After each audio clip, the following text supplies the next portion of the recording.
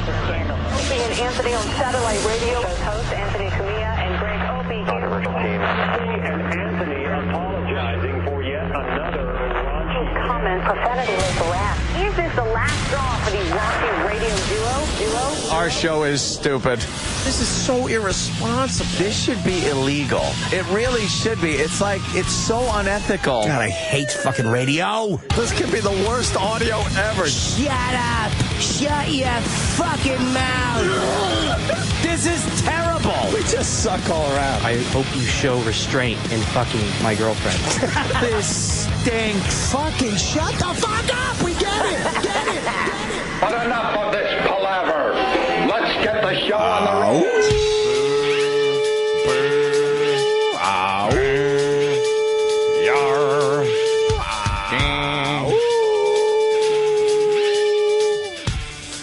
Morning. Hello. You know what? I want to say on the radio what I just told you about the kid. I just decided. Yes. Because you made a really good point. Welcome to fucking life to my son. That's the welcome to life. I want to officially welcome my son to life. Because it was all rainbows and fluffy clouds and mobiles and colorful mobiles. things and here's mommy and here's daddy and here's your grandpa and here's your grandma and here's all your family. Holy shit, officially my son got the hello to life needles. Welcome. Ha ha ha ha. Oh my God, and Anthony just summarized it perfectly. He said welcome to life. It's the kid's first thing where it's like, yeah, everything's great, everything's nice, and then they stick you with needles. Yeah. It's the first thing in life where you're like, wow, this kind of sucks. And you resent the parents forever for that. Believe me. Every time you kiss them, he's going to kiss you back and look at you and go, why the fuck didn't you warn me? Yeah. Yeah.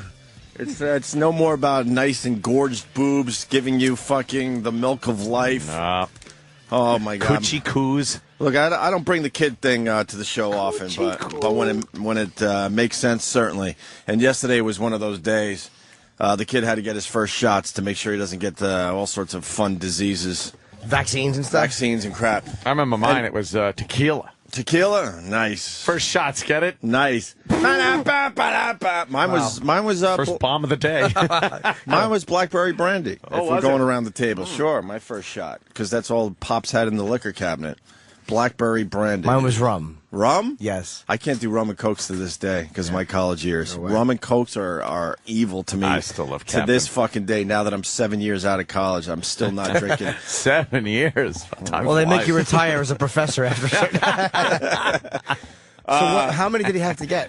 He had to get 3. Now my kid, I don't talk about him often because he's a citizen. You know, my kid's a citizen. He doesn't want this life, and I don't blame him. Civilian. He's just he's regular a civilian. Joe. Yeah. Bob Kelly taught me that because I was trying to get a picture of his wife on one of my videos. He goes, "Hey, she's a fucking civilian." I'm like, "Okay, I'm sorry, I get it though." Yeah. My kid's a civilian, but. He's a really, really happy kid. He doesn't have anger issues like me and all that bullshit. I could tell already. So I'm like, oh, I get it. What I have was environmental. It wasn't in my DNA. All these so years. you think it was that whole nature-nurture thing? Yeah. So yours was nurture, I've been or lack thereof. Yeah, I've been around enough kids with my nephews and nieces. You know exactly what their personality is within a few weeks of their life. I mean, really? In general, you know what kind of kid he's going to be. Going to be drooling and shitting himself his whole life. Yeah. And my kid doesn't show any signs of that bullshit. Just a happy kid that likes to laugh and smile and stuff. And he's been in a really good mood the last few days. But it was time for the doctor yesterday, and they checked his weight and his height, and everything's great, and blah, blah, blah. And then they're like, all right, it's time for the shots. And the cute little pediatrician leaves the room. I mean, a cute little thing, you know? Yeah. And then there's boom, boom, boom, boom. This fucking monster comes in the room, which makes it even worse. I bet they do that on purpose so the kid won't have this like thing against the pediatrician herself. Yeah. She's a monster with. She has chin hair. Oh, beautiful. And Mars like laughs at that. Like a lunch lady. Yeah, I don't know. A big lunch lady. All you have to do is cut that shit. You don't even have to shave that shit. Just cut it down. Do women with chin hair ever look in the mirror? I don't know, what the man. Fuck? It was Cut that shit. There couldn't have been more than 5 strands, but they were long. I'm like, what do you do? Just cut that shit. Women with chin hair are all former rape victims, and they're trying to discourage any man from wanting to fuck them again. Is that it? And it works. It's viable. Oh God. And she lays down the needles, 3 of them for my my little son there, and he's happy and he's cooing. He now coos and he's moving his arms and his legs. Uh-oh. Everyone's saying he looks Here like a Gerber baby. Oh. He is a fucking cute kid because, you know, my wife's fucking pretty good looking. Didn't get it from me. That looks like Eddie Vedder with the chin hair there. That is a woman? Oh, it looks like Dio. Jesus. Wow. Yeah, it does a little bit, right? That couldn't be real. So, Guy. wants to back Ope up. Getting the first shots sucks. It's the welcome to life, though, like Ann said. So he's couldn't be happier. Couldn't be happier. And they're like, well, just want to warn you that the kid is going to scream. That there's no doubt about that. But some kids decide they need to hold their breath. Really? Oh, yeah. They do that? Yeah, because I asked the chin lady, I'm like, so what's going to happen here? Oh, he's going to cry. It's going to be bad. Not by the hairs of my chinny chin chin. There's no doubt about it. This is not good. Like, Yeah. you like to hear, like, well, some kids cry, some kids Some get through don't. it. Some never even notice. No, she goes, no, 100%. This is not a good scene. And I'm thinking to myself, it's the year 2010. They can't figure this shit out. Some kind of Star Trek thing where they Something. just go, psh, psh. Something. Yeah. I'm not a doctor, but you would think after all these years they could figure something out. Still a metal tube that they stick in you and inject fluid through it. So she hits him with the shots. I'll fast forward this story right into his fat fucking thighs. The kid turns beet red, holds his breath, and just loses his mind. So then my wife loses her mind. I grab the kid to try to calm him down. So now he thinks I'm the evil one because I was the one that he saw first after this horrible pain. And whatever. I mean, now I'm going to your get wife started sappy. freaking out? Oh, yeah. Oh, Jesus. Yeah, you know her. She's. Oh, no. So he's just losing his fucking mind. Beat red, screaming bloody murder. And just like you said, welcome to life. That's your first little He didn't have any of hello. this shit before yesterday. There was nothing but presents and colorful things and mobiles and Shookas under the chin. and yeah. A little pat on the head. Is each shot like that, or they just do all 3 real quick?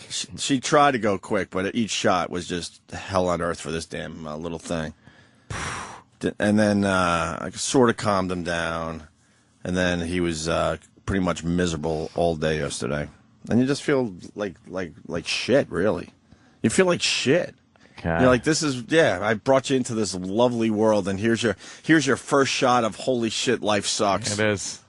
Right? There'll be plenty more of this before you die of old age. Yeah. It's like the whole life is just full of these. This is every relationship you'll ever be in, every job you'll ever have. Right. It's just everything. This is your car breaking down. This is fucking. But the first 7 or 8 weeks of your life is, I finally figured out. That's what they say when you have a kid. You relive your life, basically. So, obviously, we went through the shot thing way back in the day, as we all say. Yes, of course. And, the first 7 or 8 weeks was gravy. Fucking gravy. Yeah. But this is what life is really about, this shit. Kids don't get that inoculation thing anymore, huh? Right in the arm where where they. Well, that's where. Reminder. I think 68. Wasn't that the last year they have the one with the scar? Yeah, that's Yeah, where like you the show your little- age if you want to, Not much. That's fucked up that like every kid was marked. Yeah. Yeah. I have that. Yeah. You do. You guys do, I got right? a little Yeah. one too. But those shots were done in school, weren't they? I don't even know. I remember lining up in school to get the bullshit shots where everyone was That like, was the gun. Yeah. It was that fucking gun. They put it up to your arm and went like. oh, yeah. Is that what the scar is? Yeah. It Isn't just that- like would push the fluid right into your. Is that fucking- polio? I don't Is know. that the polio one? Don't know. I remember. Smallpox. I remember. Someone saying Pat from Munaki saying smallpox. Smallpox, yeah, I think that's right. Smallpox. But remember, you got word that it's going to be shot day, and then Yeah. in our school system, which was Harborfield's High School, Washington Drive. I'll go real local in Centerport. Yeah, they lined everybody up in the gym, and Line up. Good boy, Johnny. and you saw everybody crying. There wasn't one that escaped crying Oh, from yeah, that yeah. shot. It was just a miserable day for everybody. It was a gun, and then they like screw some fucking little thing on top of it, and then you get it on your arm like a Star Trek kind of thing, and then boof. and yeah, it left a scar for the rest of your life. You just like fucking marked the children. I bet there's a conspiracy theory about that. Oh, I'm sure. Yeah. I'm sure. So it was. It was one of those sad days yesterday. You know. Yeah. Then the kid was just whining and crying. Not whining, just like what the hell Not was in a good that, mood, man? Fuck, no more of that, please. But then by the time I left this morning, he seems like he's back to Snapping back. He's snapping back pretty quickly, which is good. There but you go. One bad memory now. There you go. You That's got the- one. that's- Count them. Keep going. That's the first set of shots, I think. I think he's got to do another. Oh, shit. Yeah. There's more? Yeah, they warned us, said, well, the next visit in a month will just be a checkup, but then we're going back to this horror show. Wow, I thought they did it all in one shot or something. And you talk to doctors and stuff, and they said the kid won't even remember that memory and stuff. But come on, somewhere deep in your They DNA, know. all that shit builds up, I'm How do they thinking. know? Yeah. Right? They say other shit like that kids do remember when they supposedly don't remember anything. Why not the, shot thing? They say your whole personality is formed before you're 2. Like, whatever's going Right. to make you, like, the different stuff comes after, but you have your basic core by the time you're 2. So, You remember everything. Yeah. That was a pediatrician white? yeah. Is now, but who gave the shot? This is a very, very. Was she black or white? No, she was a monster white woman. Oh, see, I figured they send a she black look- nurse in. It's a whole racial thing. Yeah. I guess it starts us disliking each other very young. I guess I'm trying to remember what mine was. No, my kid's gonna hate fat chicks like his father, and chin hair, fucking chin hair. God Yeah. damn, man. Get rid of that stuff. And then I'm looking at her thinking, I don't trust you. I think you would smother a kid. Oh, I'm she having- looked like one of those. I'm having these thoughts as she comes in with the needles. Yeah, like Misery. Yeah, that like- woman. Yeah, Was exactly. Was she a treat? Kathy Bates. Kathy Bates in Misery. Her turns- little scrapbook. She turned 60 yesterday. Did she? We Yeah. didn't get to that yesterday, but she the big 6-0 for Kathy That Bates. doesn't seem so fucked up because she's always just looked old and frumpy. Yeah, because Misery has to be at least. Mr. Man. 95, 98? I'm gonna go. Yeah, okay. I was gonna say definitely over 10 years ago. I think it's probably older than that. Perhaps older than Well, that. he's saying 95. That's saying 15. Misery was About- 1990. Yeah. 90. 20 years That ago. was a long time ago. She was 40 in that? I love that movie. I don't know why, but that was it. Oh, it's a great one. That was one Fucking of the better James movies. Caan Some is great so lines good in that. Yeah. I saw that in the movie theater. Yeah? The whole, and I mean, I think people have seen it already. At the end, course. when she comes, for that final Yeah. comeback, the whole movie theater jumped. Like I felt the earth actually move itself like 3 feet back. It's fantastic. was a When great he one. smashes her head with the typewriter. Yeah. Her big, fat, dumb head. Oh, that was great. Oh, it's fantastic. You're ruining the movie, man. Oh, I know. Never People got out haven't of the seen cock-a-doodie car. it. Yeah. She's just fucking weird. Wow, was she enraging in that movie? Yeah, yeah. Her Mr. Man. Mr. Man. Like when she comes down with the gun all fucking mellowed out. I don't know. Yeah. Maybe I'll just come down here. Yeah. Like, ugh, you're a little weird. Or she noticed her penguin was facing the wrong way. Great movie. Absolutely. That's fun. That if it's on, I'll watch it. So yesterday was a weird fucking day for the poor kid. Yeah, little tater tot. Let's go to Ed in Jersey. Ed. Hello, Ed. Hey, Hope, you got to take a infant CPR or choking course. I have a 1-year-old, and she had a breath holding incident. Jesus. Where, like 4 months ago, I pulled an alarm clock away from her, and she spun away from me, and she was crying, and then she stopped crying and walked away, fell forward and passed out, and when I flipped her over, she was blue. So I thought she was choking on something or whatever. So I'm a police officer, so I gave her rescue breaths, and we had 911 come and all that stuff. We took her to the doctors, and they said that she held her breath so long that she couldn't regain it and actually passed out. Oh, that's great. That's Oh, yeah. wonderful. And then my 3-year-old, about a year and a half ago, she was choking on a part of a soft pretzel. And I flipped her over, pointed her down, and gave her back blows and dislodged it. But, this is stuff that you never, ever expect, so you really should take one of them. What about, let me ask you, holding the breath thing from kids. Anthony's like, I've made the right decision. I don't really need to do this. I'd rather just hold the head of a puking, hungover girl. Right. Same thing. You don't know if they're going to survive. or Yeah, not. it was weird. She had vomit all over her. I was wiping her down and Wasn't sure she was going to make it to morning. had to hold her hair back. It was horrible, terrible scene at my house. Pound her on the back with a Kleenex because my cum was all over. What is the holding the breath thing? Is that a lesson the kid learns? like as a way to make the parents panic? What is the holding the breath thing? No, they said she does it like she's done it a couple times. She just did it last week, but she didn't pass out. She at the last second she takes the breath. So now she's like 1 year and 4 months. But the doctor said they can't die from it. But I didn't know. She just went out cold, unconscious, Sounds like turned like blue. Your body actually passes out, and then they kick into overdrive. But it's like, what's in their mind? Like, are they doing this to like, I'll show him or? Not on purpose. They hold their breath. They're so pissed, and then they like panic. It's almost like a little like panic attack because then they can't regain their breath, and then they get. Yeah, I think it's because I know in it's a panic thing. In cartoons when I was growing up, they'd always show like the little kid when it was mad, it would fold its arms and go and hold its breath and turn all kinds of color. Breathe, Finster, breathe. Right. Maybe that is to freak Bugs out. Bunny would have to like smack baby Finster. To clarify it for us a little bit more. Really, Dr. Steve? You think he's up this early? Oh, no. The baby Here, hold Dr. its Steve. breath. Well, they'll do that every so often. I asked the doctor, I said, is it possible? Because, I actually cleared her throat thinking there was something lodged in there. Yeah. Did the finger sweep. But I asked the doctor, I said, is it possible that she held her breath for so long that she passed out? And he said, absolutely. He said, it's pretty common. So it's just something once they get a little bit older that can actually happen. Jesus H. Christ. It doesn't happen. Well, I'm sorry, they don't die from it. Instead of having a really nice fucking smartphone for everybody, how about we figure out the shots for the kids? I'd rather have the smartphone. I know. How about a smartphone that gives shots? Yeah. Smartphone that gives shots. Now you're talking. Or you give the kid a phone after he gets his shots. Yeah, so he's that's like, fine. this is nice. Right. Made Now it you're worth talking. it. Yeah. I'll go get the brand new iPhone if it can do the shot thing properly. Yeah. So did you take any kind of CPR? Yeah, a we good know point. all that shit. All right. I appreciate it, Ed. Know all that shit, tough guy. You fly fishing, bud. Fly fishing, yeah, that'll happen. man. I haven't left my house in 8 weeks. What are you high? Go fly fishing with this guy. He sounds like everyone that's around him starts choking for some reason. Really? Yeah. Hey, you want a pretzel? This guy's the angel of death. He hurts people and then saves them. How about you offer food that's not dry to your guests? Anthony, Yeah. on the job, I'm about 0 for 25 on CPR calls, no lie. What do you mean 0 for 25?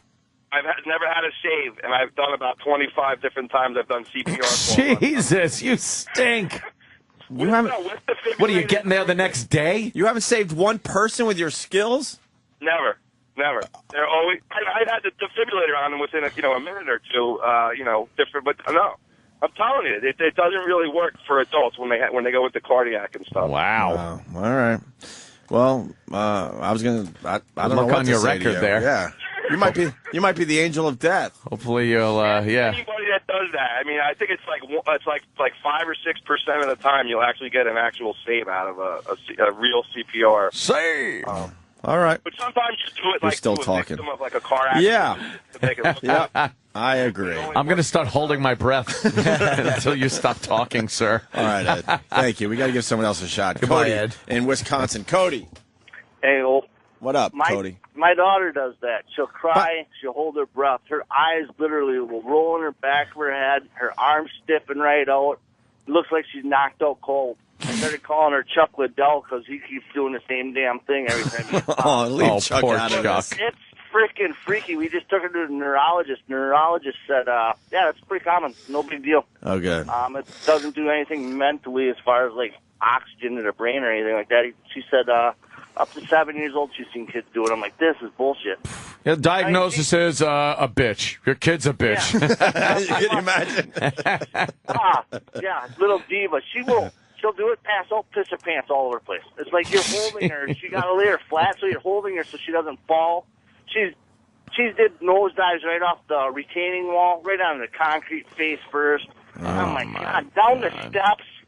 It's just ridiculous. You know what the worst thing is? Bubble wrap. You know these things are going to happen. You just got to, like, wait for them. All these fucked up things. Yeah. The falling down, the fucking bullshit, God forbid anything even as serious as a broken arm, things like that. Like, that shit just happens to kids. And you don't know when or where.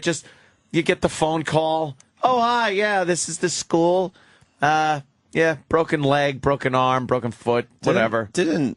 every one of our Monster Rain under the porch. yeah. I was gonna say, didn't every one of us have the nurse call our parents or whoever was raising us? Yeah, I want to include everybody, right? I think every single one of us. Yep, got that phone call where we got hit in the head with a hockey stick, a broken arm, something. I was listening to Ron and Fez right here on this very channel at 11 a.m. and they had a good subject. They were bringing up the point that you don't see a lot of kids walking around with casts anymore. Mm-hmm. And I found that like very interesting. It's like, yeah, what the fuck is that all about? Like they used to walk around and constantly you'd see kids in fucking arm casts. Sure. And they play safe, and that's what was brought up was the fact that obvious. They're playing video games now. They're doing and there's not a lot of just kids riding their bikes far. Like we used to, go out and ride your bike a few miles, and now the parents are so paranoid of abduction and other bullshit that they're just playing fucking Xbox. It comes down to this: kids don't play unsupervised anymore. Yeah. It's all about play dates. Supervised, and I guess like the playgrounds are a little more safe with some cushioning and shit. We have monkey bars that if you fell through, it was like you were a pachinko ball just bouncing off a fucking metal. I remember my sister, who was about 6 years older than me, so she was, she had to be about 16 or 17, and we had like a penny saver route. It wasn't even a paper route, and I was 10 maybe.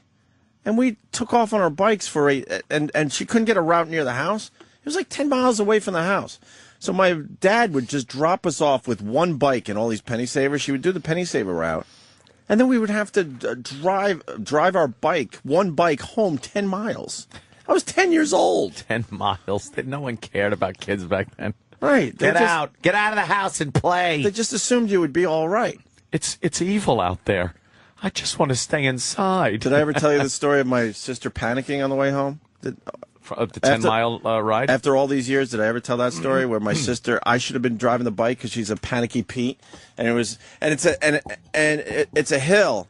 Wait, was it one bike with two of you on it? Yes! Oh, I hated that. Dude, because we were fucking poor. How many times do I have to tell you? Did someone have to sit on the seat and someone had to stand? Or was it on the handlebars? This is so long ago, I think we just kind of shared the seat. Or side saddle on the metal bar between the seat and handlebars. Yeah, right. That was always the bad one.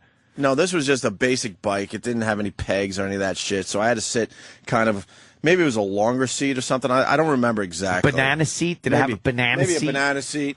And so there was a little hill that we had to go down. And my sister, Panicky Pete, just fucking shaking side to side. So I go flying off the bike, rip up my knee. To this day, it's still scarred, right? Yeah. We had to, limp to the nearest house, and they had to call somebody to bring me to the hospital, get stitched up, blah, blah, blah. So year after year, when we passed this hill, we always take a look. And the older I got, I went, you motherfucker, this was no fucking hill whatsoever. The shallower the hill got. Yes. Right? Yeah. My first memory, you're thinking it's, Suicide Hill. A double black diamond for the skiers out there. Yeah. And by the time you got, old enough, you realize it was just a simple, tiny little, decline. And she panicked on me. Nothing worse than having to ride someone on your bike, though. I hated that. Because you'd have to stand up while they sat on the seat. And it wasn't like a motorcycle with a nice roomy seat and pegs and shit like that. Right. So they're constantly, their legs are out because then you always heard the horror stories and saw it of the kid that got his foot caught in the spokes. That was always like... That happened to all of us, though. Chewed up the foot. And then the... Usually the sneaker would protect you, though. Yeah, but sometimes barefoot. I saw one once that was just horrid. A girl. Did you lose a toe?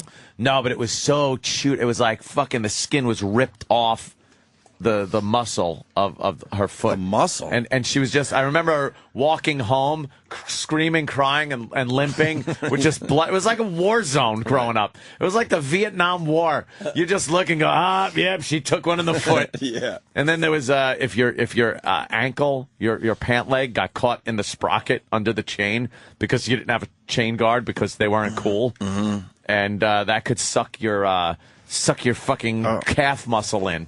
That happened to me. Well, I didn't get my calf muscle ripped off, but remember back in the early 90s when pipe leg jeans were like the coolest thing ever? I was racing my friend on my bike, and my bike didn't have a chain guard, and it was probably just at the peak of the fastest I could possibly be riding a bike. My pant leg got caught in the chain. Fuck. And then your foot goes around, and the pedal hits the back of your leg. Yep. And then now it's caught in there. It's really fucked up. It hurts. I did a few flips. It was like an Indiana Jones movie where he just takes the the stick right through the spokes. Yeah. And the And just bike went just goes flying. three That times tumbling over. That was another thing when somebody was on your handlebars. They could get it caught in the front spokes, or it was very hard to steer. You could get in that wobble factor, or they could just fall off and you would run them over. They'd fall off your handlebars and you'd run them over or flip over. Jesus. Very dangerous bike riding back then. You don't see that either. To this much day, these days. I tuck my my pants leg in my fucking socks. Do you? You wrap around, The right- tuck it in. The right one I tuck in. Yeah. I don't trust even the newer bikes. Old school, my friend. Can't happen when you're driving. But now the kids have they got the pegs now. Yeah, they got pegs. Yeah, of course they got pegs. Little fuckers. Well, Ant, you know what? You start a fine topic. And it does come down to the fact that kids just don't play unsupervised anymore. Unsupervised, or as I don't think they play as crazy and on shit that was just not fucking safe. Remember the metal fucking monkey bars? Yeah, the playgrounds were the all playgrounds just were metal. just all fucking metal. The Many ways slide- to kill yourself. The slide was like a fucking razor blade, and there were kids that got like 3rd-degree burns on that metal slide that was sitting out in the sun like a frying pan. And then a kid in shorts would get up there, sit remember down, the burn on the and back just of your legs? burn the back of your fucking leg. Kid wouldn't budge. It would be going, Yeah. and then just stop there on a fucking frying pan. You ever see Ball Bag Guy? Ball bag guy? Dan, you've seen Ball Bag Guy, right? He went down a slide that had no water. Oh, a water slide? Water slide with no water, supposedly. I'm sure maybe it happened some other way. And the skin on his ball bags underneath completely gone. Oh. Yeah, Yeah, that's, someone fucking tweeted. I didn't even think we would bring it to air, and all of a sudden we are now. Fuck. That's when you put the water, those slides that have the little water jets on them, and sometimes they'd clog up, and not enough water would come out when they'd slide into the pool. This guy and you'd lost- get that. Yeah, this guy lost his skin under his ball bag because I guess somehow he continued down the slide. Unless it happened some other way, and this guy's trying to cover for himself. Hot fucking naked girls right there, too. Oh, yeah. Jesus. Let's say hi to Steve in Connecticut. Steve. Everything's naked. Hey, Opie, how you guys doing? Hi, Steve. Yes. I want to say fuck you to Spectro. I don't wear biking shorts. We try to get him to. Bulging biking Yeah. I shorts. don't wear biking That shorts. show the Cut crack muscles of your ass. thigh. Everything. Those show everything. I do a lot of biking. I call those guys the Lance Armstrong fags. They have to, Central Park is a great bike route. There's an outer loop. It's about 6.5 miles. I do that a lot actually, and I'm on a hybrid with just sweatpants and a t-shirt. And then the Lance Armstrong guys go by. They have to be in. Are they flying by too? Yeah. Yeah. Oh yeah, because they got like $10,000 bikes and all. It's like, Yeah. really? Are you training for the Tour de France? Are you? Are you? Imagine if he is. Hope he's just like, look at that asshole. It's like, no, I am. No, because they're a bit too chubby and stuff. Oh, really? But Don't they have have to quite the wear. look? They have to wear the whole fucking. Do bike. they have the aerodynamic helmet? Everything. The helmet aerodynamic? Everything. They clip in and all that crap. I'm old school. I like to just get on my hybrid and fucking do a few miles. If anyone needed a stick in the spokes, that would be great. Yeah, no biking shorts for me. Steve, go ahead. Hey guys, how you doing? Opie, you brought back a good memory. My sister and I had like the same sort of paper route. It was like miles from the house. And one day my sister, she was 5 years older than I was, we were delivering newspapers, and lo and behold, there was a guy sitting in his car playing with himself, called my sister over, and she came back horrified. She's like, oh my God, he had his cock out. And Prude. And I tell you what, it was pretty funny, but the reaction from the parents was like so, oh well, watch out for him next time you go do your paper route. That's exactly how it was talk handled. to strangers. And that's exactly how it was handled. That's what we're talking about today. Now they'd cordon off the area. Police would be everywhere. Absolutely, they would have to helicopters. find that fucker. Yeah, unbelievable. And then, Anthony, you were talking about games that kids play. I had this long driveway, and when my friends used to leave my house, I played sniper. I used to go upstairs and grab my BB gun, and they'd be like, no, Steve, you're not going to shoot us today, are you? And I'm like, no, guys, go ahead. I'd get up there, I have the gun all waiting out the window, and they start making the big dash down the driveway, and I start plinging them. And one day, I plinged my friend Foch, we used to call him Foch, and the BB went through his hand. And his father, old school Italian, he's just like, hey, stop shooting each other. Just stop shooting each exactly. other. That was it, done. That was it. That's it. That's all. All right, Steve. Thank you. Good old Have a days. good one, guys. Kevin in Connecticut shocked. Are you serious? $10,000 bikes? Yeah, that's about right. Maybe even more.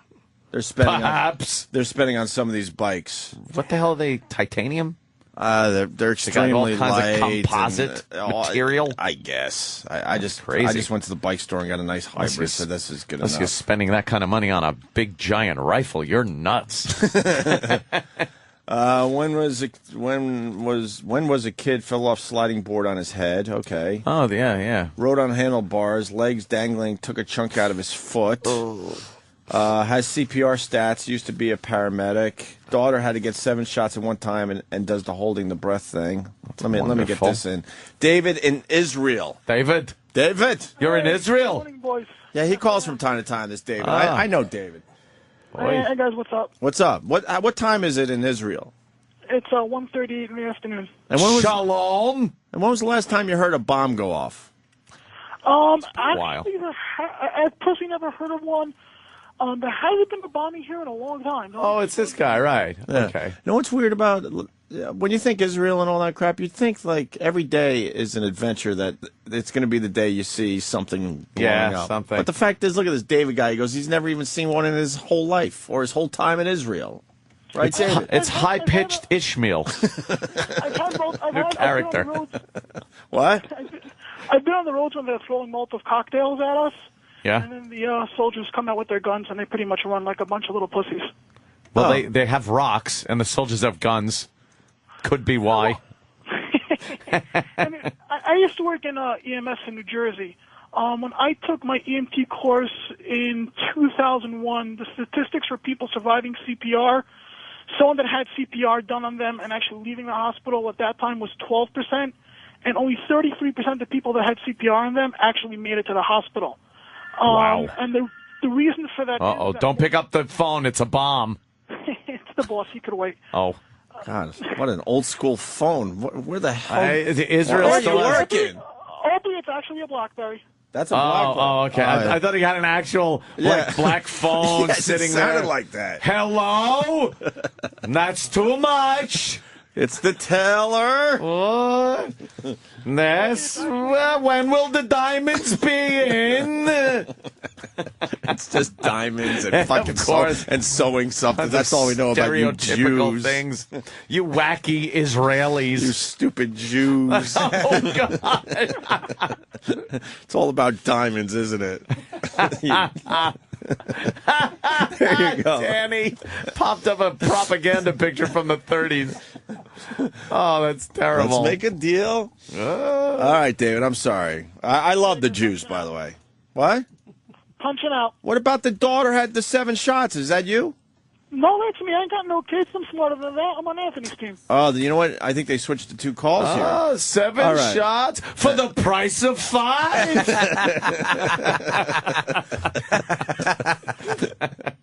Is there anything worse than a Jewy Jew? Oh, no.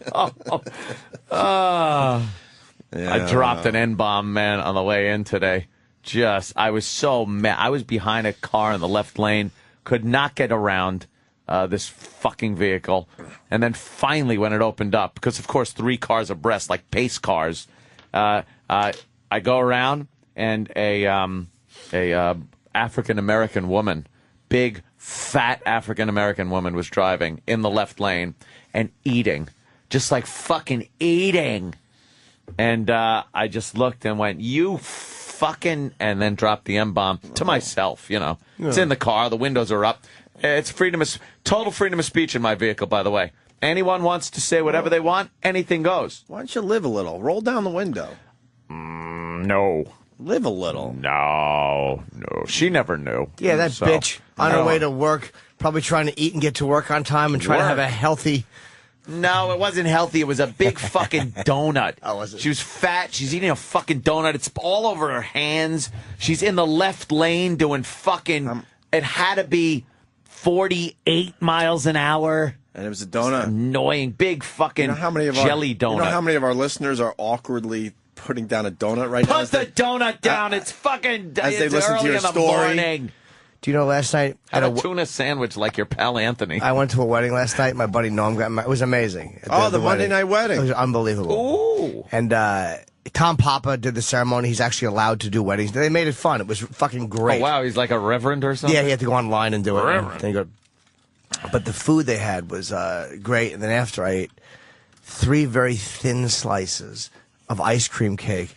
And then I had carrot cake. And then I had like a brownie. And I went home. Jimmy. I almost shit in the car. I had to shit. I was driving Bobby and Dawn home because they came with us. They had to drive. And as I'm driving them, it was like that feeling like you're driving. It's like, what do you think you're going to shit your pants? I was driving. I'm like, all right, we just got to, I got to get through this light because I can't stop it. Did your foot come off the pedal at all? Dude, that was exactly that kind of shit. When you have to lift your feet off the pedal. You lift your cheek up. You lift your cheek. Oh, it was fucking You terrible. have to start working the gas with your left foot to give your right foot like it's cramping up. Boy, man, that wrecked him. It really does it's linked to every single part of your body. But usually the cake doesn't do it. Ice cream cake. It's the ice cream. Oh, it was the ice Must cream have cake? done it, No, yeah. it was the ice cream cake mixed with some kind of meat product, I'm thinking. Yeah, well, it was A a lot really of cool meat. wedding because you Meat walk and into this cheese. kind of like, it was like a club that they had rented. And you have the altar at the front. And then they have hors d'oeuvres and stuff, really good food out on the tables already. Wow. So people were sitting down. It was like a party. And then they did a ceremony. It was short. It was fucking great, man. I highly recommend you do a different wedding. Yeah, to all the something people that are trying to unorthodox. get married out there because to the average person, we've seen the exact same wedding a million fucking times. Yeah. Do Right. something different. I don't know what it Get it. is. Just do something different. Yeah. And it's not about money to do something different No. usually.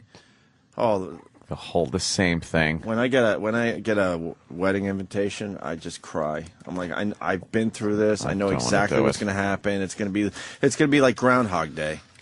It's the exact same fucking shit over and over again. I'm pretty much done with weddings. Yeah, I we're think. finally old enough where we don't have to deal with it Yeah, as much. you But reach an age where it's like, holy fuck. late 20s to early to mid 30s, it's real, Everyone you know. It's wow. I get to waste my whole summer going to 6 weddings. Yeah. Thank you, everyone. You're right, like 6 fucking weddings. It's people your own age, and then other people that failed are on their second one. That's what happens, like in your 30s. Yeah. Like your 20s, all your buddies and shit like that are getting married. And then your early 30s, it's the people that fucked up and failed that decided they want to fuck up again. And then you got to go to those weddings. And then you're sitting there just going, get out of here. This is doomed. So doomed.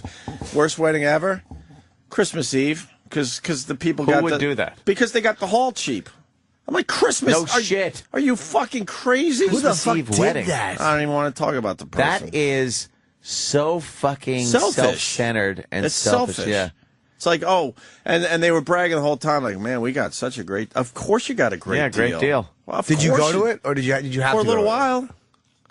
For a little while, then I Yeah, got the then fuck you're just out. going to go for a few minutes. It was like an early Christmas Eve wedding, so you could still kind of do Christmas Eve, but Because people got to buy shit last minute. You go gift shopping and prepare the tree. yeah. and- Busy. It's the worst fucking day to have a wedding. That was the worst You're ever. busy. Ever. A Christmas Eve wedding.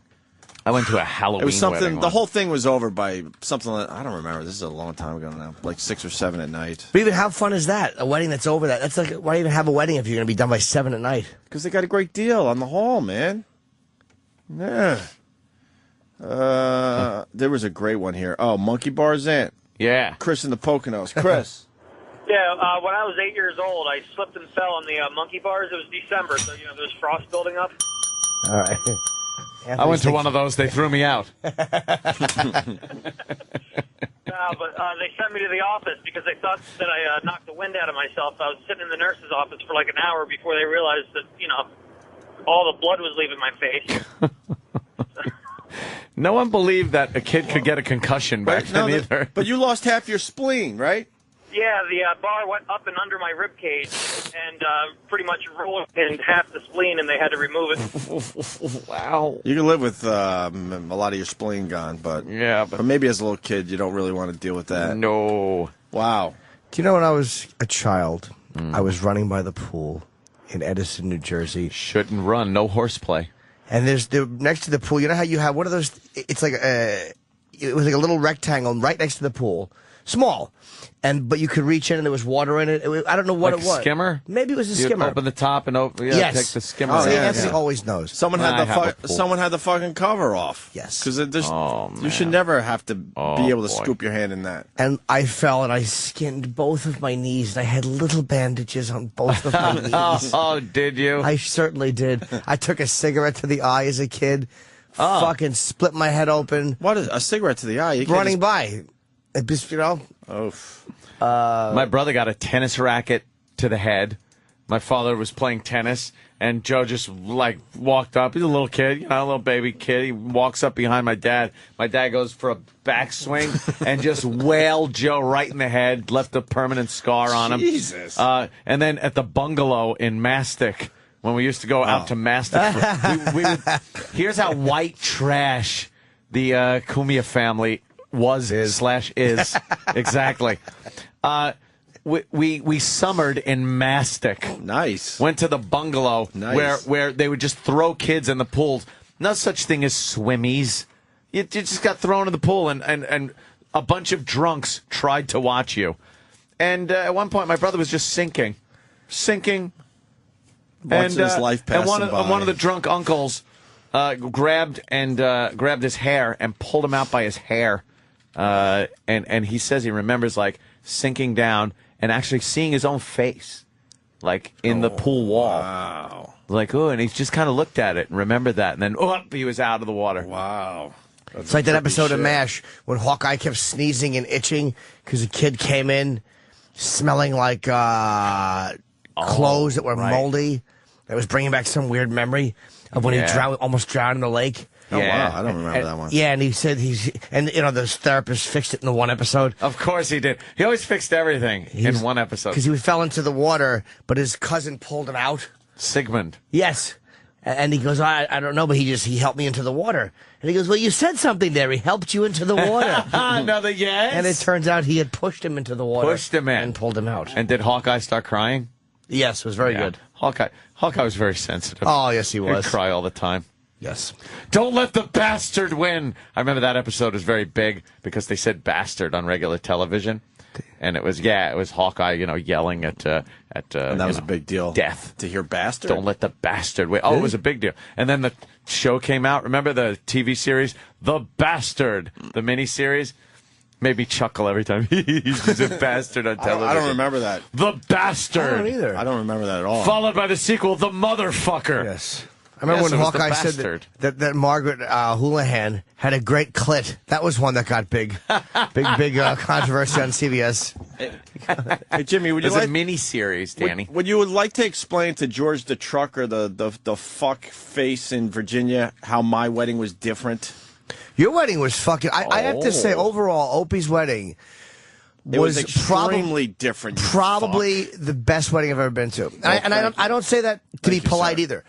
It was the way it was different was, there was a little bit of a ceremony, but it wasn't long and drawn out. It was to the point. We got a gospel band in a Catholic church. Try to get that done. A gospel band in the church. You need a lot of money to get that done. It wasn't boring. How you went all out just to please Patrice is beyond me. You know what's funny about the Catholic Church?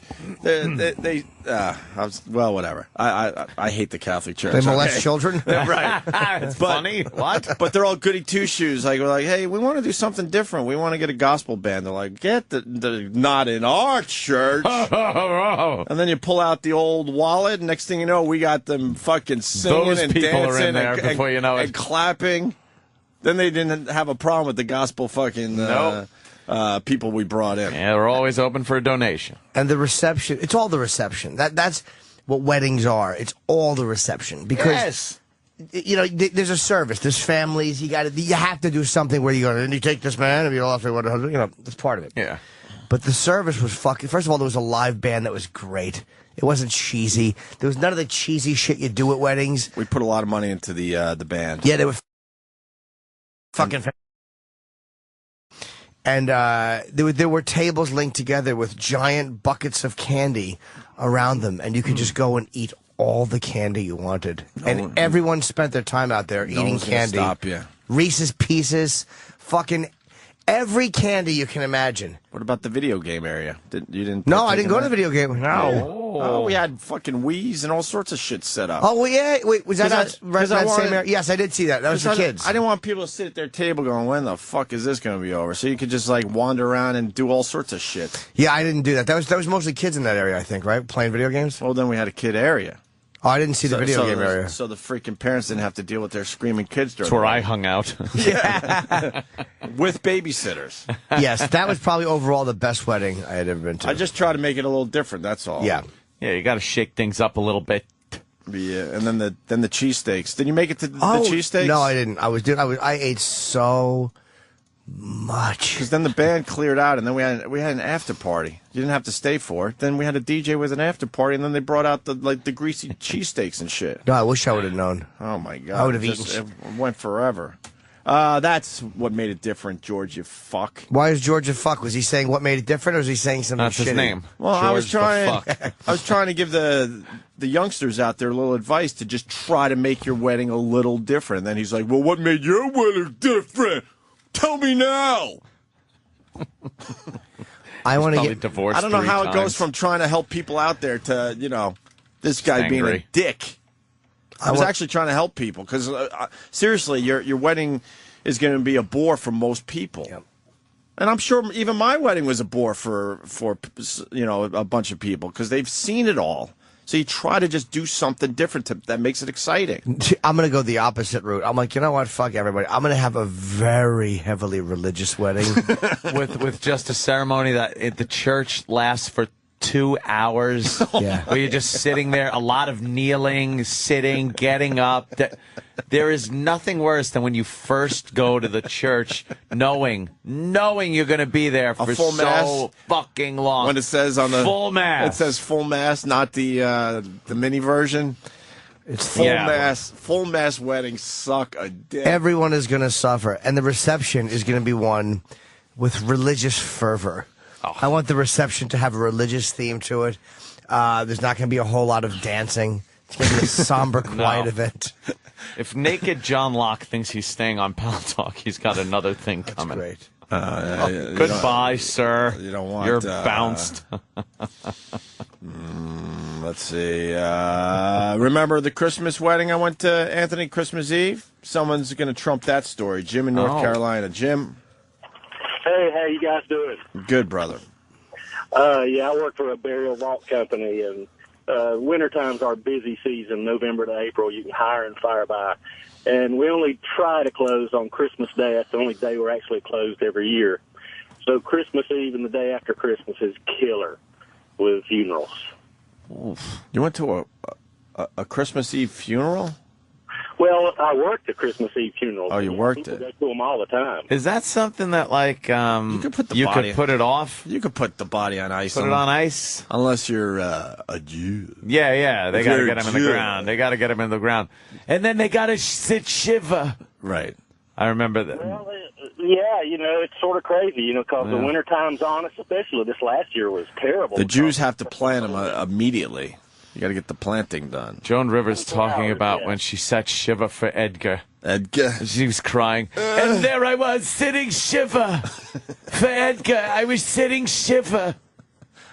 They sit on a box, and you got to just sit there. I don't know why the Jewish religion What are you is talking like. about? You have to sit just on a gotta box. sit. You got everything with the Jewish religion is be miserable and uncomfortable. The only good thing is, though, it's like if you are having to go to a shiva or you're hosting one, it's basically just people bringing over food and bottles of wine. So it's actually not that bad. Yeah. It's kind of like a week of just.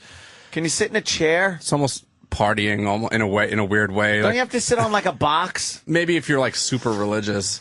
Yeah. Yeah, I never heard of that, but it's usually just friends and family bringing over big platters of cookies and. Well, that's like what cakes. Catholic funerals are like that too. Like, but it's just one day. You plant the guy. You have the wake, and then you plant the guy, and then back to someone's house for a lot of food, and then you're just talking. But before you know it, you're drinking and just laughing. It's like, oh, now it's like Thanksgiving or Christmas or something Yeah. with the dead guy. Yeah. Yeah. But the uncle's gone. Where's he? That's it. Just make believe he's in the Caribbean. That's right. We just planted him. Oh, that's why we're here. Fuck. Yeah. He went on vacation.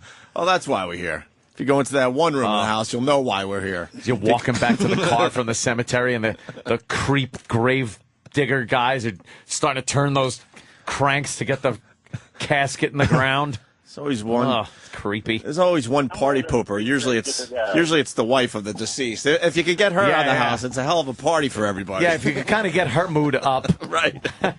So she's not wailing and screaming throughout your party. Right. It's a good time. Because if you think about it, it really is. It turns into a really good party. Most families do the right thing. Get her in a bedroom somewhere. Just get her away from the happiness. Because we're now telling really good stories because we haven't seen each other in a while. Right. We're all together now, having fun. Then you feel guilty because you're having so much fun. I'm being told that only the Hasidics are really the ones about misery and everything like that. But I don't know.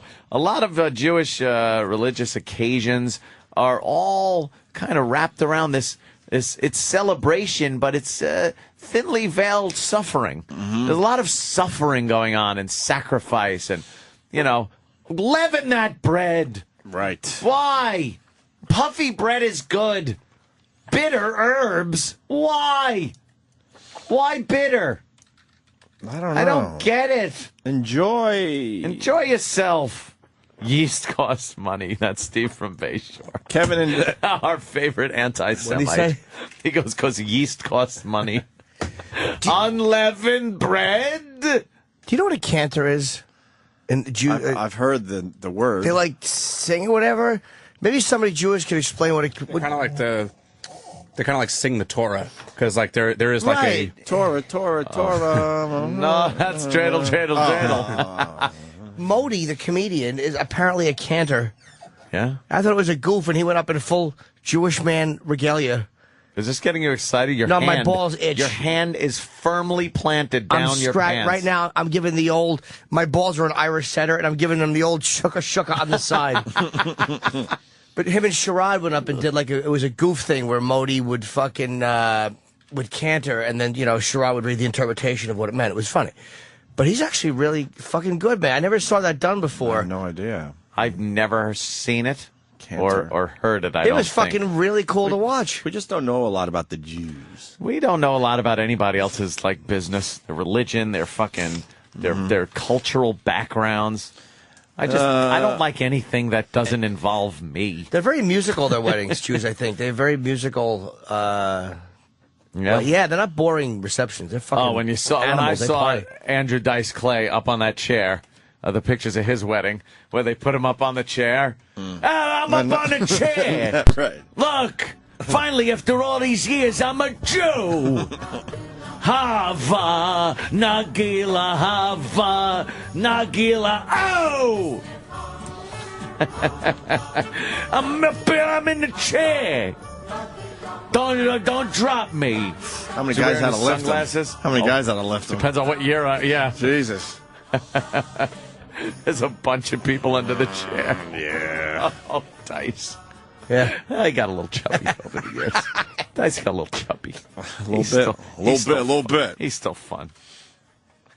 Best time I ever had. It's going to kill Ann for me saying this, but I went to a Baptist fucking church once. Holy shit, they know how to have a good fucking time. Was it a wedding? It was actually a wake. And I was like, this is a wake? But it was a full service type of thing. Almost like those New Orleans, when the Saints come marching in, wakes. It was almost like, what the fuck was it called in Boston, House of Blues, the buffet thing. I went to that. What the hell was it called? The gospel buffet. Gospel brunch thing. That's what it was like. I got dragged there with my ex-wife and my mother-in-law. We're going to go to the gospel brunch and have some drinks and some breakfast and listen to some Negroes sing. We went together. Yes. We went together to that. Did you like it? Wonderful. Gospel brunch, if you're with the right person, is a really good time. It really is. Aunt would probably say it's not, but I'm not into the that food gospel music. The food is overrated, but much. The whole experience is pretty cool. Soul food? They do gospel brunch in our neighborhood. I was having some. Do they have gospel singers? Yeah. While you eat soul food? Yeah. Is it mostly white people that go? And the Saints come Yeah, it's marching. kind of one of those. Oh, let's in. watch what they do. Yeah, it's in a way that's almost like, all right, let's not go where they are. Let's just bring them where we are. And Yeah, we're yeah. gonna get fucking smashed in the head. Let's watch the exhibit, shall we? Gospel brunch is definitely worth checking out. If you Look never how they have. sing and dance. You know, it's like you put it on display. I'd go in Harlem. Like if I was going to go to, I've never eaten soul food. I would like to eat soul food in Harlem. It's There's overrated. I'm sure it big is. soul food kitchen up there. What is Sylvia's, it? Sylvia's. Mm-hmm. You go to Sylvia's. Reverend Al goes there all the time. Where Bill O'Reilly was surprised they used knives and forks like everybody else. Wow, it's fascinating. I biked through. Eating with their hands. Remember that? Mother effer? I thought they'd be saying mother effer. Remember that Yes. stupid quote? I biked through Harlem on Sunday. Bike through Harlem? Yeah, because I did a little No wonder you got cut a through. cheap bike. Yeah, right. Just in case it gets stolen. It's. Oh, I'm teasing the It's people so- of Harlem. I It's a mean- renaissance going on up But there. I've also driven through Harlem at night, you know, to get to the GWB, a little shortcut action. Yeah. And it's scary. You pray for 4 tires that But won't during go flat. during the day, it's nothing. Would you get out in Harlem? Or would you just drive on the rims Oh, if you lost tires, in Harlem? Drive on the fucking rims. You just drive on the rim. Yeah. Whenever they hear like the metal, they just know a white person has a flat and is not stopping. I would not stop. No. No, That's just ask. At night, no That's way. accent for trouble. no fucking way. No fucking way. Jesus. Everyone's a lot of people have been trying to turn me on to look up Slayer going to church. Have you made it through that video, Danny? Is it good? It's funny. It's a visual. It's What is heavily it? visual. What is it though for the people out there? It's like the video is like of a Pentecostal church. Like they're kind of just jumping around, going crazy, but it's Slayer in the background, so it just looks like they're moshing. Oh, really? Yeah, it's pretty fun. Okay. It is I'm visual. And Ant, you mentioned a Halloween wedding. Kevin Yes. in Jersey wants to know about that. You went to a Halloween wedding? Yeah. It was a couple of friends many years ago, and they had their wedding on Halloween. They had like a piano player in there, and everybody had to be in costume. That would be kind of fun because you're at a party and it's Halloween, but it's selfish for people with kids who got to take them trick or treating. Yeah, I just thought it was like I'd rather just kind of been out partying on a regular party and not a wedding. But yeah, what are you gonna do? What are they? Oh, I see. Okay. So they're playing Slayer Slayer. music, but they're showing Pentecostal church, and they look like they're moshing. Oh, that's hilarious. Look at these crazy motherfuckers. Is that sped Wow. up or is that how they are? No, that's exactly how they do it. What are they doing? They're feeling the power of Jesus in them, Jimmy. They're terrible. This is hilarious, by the way. That is, whoever thought of that idea. Very Because they're good. all black, and you don't see a lot of black people dancing to Slayer. That's the great No. part of it. Moshing. There's a few white guys in there who are even worse dancers. Oh, yeah. When They white people jump get hit up with the and- spirit, they're even worse. Oh, hell yeah. They're on the floor, like, doing the worm, spinning around in circles, jumping. That's crazy. That's crazy people. They're crazy people. But can I say how much I love Bob Kelly's wife? She does a thing yeah? which really humiliates Bob. And I Oh, don't, really? and I don't Okay. mean just shows him his act. She does something called checking for nickels. Okay, what does this What is entail? this? Because sometimes Chip will dance and humiliate my girlfriend, and he was doing a few moves last night, and Bob was like, ah! He got really uncomfortable That's with like it. Yes. watching Chip dance. Yes. At a wedding. Monday night wedding. But then his wife did what was checking for nickels, which is, I don't know exactly how she does it, but it's got something to do with her feet kind of like moving, but her arms are straight, and it's fucking, I can't do it justice. Only Bob can explain it, but it's terrible. It's a dance, though. It's almost like an Irish... Ah, like a step dance, kind It's of a... fucking great. Bob ran away. She did it, and me and my girlfriend are Is fucking it rolling. checking? I think that's what she called it. Whatever it was. Checking. It's a goof they just do. And Wow. she made Bob so fucking uncomfortable. see You this didn't want to now. watch? Dude, he physically ran away. I'm not saying that like metaphorically. He ran away physically. It made him so uncomfortable. And then he promptly almost stepped in a pile of dog shit. I would say the size of a beanbag chair outside. Wow. And he missed it by maybe 1/8 of an inch. Oh, that would have been fantastic. I almost saw his dumb dress shoes slip into dog shit. He would have Great fell would that have backwards been. right onto Oh, it. he would have fell right into like it. a slippery banana.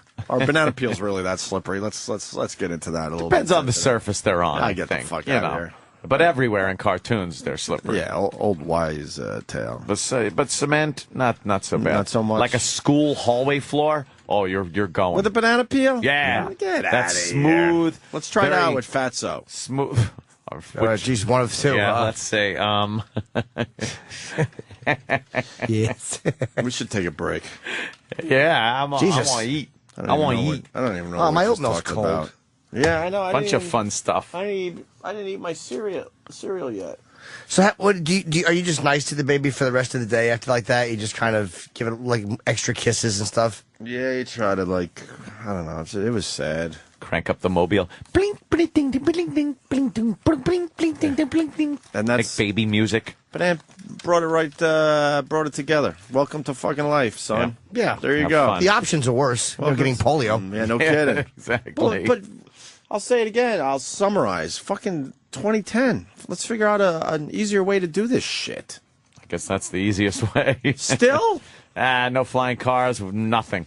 Still, the easiest way is to stab a needle into your 7.5-week-old's chubby thighs. Seems to be the only way to get stuff into our veins these days. Unbelievable. You'd think there'd be some kind of osmosis thing they'd have. An osmosis machine. Yeah.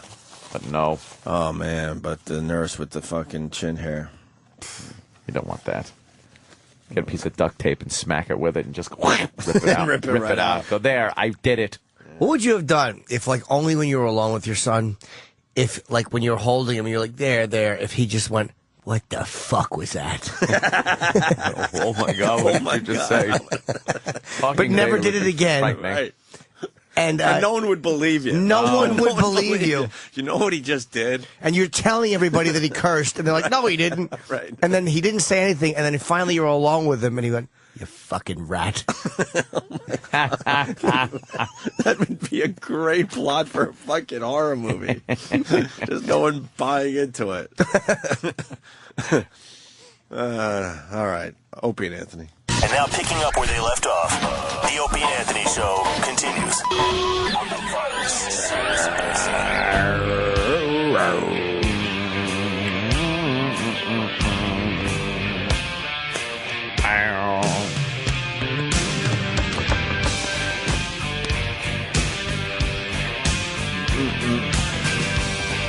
Looking around, there's just not much in the news today, man.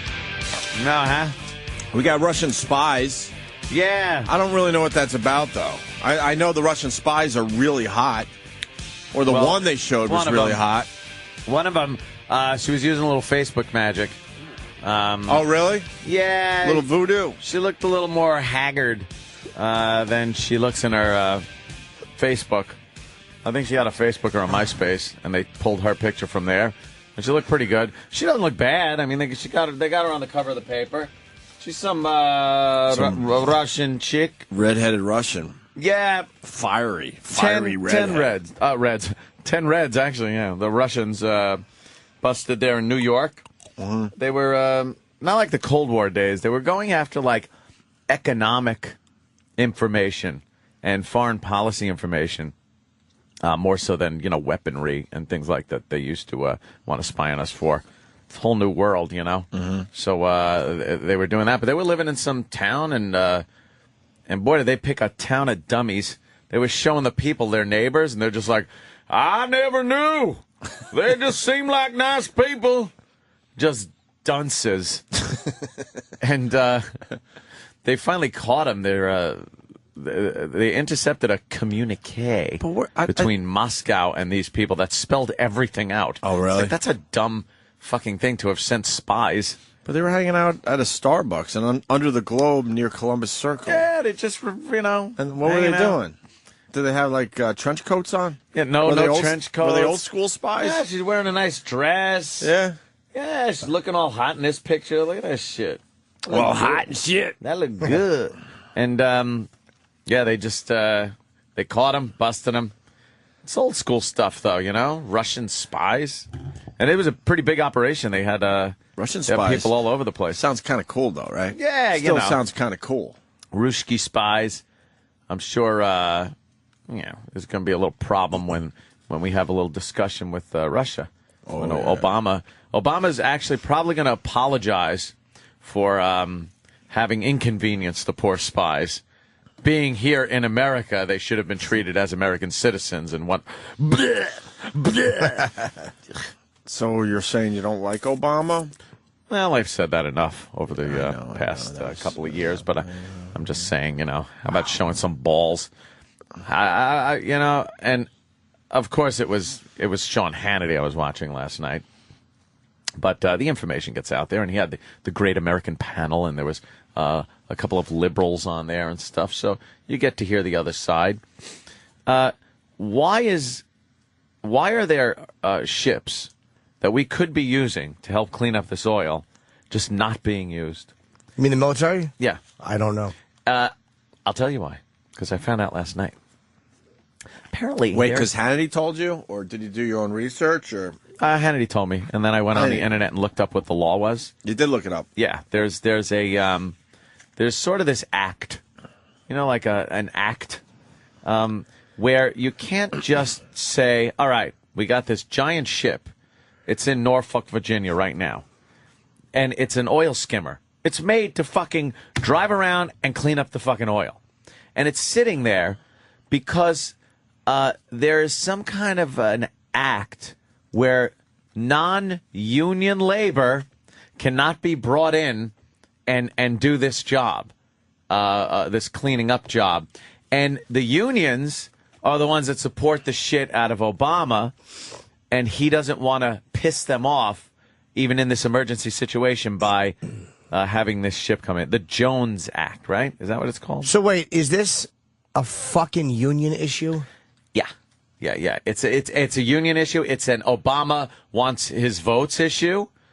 So instead of cleaning this shit up and doing what they got to do, it's still just BP and, the Coast Guard's out there. But for the most part, there are so many resources. Other countries that want to come in and help. Meanwhile, it's another country's spill. So it's fucking British Petroleum. We're allowing them to do it. Japan owns part of that fucking rig, and it's all kinds of shit. How about these 16 or so countries that want to come in and help clean up the Gulf? We allow them to come in and do it. Yeah, why not? We help them. So if it's a union issue, can't you get the unions to clean up the oil? No, they don't have the equipment. They don't have this military ship. They don't have that equipment. All right, so I'm just trying to break it down. So, okay, it's a union issue, but the unions don't have the equipment to clean up the oil. So isn't there a way to go, look, you don't have the equipment, so we have to get this cleaned up? What or you do is fucking you repeal or suspend obvious? The Jones Act. Yeah. Right. And let the fucking military go in with these ships and clean the fucking stuff up. Let the military do it. Or Let them you help. allow It's an emergency. Or you just do it, and if the unions really complain or sue, then you allow these unions to be fucking. You put them up in public and say these guys are suing. Yeah. And you allow the public right outrage to shame them. Wow, you got the phones lit. But again, is that wrong? Is there something missing there? Because that's fucking.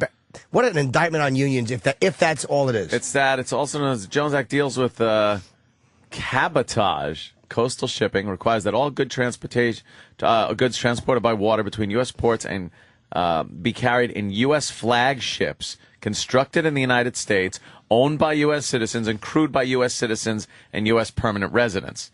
That's the purpose of the law, is to support the U.S. merchant marine industry, but agricultural interests. See, it's this ship we have, but it's registered in another country. But it's in Virginia right now. Just use the fucking ship. But is that really what's stopping Obama from... Like, do you think Obama said, or anybody said, look, let's use that ship, and someone went, the Jones Act? Like, if we're going, fuck the Jones Act, I don't see Obama allowing his fucking... Right now, his name is being... He's really getting a beating for this. I don't see any president allowing the Jones Act to fucking, again, if it's that simple. He's getting a beating, but not as much of a beating as he'll get from his constituency. Here's the deal.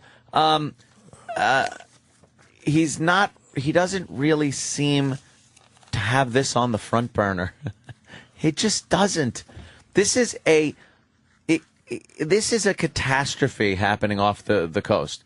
It's hitting beaches. It's now in Mississippi, and it's destroying a lot of beach and wetlands. Do something. And the oil skimmer's just fucking sitting there. Well, there are plenty of dumb country vessels that could be used. And we got the chief engineer in the Merchant Marines. All right. Wants to set the record straight about the Jones Act. Let's say hi to Raymond in Virginia Beach. Raymond? Hey, guys, good morning. Good morning, Raymond. Help us out. It's not a union issue. Okay. The Jones Act pertains to shipping that's done inside the United States territorial waters. This vessel is foreign flag. It's going to gather up the oil that's spilled, and then it's going to sell it at a profit. By the constraints of the Jones Act, any type of activity like that occurs inside territorial waters has to be done by a U.S. flagged vessel. Yeah, exactly. But who gives a shit at this point if they scoop it up and sell it? Let them fucking scoop it up and sell it. Get it the fuck out of the Gulf. Absolutely. Our extinguished president there could just fucking with a stroke of the pen turn around and say that I waive the requirements of the Jones Act for the purpose of yada, yada, yada, and we're done. Yeah. Who owns the ship? It's a foreign flag company, but it's no big deal. They can write a letter of exclusion for this one event, and off we go. But what happens if they scoop it up? They get to keep it. Yes, and then they sell it as waste oil and make 15 cents So? on the. Yeah, let them. Well, then why don't we do the right? It's kind of waste oil right now. Yeah, really. How much money can we get for it on the beach? How on much a money? pelican? Oh, damn. Yeah, ring out a fucking pelican. Right. How much money can we? Actually, and I'm a union member. I just wanted to straighten it out. The Okay. union thing, it's a law thing, unfortunately. But the idiots in office with a stroke of the pen can fix it. Well, once again, the dumb Americans we are, a dumb country. And once again, we get to blame Bush. Tell him, Jeff. Tell him. Tell him. Bush suspended the Jones Act during Katrina. Never ends. And the reason that he did it was because he wasn't beholden to the unions. And that guy that was on the phone before, it used to be the Jones Act was about espionage. We didn't want foreign flags right off the coast. But it has turned into a union thing. That's why I said that. It's just what you said, Like the written letter of the law or the act, the way it's worded, doesn't mention unions, but it's all about unions. Okay. It's about fucking unions. Exactly. Hey, Jimmy, and you were saying, well, then aren't people up in arms about this and all this shit? Right. It's precisely the reason that this shows perfect example. Jay, you didn't know about it, and you're pretty damn well informed. Think of how many other people don't know about this shit. And if they knew about it, there'd be a fucking revolution. No, Tom's got to be talked to. All right. After, All right. I mean, Obama should do something, and then if the unions, then people would become aware. If the union actually would have to make a court issue out of it or whatever. Yeah. Then I'm saying the public flagellation by the public. All right. Thank you, Jeff. We got to go to Tom in Pennsylvania. Tom, go ahead. If Tom isn't joking, I swear he is the biggest douche. But go ahead, I'll Tom. preface your call that way. Go ahead, Tom. Yeah, thanks, Anthony. Listen, I mean, obviously, we're still pumping millions and millions of gallons of oil into the Gulf every single day. Right. If he was out there cleaning this stuff up while it was still pumping, he'd be breaking his balls that he's a fucking idiot because he's trying to clean up something that's not stopped yet. Would I? So what you're saying is if, let's say, a pipe breaks in your house, until the plumber comes and cleans it up, you don't grab a mop and try to sop it up and put it in a bucket and get it out of your house? Is that what you're saying? You wait until the plumber, you just sit there and watch your kitchen fill up with water? Is that what you're saying? I'm fucking smart enough to shut the fucking water off. I'm saying you can't shut the water off. And that's what you're saying. You're saying they should that you said I'm a Republican dick. They're waiting to get the oil turned off before they clean it up. How about when it approaches the beach, they fucking start cleaning it up?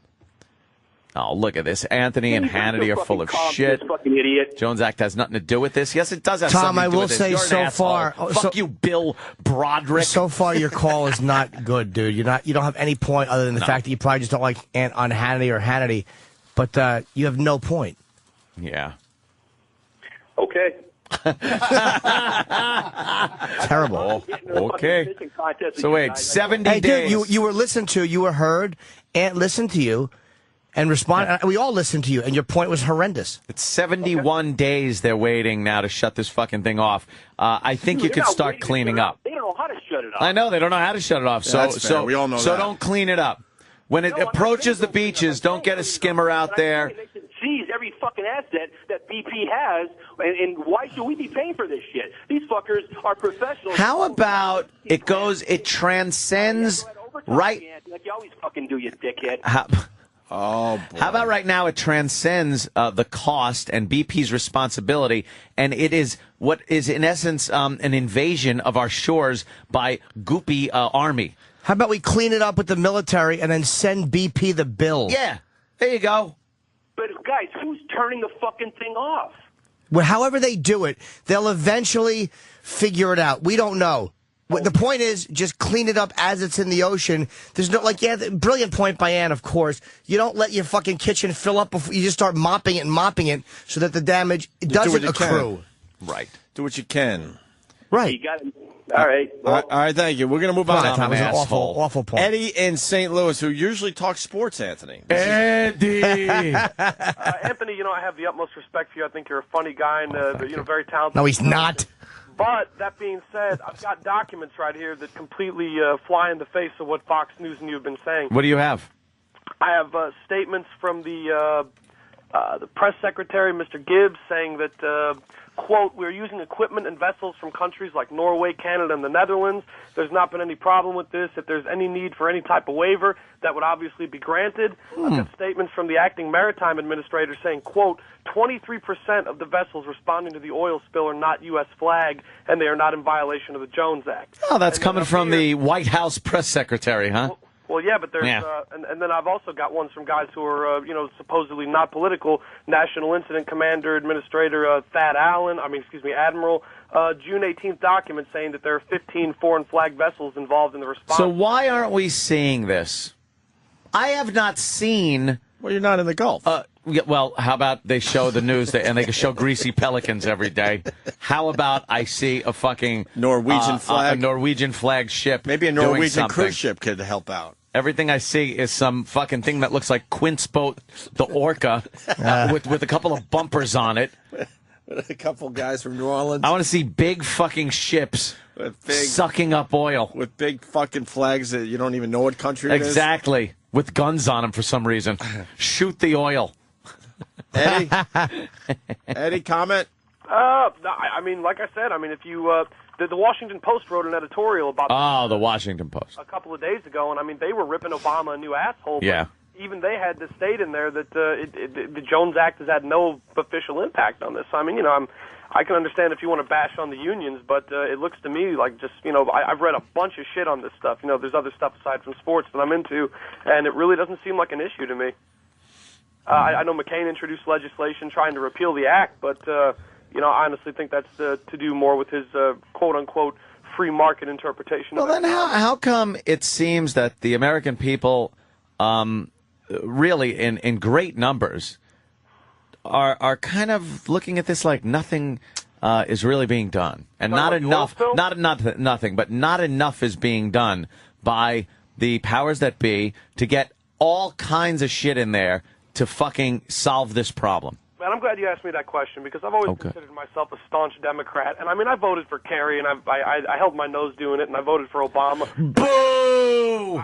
Stole Jimmy's bet. I had a feeling when I voted for Obama that, I don't know, maybe I was under a spell or something. I just thought that he was going to be different. I thought he represented another track of politics, and so far it's been, meet the new boss, same as the old boss, and it makes me not even want to fucking vote. Just a little. Oh. Now, I will say this.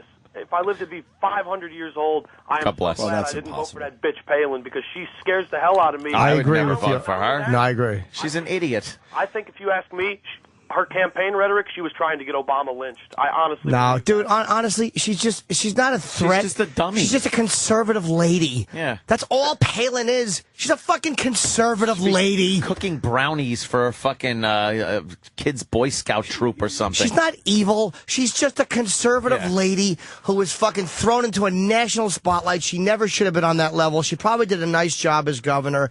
She was not vetted properly. It was a terrible why is she campaign still in that move. spotlight then? She's still in that fucking spotlight. Because she's selling books. Yeah. It's unbelievable. She's fucking on Fox News. She's selling books. She's a dummy. And Opie, she's to answer you, ultra conservative dummy. Why I think she's in that spotlight is I think Democrats unwittingly make her so much more important than she is, and by accident, by attacking her so harshly, they force people who kind of agree with her ideology to rally around her because they feel like she's getting the shit kicked out of her. Yep. There you go. Hey, Eddie. Yo. Screw all this politic thing. LeBron James, we got a couple days left. Where's he going? Okay, well, basically, I still think that the best shot for a title is for him to go to Chicago because, I mean, look at it. They got Noah, they got Rose, you stick LeBron in there. All you need to do is add a tall guy to it.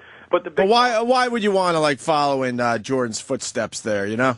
Well, Come on. honestly, I mean, He wouldn't be considered the greatest Chicago Bull of all time. well, I mean, he would if he wins more than 6 or 7 rings. He's not going to win 6 or 7. They've been talking. You have to say the smartest thing to do is go to the Eastern Conference because if you got to go through the Lakers, you're probably fucked. I mean, the Suns had a fantastic team last year, but I mean, even they, got destroyed. But there's been a lot of talk about LeBron going to the Heat and going with Dwayne Wade and then maybe getting Chris Bosh. But I still think the Lakers are going to make the Chris Bosh deal happen. That's the headline today, Anthony. LeBron goes to Miami. They're thinking. Oh, is that the headline?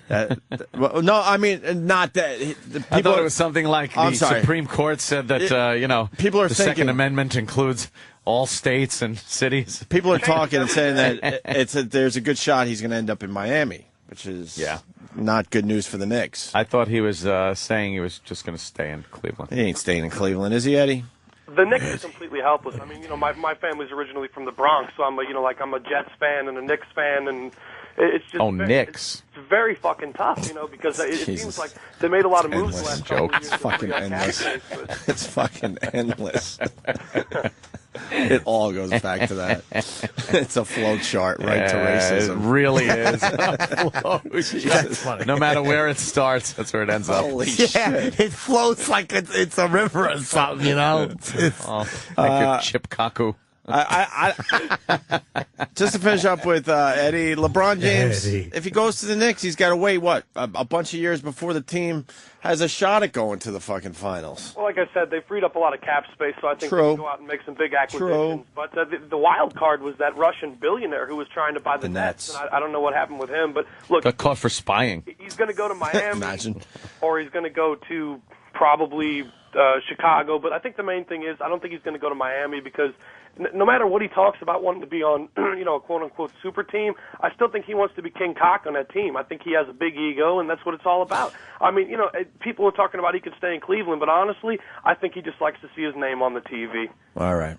Good job, brother. Thanks. Thanks, Eddie. I like that Eddie in St. Louis. Piece of shit. Eddie. And someone is knocking down your plumbing theory, Anthony. I'm sorry. Really? Yes, they are. How is that? Greg Brady's leftovers, Wisconsin. When you have a fucking bullet hole in your chest and you're bleeding all over the place, do you start cleaning up the blood before the bullet hole is sewn up? That's different. Shut up. Yeah, because you know how to sew the bullet hole up. Stupid.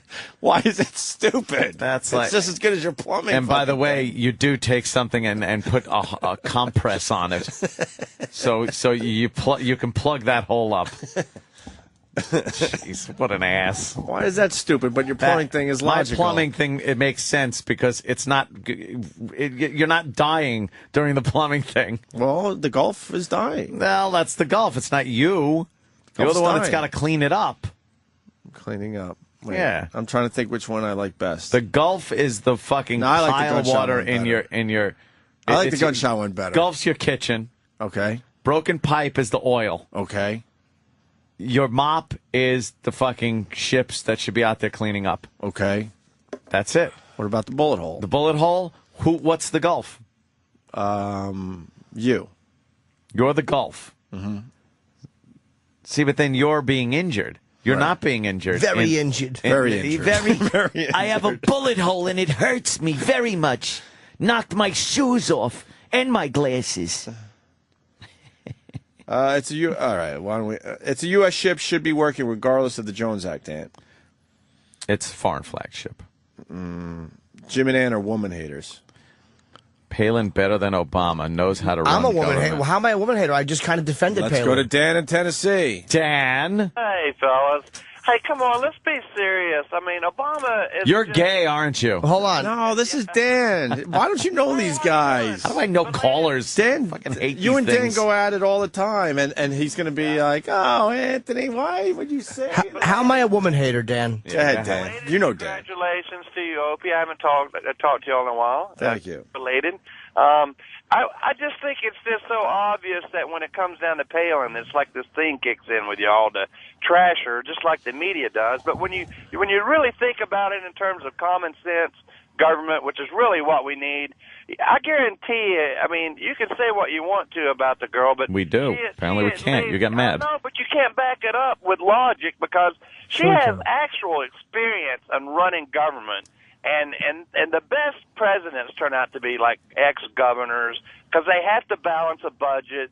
I guarantee you, she with this oil spill, she would have been all over it. She would have probably at least called some experts and got together and said, "Look, we need to figure out how to stop this whole BP. You've got 2 or 3 days. If you don't do it, we're coming in, and I've got." Wouldn't sound like that. It would be, BP, you have 2 days.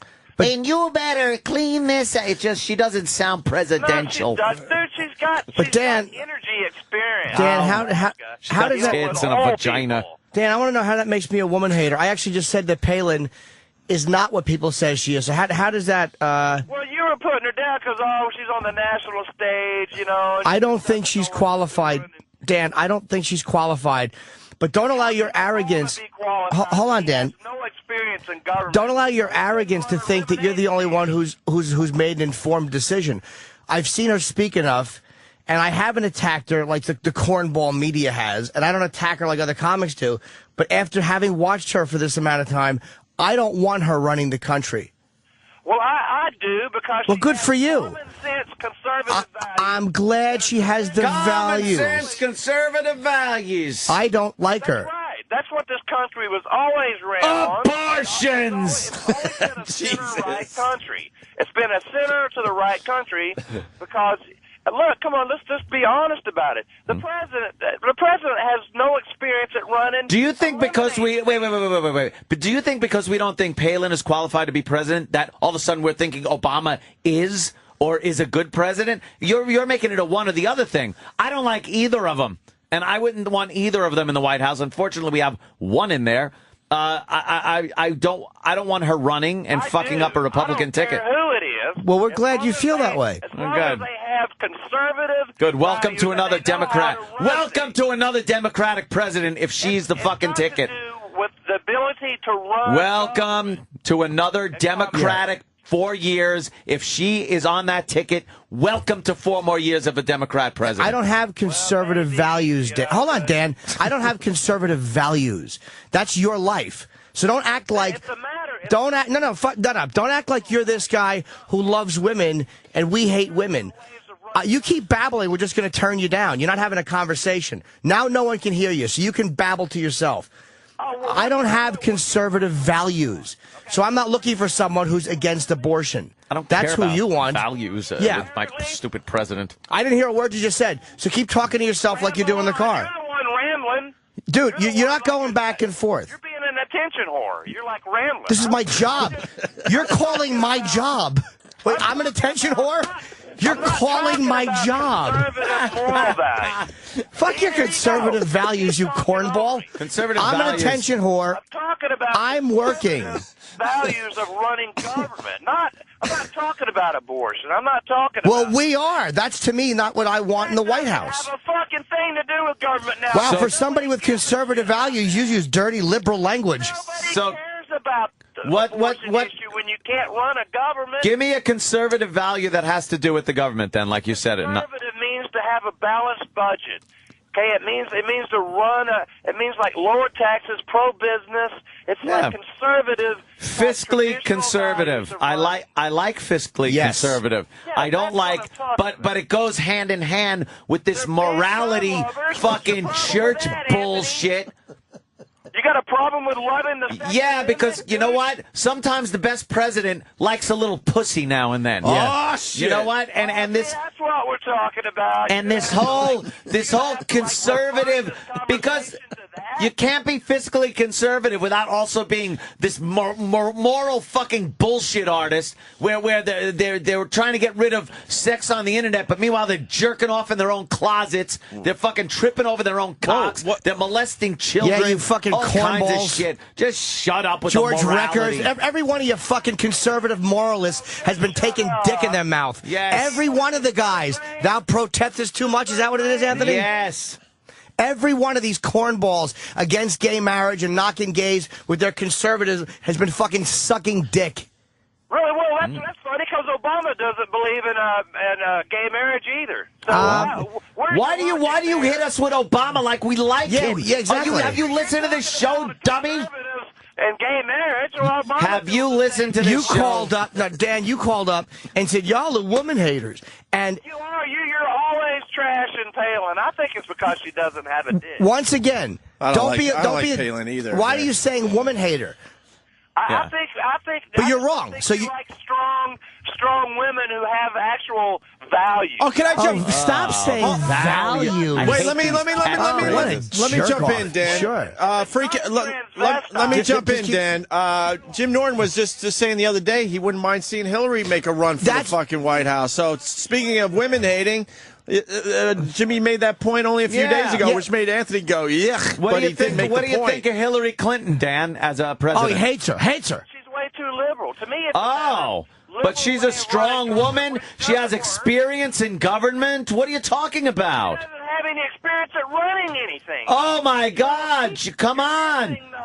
She's been a senator in New York. She's been involved with politics her whole life. Nah, she you're was a woman married hater, to the dude. president. You're just a woman hater. Although that's using the term loosely with Hillary. When I said you're a fat ankle hater. You don't like frumps. What I said the other day, Dan, since you're not going to go back and forth, we'll just talk and turn you down. What I said the other day was that I used to hate Hillary Clinton, and I really turned around on her. Like, I don't love her now, but I like her more than Obama, and I would trust her handling of the Middle East and stuff more than I trust Obama. No one can hear a word you say. Since you're not going to talk, you can be the same way you are with your fucking wife, where you babble at her and she nods. Oh, good point, Dan. Good point, Dan. You're not going to do that here. You can go back and forth, or you could just get turned down and babble in your stupid voice and talk about value. I'm a man who likes conservative values. You don't like women.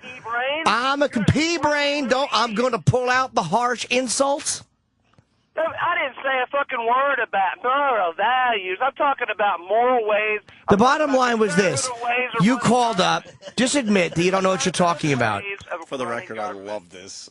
You called up and said you don't know what you're talking about. You said we don't like women because that's your argument is such shit that you said we don't like women. Sarah Palin, when I think it's because she actually has morals. She's a common sense, strong woman. You say that. Okay, Dan. And you've been heard. You've been heard. Yes, she was really able to get those moral values into her family where her daughter got pregnant out of wedlock. Exactly. What happened to her daughter getting pregnant out of wedlock? She's really able to get that morality really across to her family, right? What happened there? What happened there? What happened there? What happened there? What happened there? What happened there? What happened there? You're right. What happened there? What happened there? What happened there? Pregnant out of wedlock. Pregnant out of wedlock. What are we in Pregnant out of wedlock. What are we in fourth grade? This guy Dan is just one of these conservative jerk-offs who can't handle when somebody else makes a point. Values. Got the conservative values. Anthony just said, what happened to her conservative, her great values when she couldn't even run it in her own family and her daughter got knocked up out of wedlock? What happened to that? You can't blame a parent. Wait a minute. What? She's the moral fucking cornerstone of the family. Oh my God! And she's got this great morality that she's going to bring to the entire country. She can't bring it to her daughter. You can't. Dummy. You can't blame the parent. Any points? That's just dumbass fucking. Yeah, that's dumbass. Stop talking to yourself. Ha ha, gotcha. She's got. I don't like a woman with values. Values. I'll occasionally smack one when I'm drunk. Intelligent conversation now. Now you're acting like a pea brain. Either take back what you said about Brain. us You're not a liking pea-brain. women. Then take that back. It was incorrect. Just as You're God wrong. made me, sir. You're all. Just admit you were wrong. Toward women, make it skeptical. When you I don't care if it's skeptical. Your interpretation of it is wrong. Anthony's threatened by strong. You said Jimmy and Anthony, I'm fuckhead. threatened. I'm threatened by strong women. You kind of are. Anthony, you couldn't even Am I? handle Jill because she was. You let her run around with little whores that you could like manipulate. Oh shit! I think he's got me on this one. All right, you got me on that one. You are an uninformed, ignorant fucking hillbilly. Shut He's the jealous. fuck up. Dude, he's one of these scumbag guys who's jealous. You know nothing about my relationships. You know nothing. Your whole life sniffing fucking people's underwear. Yes, I have. I'm a pervert, and you're jealous because I do what I want to do. Pervert and Strong or whores, I'll fuck them all. And the stronger the woman, the more likely she is to want her fucking hair pulled. The more likely she is to want to be smacked. what you all do on the show. Why do you listen then? I like this guy. He's a cunt. How fat's your wife? How fat is your wife? Dude, how fat's your wife? How fat's your wife? I think personally. How fat is she? People. She's a big, fat fuck. All right, now you're really talking crazy. Hey, hey. So how fat is your wife? I've been Anthony working on asked. myself. I'm glad someone has noticed. This guy? Yes. Anthony asked how fat your How wife fat was. is your wife? How fat's your wife, jealous guy? Yeah, How jealous fat's your wife, jealous guy? Cock block. How fat's your Yeah. wife? I kind of like this guy. How fat is she, jealous guy? Sometimes on issues, some people probably wonder or a little skeptical about. We don't stop saying a little skeptical. You made a judgment. You were wrong. You were Pea-brain. wrong. You pea-brain. You're not going to admit, that you have issues. Really? I wouldn't admit I have issues. That's been the show. Have you never listened to this show, you dumb For motherfucker? listening so long, you know nothing. In all fairness, Jimmy's got 2 books where he admits a lot of things. Dude, I admit Holy everything. shit. Everything. Well, I would imagine there's stuff you left out. Not much. I'm being really not much. Yeah. So don't sit there and tell me that I don't admit issues. You misinterpreted something. I actually just defended Palin. I defended. She's a woman. She's strong. You're wrong. Conservative values. I heard you. Now, Dan, you've been heard. Twisted perverts, and you just don't like somebody. That's not true. That's simply not true. You'll never have. Not true. You're 100% wrong. John McCain. You're gonna say that, but I mean. No, if it was true, stupid, I would say it was true. McCain, I wanted McCain. I liked McCain a lot. I'm guarantee you McCain doesn't like to be pissed on. He probably has very different values. I defended Palin. I didn't think she was qualified to run the country. But she wasn't the dumb retard everybody painted her as. I just thought that she fucking wasn't vetted properly. And McCain's camp felt she wasn't vetted properly. Right. Joe Biden is vice president. This guy's the biggest. He has a lot more fucking foreign policy experience than she does. Policies. Now you're an imbecile beyond. He's got a lot more experience than Sarah Palin does. Biden does seem to be a bit of a joke, though. I still like him more than her, though. Yeah, I mean, but he's not that impressive either. What foreign policy does Sarah Palin have, sir? You know what? Answer his question. Alaska close to Russia. Listen, Biden wanted to divide Iraq into 3 provinces. The biggest, every military analyst said, that is the stupidest thing they've ever heard. That would be just... How much foreign policy experience does Palin have? How much? What good is your experience? How much, dude? You're wrong. How much does she have? It doesn't matter whether you have college. Oh, okay. It doesn't matter. Just say none, dude. Just say none. You were just talking about Obama's inexperience, and now you're not answering my question when I talk about Palin's inexperience? With something that's very important as a president? She's ran a state. She's ran a budget.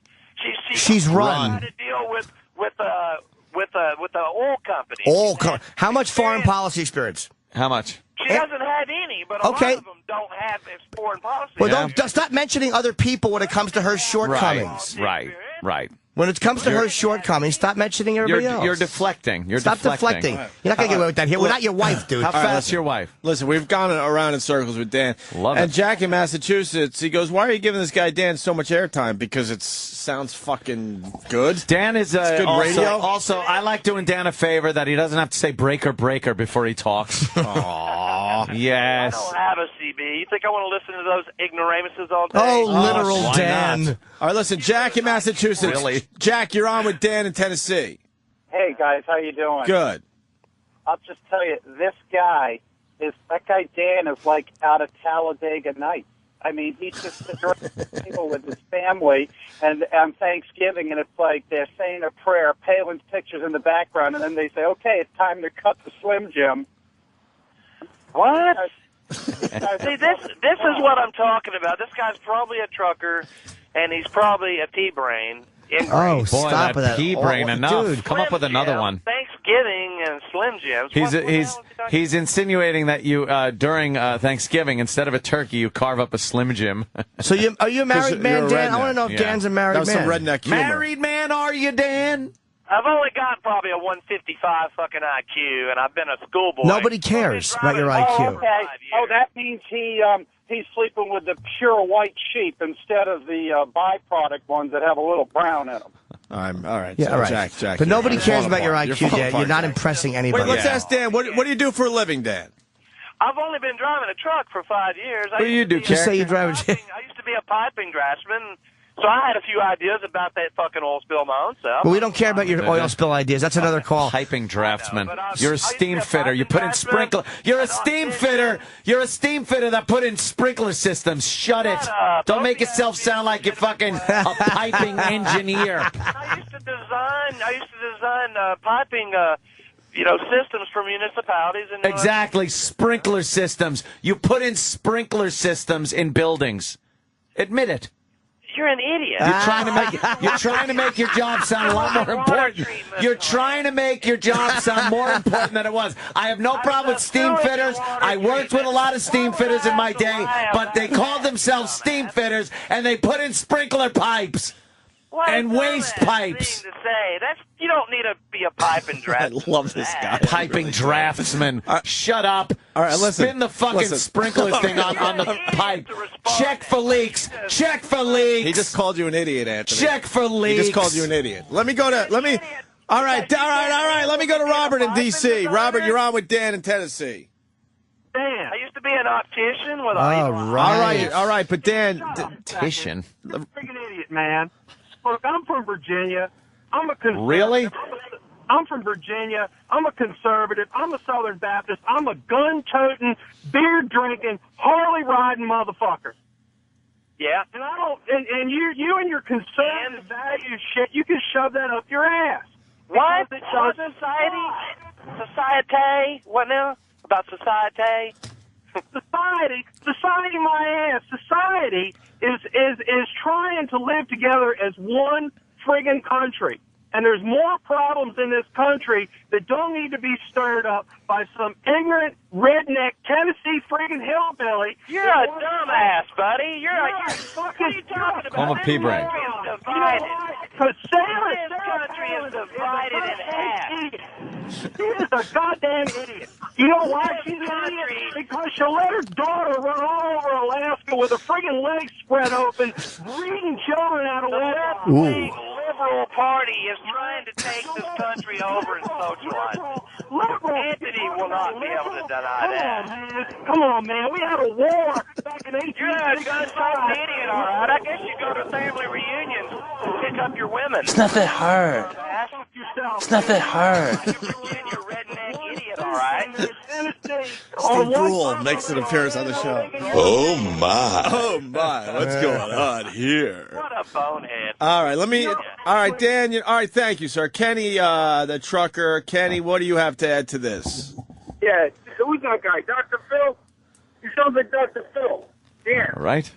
Yeah, I have a lot of advice, and I think I have a lot of sound. You don't, though, Dan. We've been listening to you. Advice and a lot of, just traditional values about the country. Traditional values about the country. I'm sick about the way the country is like going so far left that it's just we're in debt. You don't think I am? Swing liberals are they just want to spend more money. We completely agree on that. Do you understand? We completely agree on that. The only thing we don't agree on is Palin. Yeah, Palin, she had some problems when she was in office, didn't she? I don't care if the queers want to get married. You think I care about that? It's not a big issue, I don't think. All right. Do you think I care about abortion? Wait, let's ask Dan. And stem cell research? Dan, you like the gays? I don't have any problem with people keeping their lifestyles to themselves. What about the ones that eat the poo-poo? Well, I'm sure they provide some interesting stuff for online sickos, but that's a freedom thing too. If that's what you want to do. I'm big on you having the freedom. All right, to do listen, we got Jessica from Tennessee that wants to talk to Dan in Tennessee. Jessica. I mean, I'm big on freedom. All right, Dan, shut up for a second. Jessica wants to talk. And women, because I listen to this show and I don't find Jimmy or Anthony. I don't feel like you hate women. And thanks, you bitch.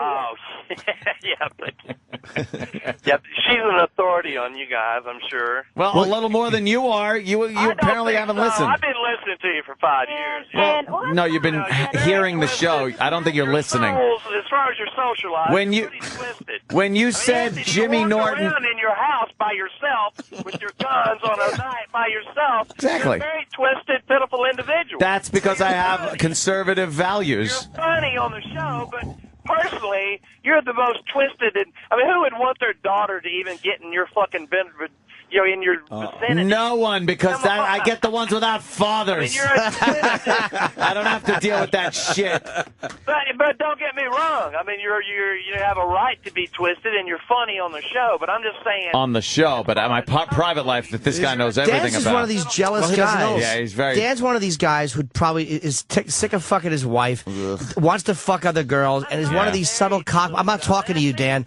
I'm talking to Anthony.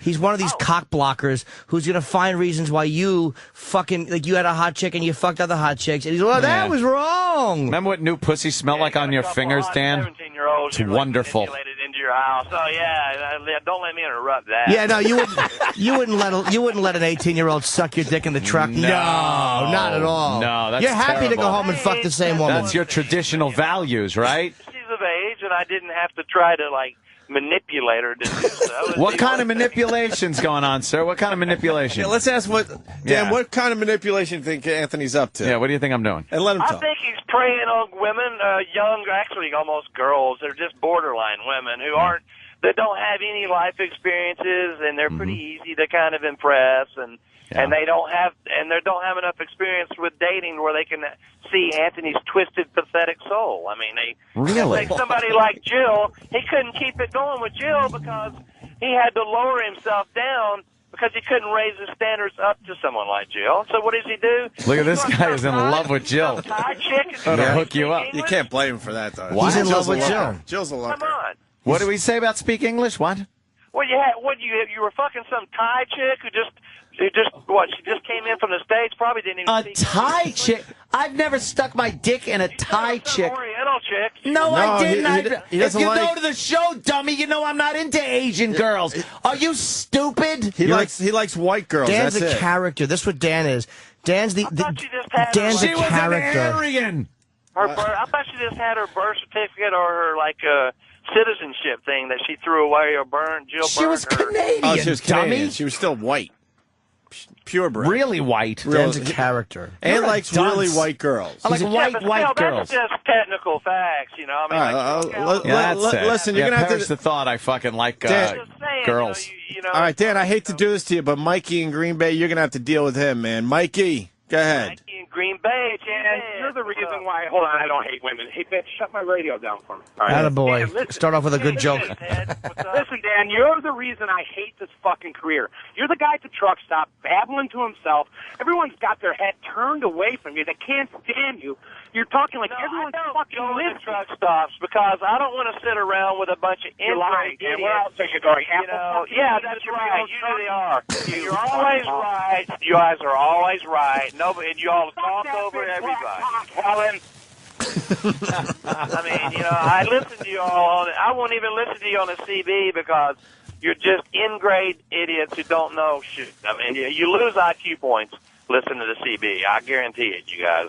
I promise you. If you listen to it for an hour, you're like, your brain is just This guy Worming. must just pontificate on the radios and all the time. Dan, it's funny he called attention whore, and this guy is fucking desperate to be heard in a public forum. Yeah.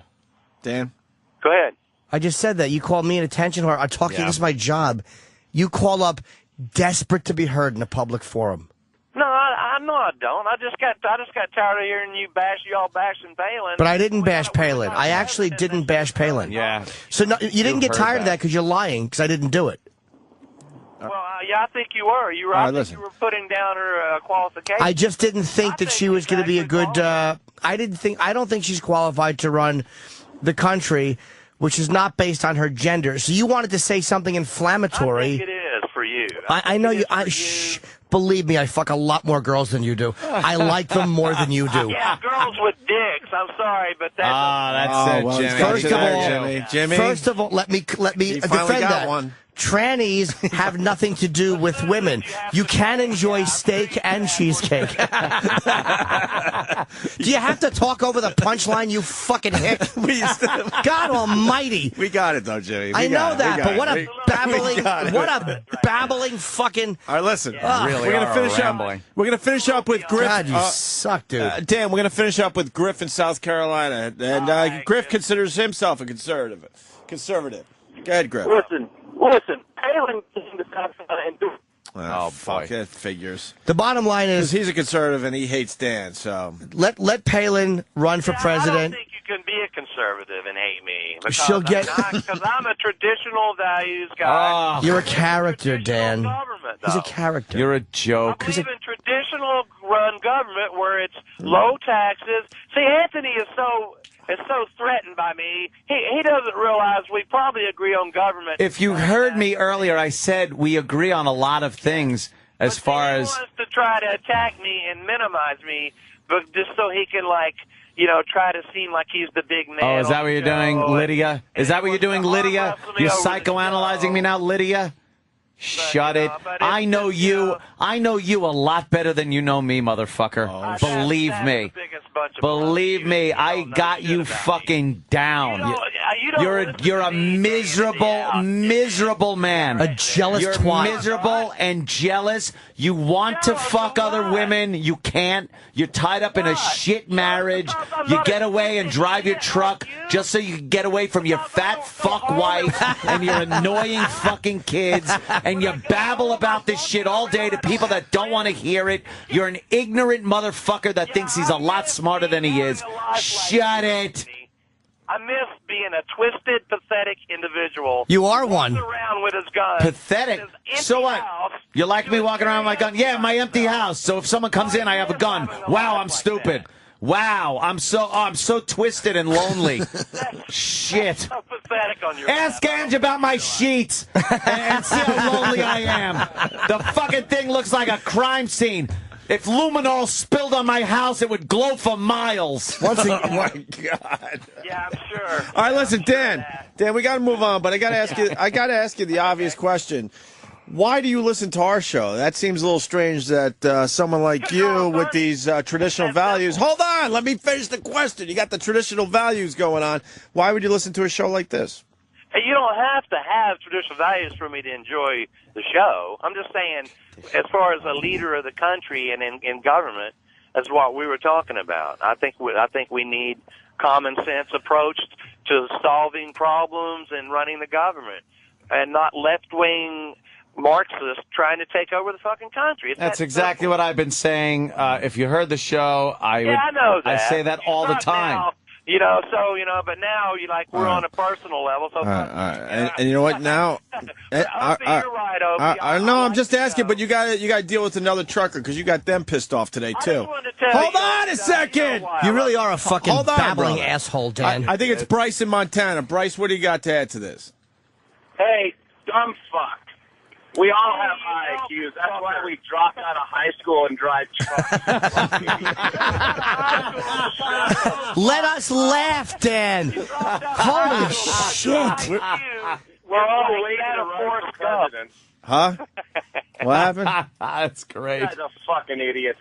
Dropped out of high school because your IQ is that of my waist size, you dude. Oh, you horny fuck. Yeah. Farther in life, you fucking idiot. You elk fucking retard God from damn. Montana.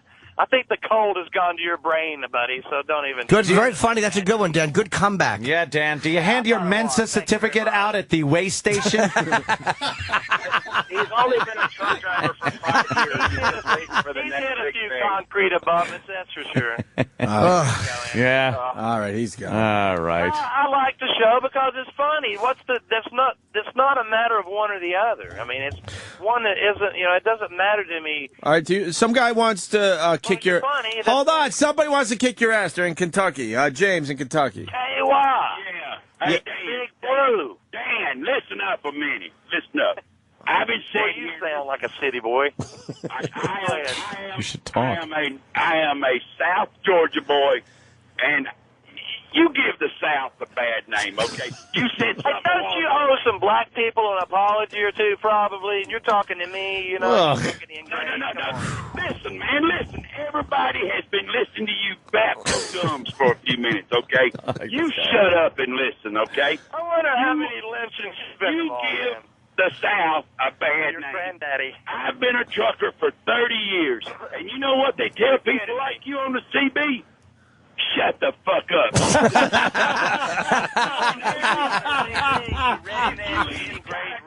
You've heard that out here. Shut the fuck up. Shut up. Too bad I don't sit there and talk on this TV, y'all, because... Man, let me say one more thing, and I will get off of here and leave you alone and let you keep batting your gums. If you took your brain out and melted it down and put it in a Piss Aints motorcycle, he couldn't go around a BB twice, okay? That's what they say. Isn't that funny? I hope you don't. Wasn't that just hilarious, you guys? Yes, it was funnier than anything you've said. Anything. All right, Jimmy. Naturally, you're gonna naturally just jump on the bandwagon of anybody who's trying to put me down. I know, Even Dan. if it's I've an watched you ingrate- step on even if every it's an laugh. ingrate, I've watched you step on every laugh. Right. You've stepped on every laugh, babbling. You have no comic timing at all. None. I've never claimed to be a comedian. I know that, but you don't have to be a Wow. blocker You're of not laughs. an author either, so you need to get that through your fucking Oh! head. Yeah, you're not an author, so quit writing your books. The only people that buy them are like Psycho O&A fans. Come on. I don't care who Quit buys trying them. to write books. You're Is not that funny. really? Come on, Dan. You're not a Stop. literary giant douchebag. So Have stay you out of now? the Which literary book have area. you read? Which book have you read? Huh? Which books have you read? Which of my books have you read? The first one that you came out with. Okay, so you- of course, not even think about buying another one. Yeah, I don't believe you. You're going to tell me you didn't think that book was funny? You're lying.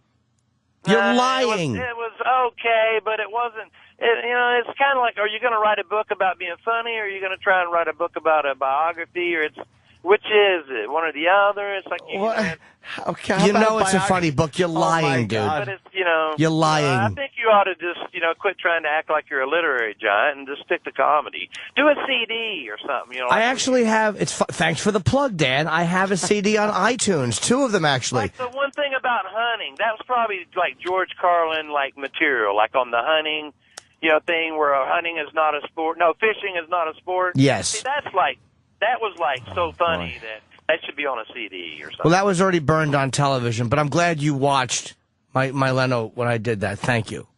Oh yeah, it was great. Well, I've heard it repeated on the weekends, and Yes. yeah, it's just fucking great. I mean, stuff Thank like you. that. But again, why don't we just be honest with each other? And you're just trying to be insulting because you can't say someone's trying to be an author when they write 2 best-selling books. You're not trying to be an author. I'm an author that you may not enjoy. How many people bought though? How many did you sell? I hit number 11 on it the did Times really bestseller well. list. Number 11 on the New York Times bestseller list with my second book because it came out on Election Day of 2008. Number 4 on the bestseller list for the first book. No, I mean, how many copies? I honestly have no idea. I have no idea how the book world works. See, that kind of determines a little bit. No, I think the bestseller. Bestseller dude, list, yeah. Stop. Yeah, you Stop. can't really argue that, my friend. You know that. You The really books were very successful, Dan. And he knows that. Very successful. Well, I know. A lot of people buy them out of loyalty. Probably on Their motives don't, Dan, their motives are irrelevant. Their motives are irrelevant. The fact is that you can't do this when you're pinned in an argument on something. You can't just keep trying to find another shitty angle. Don't try to be an author. Well, I've written 2 bestsellers. How many copies? Well, I don't know how the book world works. Yeah. I honestly have never asked. I just know where they were on the list. And following your logic, I mean, a lot of people bought Palin's books because they were just fans, right? Yeah. Well, I just don't. So what are you talking about? Why are you talking about books anyway? Yeah. That's way out of your league. Exactly. You wouldn't know one if you saw one. Yeah. And I actually don't consider What are you myself. Using, what are you using to chalk up your tires? Like my whole life, you just read The bottom line is this. I Yeah. wrote a book, The and you went out and clock. bought it. Good. The Thanks. But I think your fans are just going to buy them just out of loyalty, regardless, and they're not going to be honest with you. Say, Really? The "Hey, fans they aren't going to were be okay." honest? Yeah, Are you yeah. fucking nuts? $10.95. I don't think they're going to be honest with you and say, No, of look, course just not. get away Yeah. from the book selling and stick with a comedy like CD or something. Why don't you put the phone down and pick up a tire pressure gauge? You bought one. I'm pretty sure you probably bought the second one, but I'm glad you enjoyed the first one. Well, you may have had problems with it 'cause it was very sexually open, and maybe a little jealous that I fucking went out and did a lot of dirty things. I was okay talking Yeah. about it. Yeah. There's nothing about you and Anthony, I can assure you, that I would ever be jealous. You're just obsessed about Jill Nicolini. You're lying. I mean, You're you fucking guys are- lying. You would have liked personally, Jill, You're perverted, right? twisted little dorks. You would have liked Jill, right? funny Right? on the show. What? Don't What? get me You would have wrong, liked but- Jill, You're right? lying, Dan. You said Jill was attractive and a strong woman, so you would have liked Jill, right? Yeah, I have a lot of respect for women. I fucked her. And you won't admit, this is how dumb you are, you won't admit that you have a sexual thing for Sarah Palin. So her appearance actually makes you more connected to her. Never thought about it. You're lying, dude. You're fucking lying. Like you guys do, and You're lying. I don't think about her like. You're lying. Why did you just mention Jill Nicolini? No one was talking about Jill. Yeah. But you go with Anthony's ex. You're all, your relationships with women, therefore, thus leading you down, I think, this path of kind of Anthony not really having, a lot of respect or esteem for Sarah Palin and considering their political views are like pretty much identical. No, they're not. And that only leads me to think that he has problems. Wow, you are way off base. Well, how about the fact that you would mention Jill? Thank you. There you go. Now you learn to listen. This is how we teach someone who just keeps babbling. This is how you were taught when you were a little child. You were slapped, and now we turn the volume down. This is what would lead me to believe that you have a thing for Sarah Palin, because when talking about Anthony, you mentioned Jill, a strong, attractive woman. Well, you're obsessed with Sarah Palin, who's a strong, attractive woman. So I'll take your same dog shit logic, and that's what would lead me to believe that you have a thing. No one can hear a word you say, cunt. That's what would lead me to believe that you like Sarah Palin. Not respect for her values, not respect for her intellect, because she's not really that bright. She's not a retard, but she's not bright enough to run the country. I think she gets beat up too much by the media. I think they attack her because she's an easy target, and I think they way too much attack her. And I think that she should have. I'm sorry, was I done talking? Again, dude, I'm not an actor in your play. I'm a real fucking person. I have a real thought process, and I've listened to you babble. And you haven't been ranting on. I mean, come on. No, I've been going back and forth with you. Trying to. I've been going back and forth. All right, Exchanging ideas. Listen, Dan. You're not exchanging ideas. You're trying to get all your points in because you see exactly. There you go. Criticize me. You were doing the same thing when we started. We listened to you start. You made an accusation. I went to address the accusation as incorrect, and you just right there. You just go. You started babbling over. That's what you do, Dan. Dan. You're wrong in your interpretation. I mean, All right. You said that many times. Dan, now you got to deal with Texas. Richard in Texas, another trucker. You got the truckers fired up. Go ahead, Richard. I just want to say that I haven't been doing this very long, but I've noticed there's 3 types of truckers out there. There's old road dogs, the guys that have been doing it forever. They're easygoing, great people. There's the young guys like me, don't know what the hell we're doing. Look up to those old road dogs because they'll help us out. These are the best people in America. These are true Americans, help you out. I have many a times been short on money and had one of these guys buy me a meal. And then you've got these arrogant jackasses like this guy that just bump their gums and run off their mouth, and then, they're the ones that give us a bad name. We're good people. We are the red blood cells of this country. Without truckers, you don't eat. You don't get groceries. You don't get your fancy electronics, your iPhone. You don't get crappy phone calls.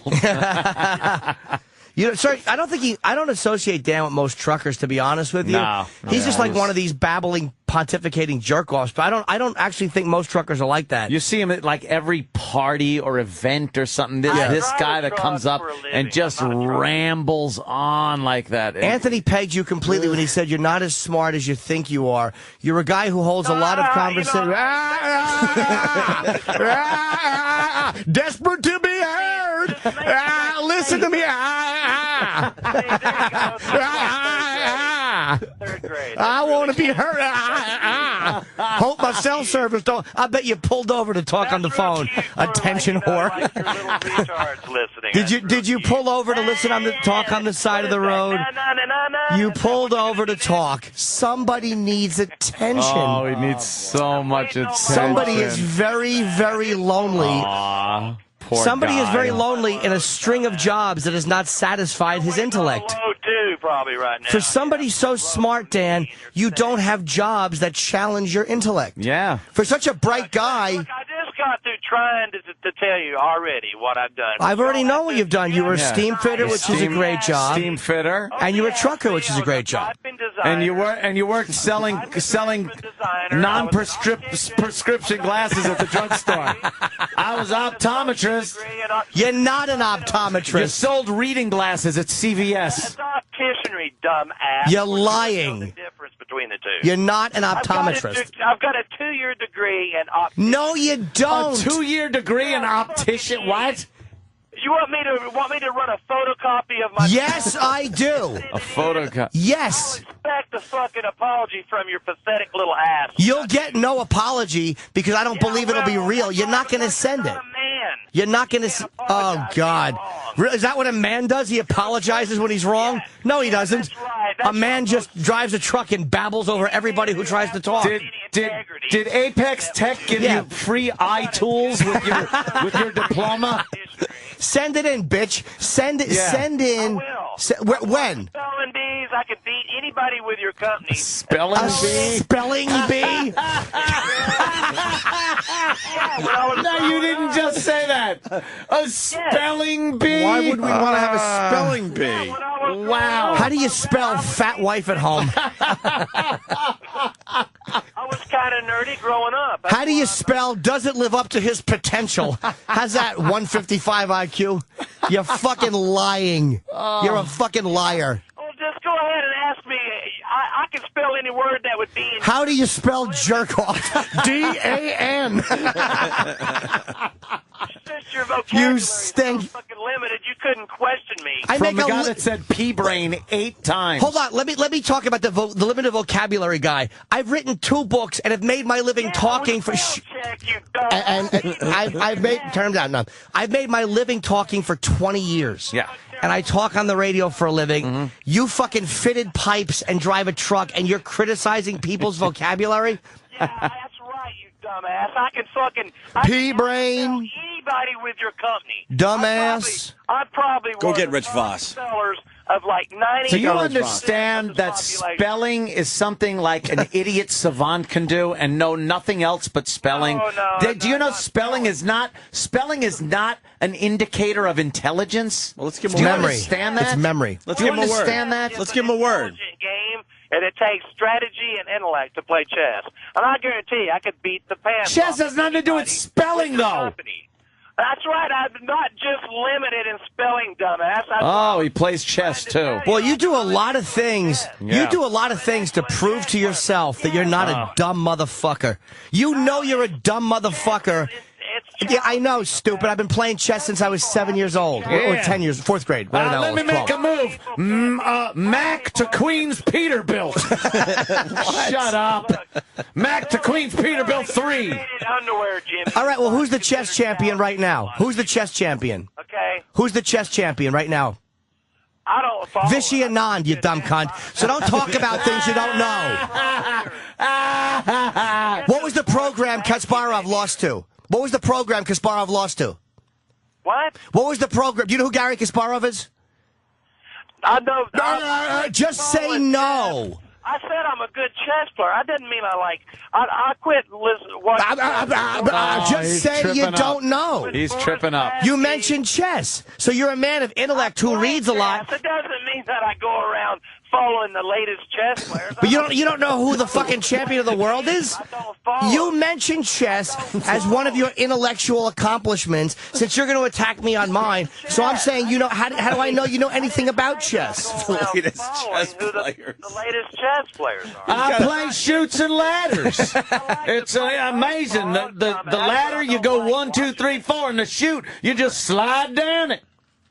You all just can't handle when somebody is smarter than you. Oh, that's childish. When one calls, we'll handle it. All right, Dan, you got. Can't handle somebody who's. I've been spelling bee champion. I can play chess. Spelling bee champion. Dan is a.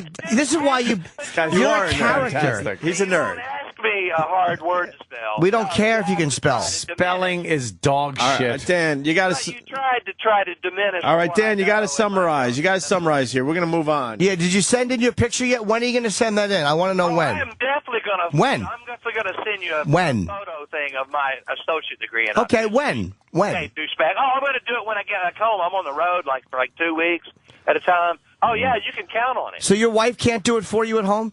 She's busy eating. Why can't your wife do it for you and just send it?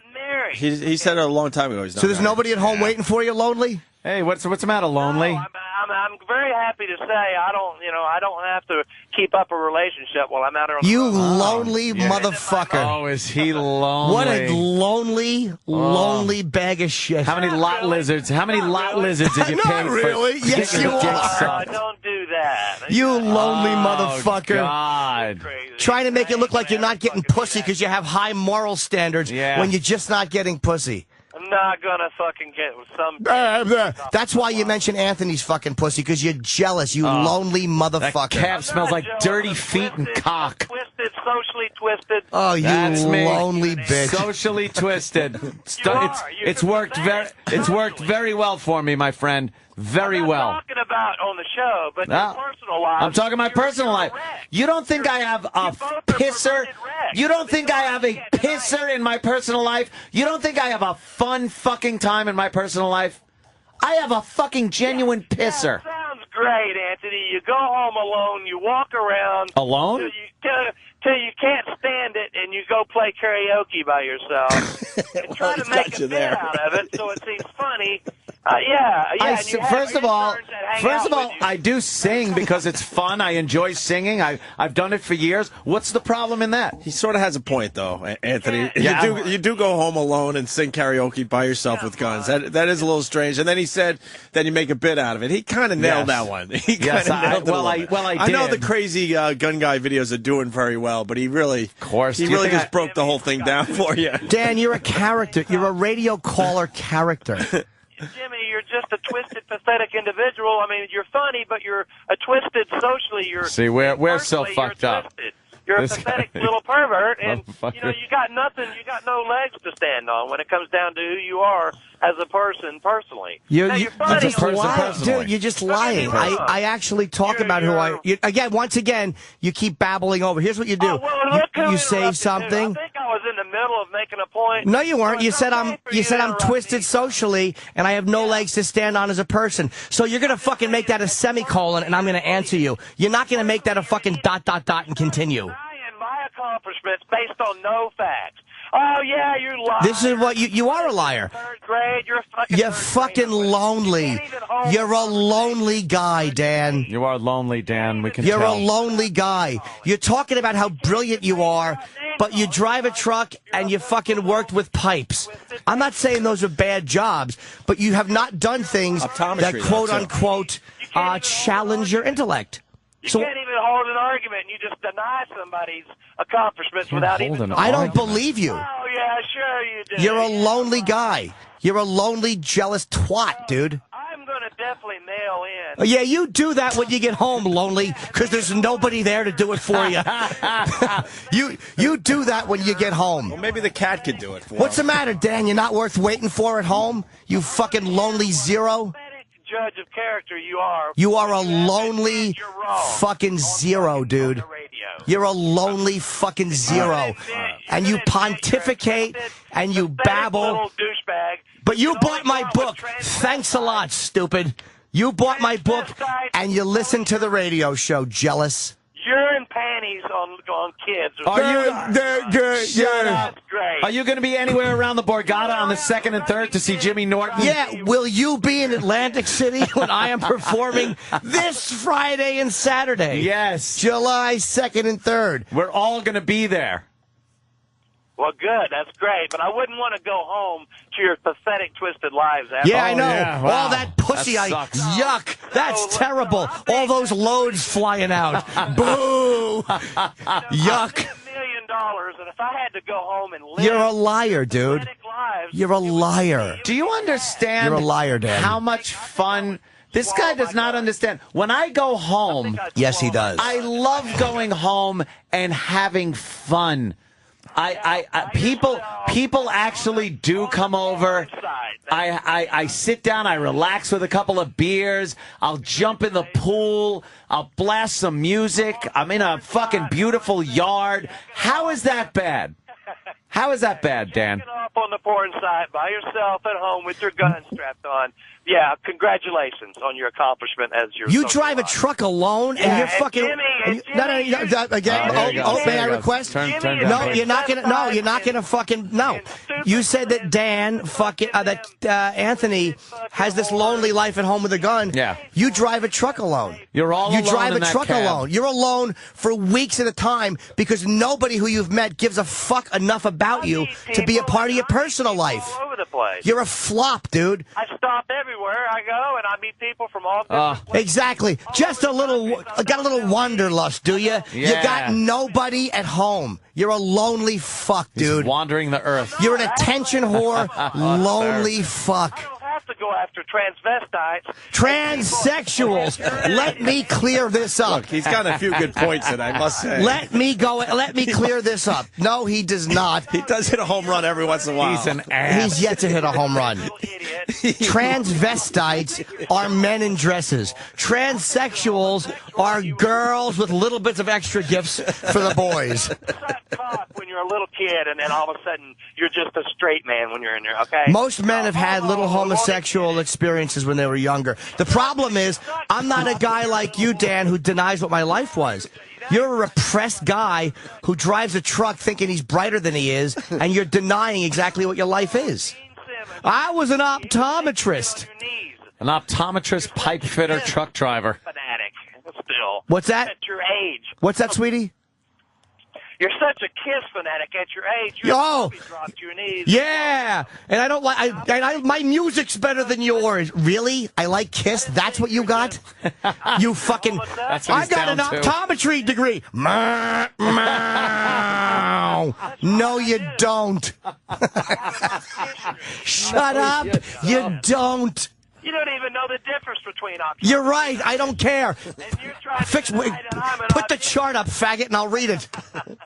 All right, Dan, Dan, we gotta go. We gotta go. You keep driving, lonely. We gotta go, Dan. Show though. I'm just giving them some All right. We know what you're doing. You're a radio caller character. take it, you know. Yeah, you've been too much for us, Dan.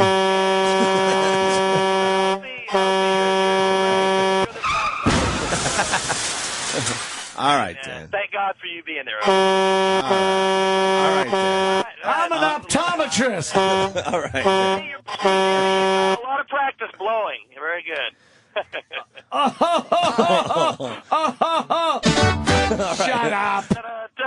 All right, Dan. That's it for you. Thank you. Y'all have a great show still. I'll be listening. All right. Yeah, we know you will. Dan in Tennessee. Oh, steering column to his chest, please.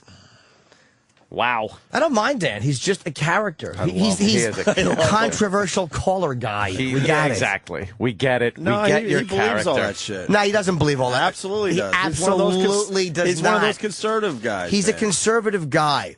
But attacking Anthony because he gets laid and bullshit. No guy driving alone isn't attacking Anthony out of jealousy. It's just not happening. That's where he's not. That's where he's not being honest. And I never play the jealousy card. I would never say, "Oh, you're just jealous," because that's like almost a cop out in an argument. But just the way he was describing things, it's like I go home and I strap a gun on and I'm alone in my house. You know what? I love doing that. I could fucking watch great movies, just sit there, sip a little wine, and then people just come over. That's fine too. That's fine and dandy. I don't mind. Yeah, whatever. Fine and dandy. And you know what else he doesn't believe? This is what bothers me about Dan. Not his views or the fact that he's passionate.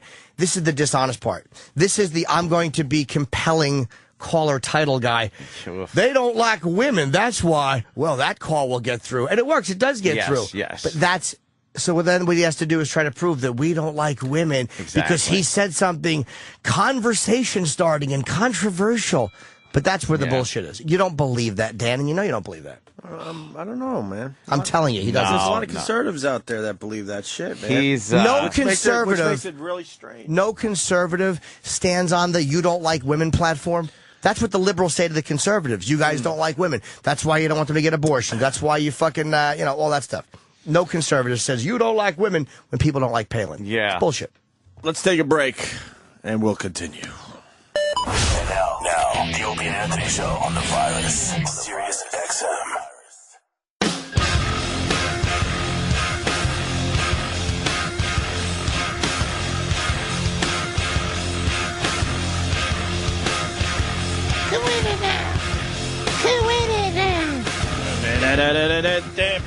Yeah. That was fun with Dan, man. Maybe I shouldn't say that. He's such a rambling ass. Wow, wow, wow, wow, wow, wow. Play it now! Here it comes. Wow, wow, wow, wow. Ready? Wait for it. Here it comes. Right now. Nice. Yeah. Rock. Fuck the white man and his corporate fucking greed. Yeah. Yeah, man. Hey, we're going to have Alex Jones on the show.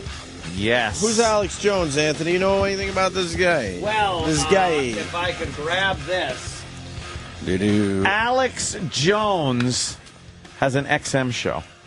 The Alex Jones Show? Yes, on 165 Talk Radio. It's the Alex Jones Show, yes. And what he does is, as I read this, is... I big conspiracy guy. Yeah. Rogan likes him a lot. A lot of comedians like him. I don't know if he's a good guy or if he's a dick, but I know he supposedly does good radio, and he's a big conspiracy guy. Well, was Joe Rogan around today? Did we try to get him? He's West Coast now. He's West Coast. And we'll just see what he... My issue is I just want to actually see what he thinks about certain things. Yeah, he's got a lot to say about all kinds of these things that are going on that people have these misconceptions about and conspiracies. See why he has a film called The Obama Deception. It's a hard-hitting film that completely destroys the myth that Obama's working for the best interests of Americans. The Obama phenomenon is a hoax carefully crafted by the captains of the New World Order. He's one of those guys. He believes in the New World Order. The Illuminati. He's going to be on in about 10 minutes. He's being pushed as savior in an attempt to con the Americans into accepting global slavery. We've reached a critical juncture in New World Order's plans. It's not about left or right. It's about one world government. The international banks plan to loot the people of the U.S. and turn them into slaves on a global plan. It's not that I'm sure he's a smart guy, and I'm sure his arguments make sense. I just can never buy that stuff. Yeah, it's... of course, he believes 9/11's an inside job. I don't give... There's a new world conspiracy in which the world leaders are looking to create one world government with ultimate power. I don't give people that much credit. Not at all. If that ever happened, it would be because that's what we just turned into. You know? That whole one world power thing. And see, conspiracy guys, well, I'll say this to him, too. Believing in a conspiracy because you think it has merit makes sense to me, but even if I don't agree with it, it makes sense. But when you believe in a conspiracy, it's almost like when you're a conspiracy guy, your agenda is the conspiracy must be proven. So it's like you will kind of ignore facts that point against it. Or twist them around to make them fit your agenda. where you'll take teeny weeny innuendos that seem like facts that strengthen your cause, and you'll hold them over overwhelming facts in the other direction. That's been used by the 9/11 people, conspiracy guys, so much. They totally discount facts. They take these little fucking tidbits of rumor and speculation and present them as fact. And then before you know it, people are watching these movies on the internet and stuff and going, wow, that's amazing. It's like, no, it's made up. It's fake. That's my problem. It's not what they're saying. It's the fact. It's their lack of common sense in a lot of cases, and the way they refuse to bend when it's something that goes against their... They accuse everybody else of having an agenda. Gatekeeper. But their agenda is that there is a conspiracy happening and nothing is going to tell them. No matter different. what. Now, I don't know if this guy's like that. I don't know. I can't say he's like that. I don't know. Well, we got a guy that listens to his show religiously. Okay. Rocco in New Hampshire. Rocco. Dude, it's thermite, man. It's thermite. What do you know on Alex Jones? You listen all the time? Actually, Alex Jones has been around for a while. He's been around for probably about 15 years. He's a really, really good researcher. Scares the living shit out of me, though. And a lot of times you listen to him, and he's got a 4-hour show or something like that, and I only catch him on my iPod. He's got a podcast that he puts out, too. But in his shows, he talks about a lot of different conspiracy theories, but he backs them up with a lot of, I'll call it interesting factoids, because really any theory just has to be proven no matter which way you twist and turn. And Jimmy, you know that more than anything, yeah, right? Sure. Even a theory like the theory of relativity, it's never been proven if you think about it, but yet we live day in, day out, you know. So these theories have a lot of backing to them, and they're very interesting in a lot of theory, yeah. Well, Danny It's just called said. the theory Danny of just said. relativity. Danny sometimes makes really good points into the keyboard. He said that's why it's a theory. The theory of relativity, Right. But not it's right. the fact of relativity. He's right. The law of relativity. Yeah, and and you can go on and on and on, and this argument is never going to be proven in any way, shape, and form Right. in our lifetime.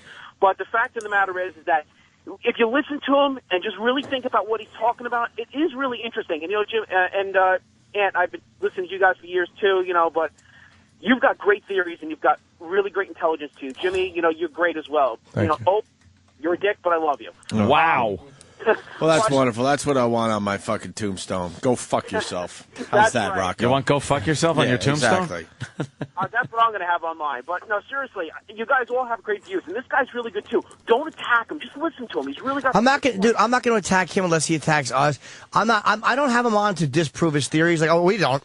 It was more like I hear he's an interesting guy. And if he's got a radio show that does conspiracies, to me that's interesting. So it's not about attacking him or proving him wrong. It's not about that. I think he's probably an interesting dude. Yeah, and I'm not a conspiracy theorist. I listen to all views. I mean, whether 9/11 was an inside job or not, it's fine. Whatever's going to happen is going to happen. Well, it'll come out eventually. But at the same time, you think about all the little things like a hole in a Pentagon, 5 feet wide or 5 meters wide, whatever it is.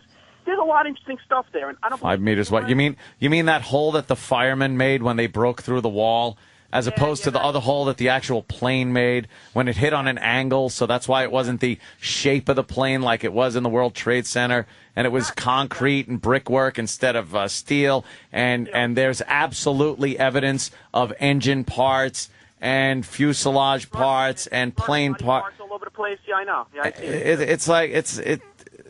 That's what bothers me about conspiracy guys is like they never acknowledge facts that disprove what they're saying, regardless of how strong the facts are. And to me, hey guys, how you doing? Oh, okay, Alex. How'd that happen? Alex, well, are we just connected to Alex? Oh, are we live on air right now? Yeah, dude. Oh, Nobody even right. told us you were coming in. Well, okay. I mean, they just pointed me in here and said they're going to be ready for you in a minute, and I walked in here and sat down. Oh, cool. Good thing I didn't say anything embarrassing. That's fine. I mean, if you need a couple minutes, no problem. No, it's good right. to be here on the show. I've heard it many times, and I hear people talking about it all the time, so I know it's very, very influential, so it's good to be here with you. Yeah, we were just hashing over some of the biggest conspiracies that are going on these days and over the past few years. Of course, 9/11 and the whole New World Order thing. So where do you stand on a lot of these? Are you one of these?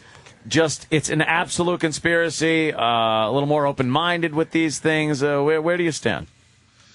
Well, really, I'm somebody who goes off the facts, off of what I can prove. Now, people can have disagreements about the way I interpret things. But 15 years ago when I first got on radio, I talked about the Gulf of Tonkin being staged to get us into Vietnam in 1964. And I had the San Diego newspaper clippings from the time, from research I'd done and from books I'd read. But it was only a rumor for the general public, so it was a conspiracy theory. And, of course, 5 years ago, it was declassified that the Gulf of Tonkin was staged, and they released the LBJ tapes with McNamara where they planned to stage it. And McNamara tells the president, showing who the boss was, how they were going to stage it and what he would say coming up in 2 days at the press conference. And it's LBJ at his ranch outside Austin, where I sit, and McNamara, the defense secretary, at the Pentagon. And another example is more than 10 years ago, I had declassified, hidden in plain view, government documents about terraforming or geoengineering of the globe going on. Since the mid-'90s, there's been a giant covert, hidden in plain view, weather modification going on a global scale, and it's run by the Pentagon. And now 2 years ago, at the end of the Bush administration, they began to declassify more of it, and then John P. Holdren, the White House science czar, went public in his first press conference and announced that they basically can manipulate and control the weather. It's a secret program, but he's just letting us know what's going on. They're saving us from global warming. So my point is, one man's conspiracy theory is somebody else's facts. Now, are there people saying they're blood-drinking lizards from Planet Pop-Tart that are psychically controlling our brains? Are there schizophrenics running around who, think that they're Jesus and the Pope and Mary and Joan of Arc and a Keebler elf rolled into one, and also the Lucky Charms person? Yes, but I'm somebody who just covers the facts. I can prove, and I found 9 times out of 10, truth is much stranger than fiction. And Alex, let me just say where they can hear Alex, too. He's on XM 165 Talk Radio Saturdays. He's not on Sirius, only on XM 6 to 9 p.m. Eastern. You're not from the school of thought that sometimes the path of least resistance is, in fact, the facts? Well, the social engineers are able to predictively, especially with computers, but before they had idiot savants and others that were able to societally manipulate things. They call it the scientific dictatorship, the final revolution. Now, this is what all the top globalists, even 60, 70, 80, 90 years ago, Bertrand Russell, H.G. Wells, and countless others who wrote fiction and nonfiction, who were members of the British Royal Society, they talked about understanding normal weakness, normal human behavior, and then guiding things and manipulating things through our normal instincts. And so, yes, most of what goes on is just human weakness and human greed and lust and avarice. But the New World Order, like a symphony conductor, knows how to play all those different factors together in a type of 3-level chess where they're looking forward long term, and they're also willing to make sacrifices. The only thing that I find troubling about any conspiracy is the fact that I've never seen a group of people able to work together, to be quiet enough for long enough where it doesn't come out and get exposed in some way, shape, or form. Well, I totally agree with you. I absolutely, totally agree with you. That's why people got off the ships in San Diego after the Gulf of Tonkin when they rotated back a year later. And the captain of one of the ships and some of the top officers said it was totally staged. No torpedoes were fired at us. And so the truth did come out, just like I've interviewed police officers and firefighters and medical workers that said they heard the countdown to blow up Building 7. And now even a Fox News reporter admitted, okay, well, there was going to be a countdown to blow it up, but since it fell on its own, we didn't have to blow up Building 7 on 9/11. So I agree with you. This stuff all comes out.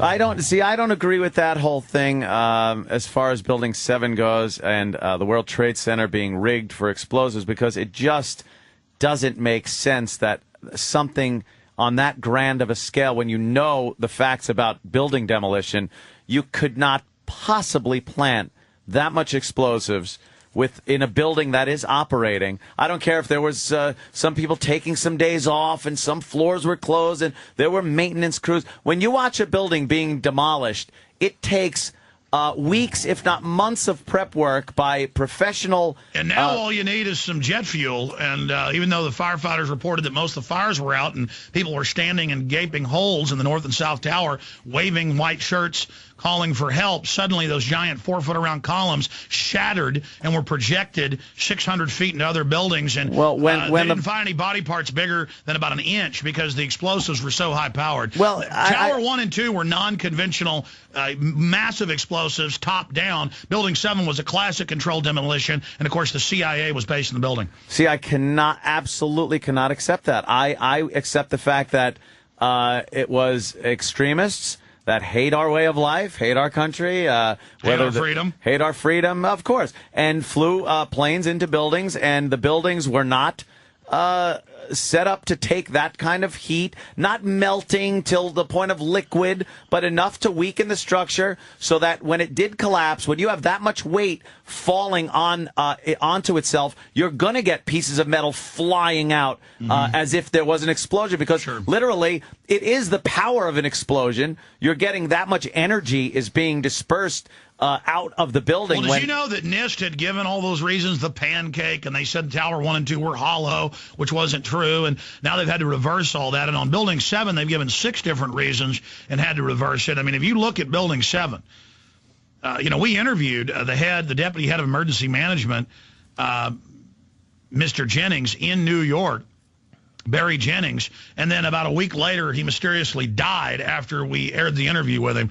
And he talked about how they blew up Building 7, and, of course, then he died mysteriously. How then was this explosives, these explosives brought into these buildings? Well, I mean, let's talk about 7. It had the FBI, NSA, CIA, Defense Intelligence. It was the biggest single U.S. intelligence building, private intelligence building in the world. Most buildings of that size, 47 stories or more, are completely government installations like Fort Meade with the NSA and others. The entire building was a giant spook command base. Yeah.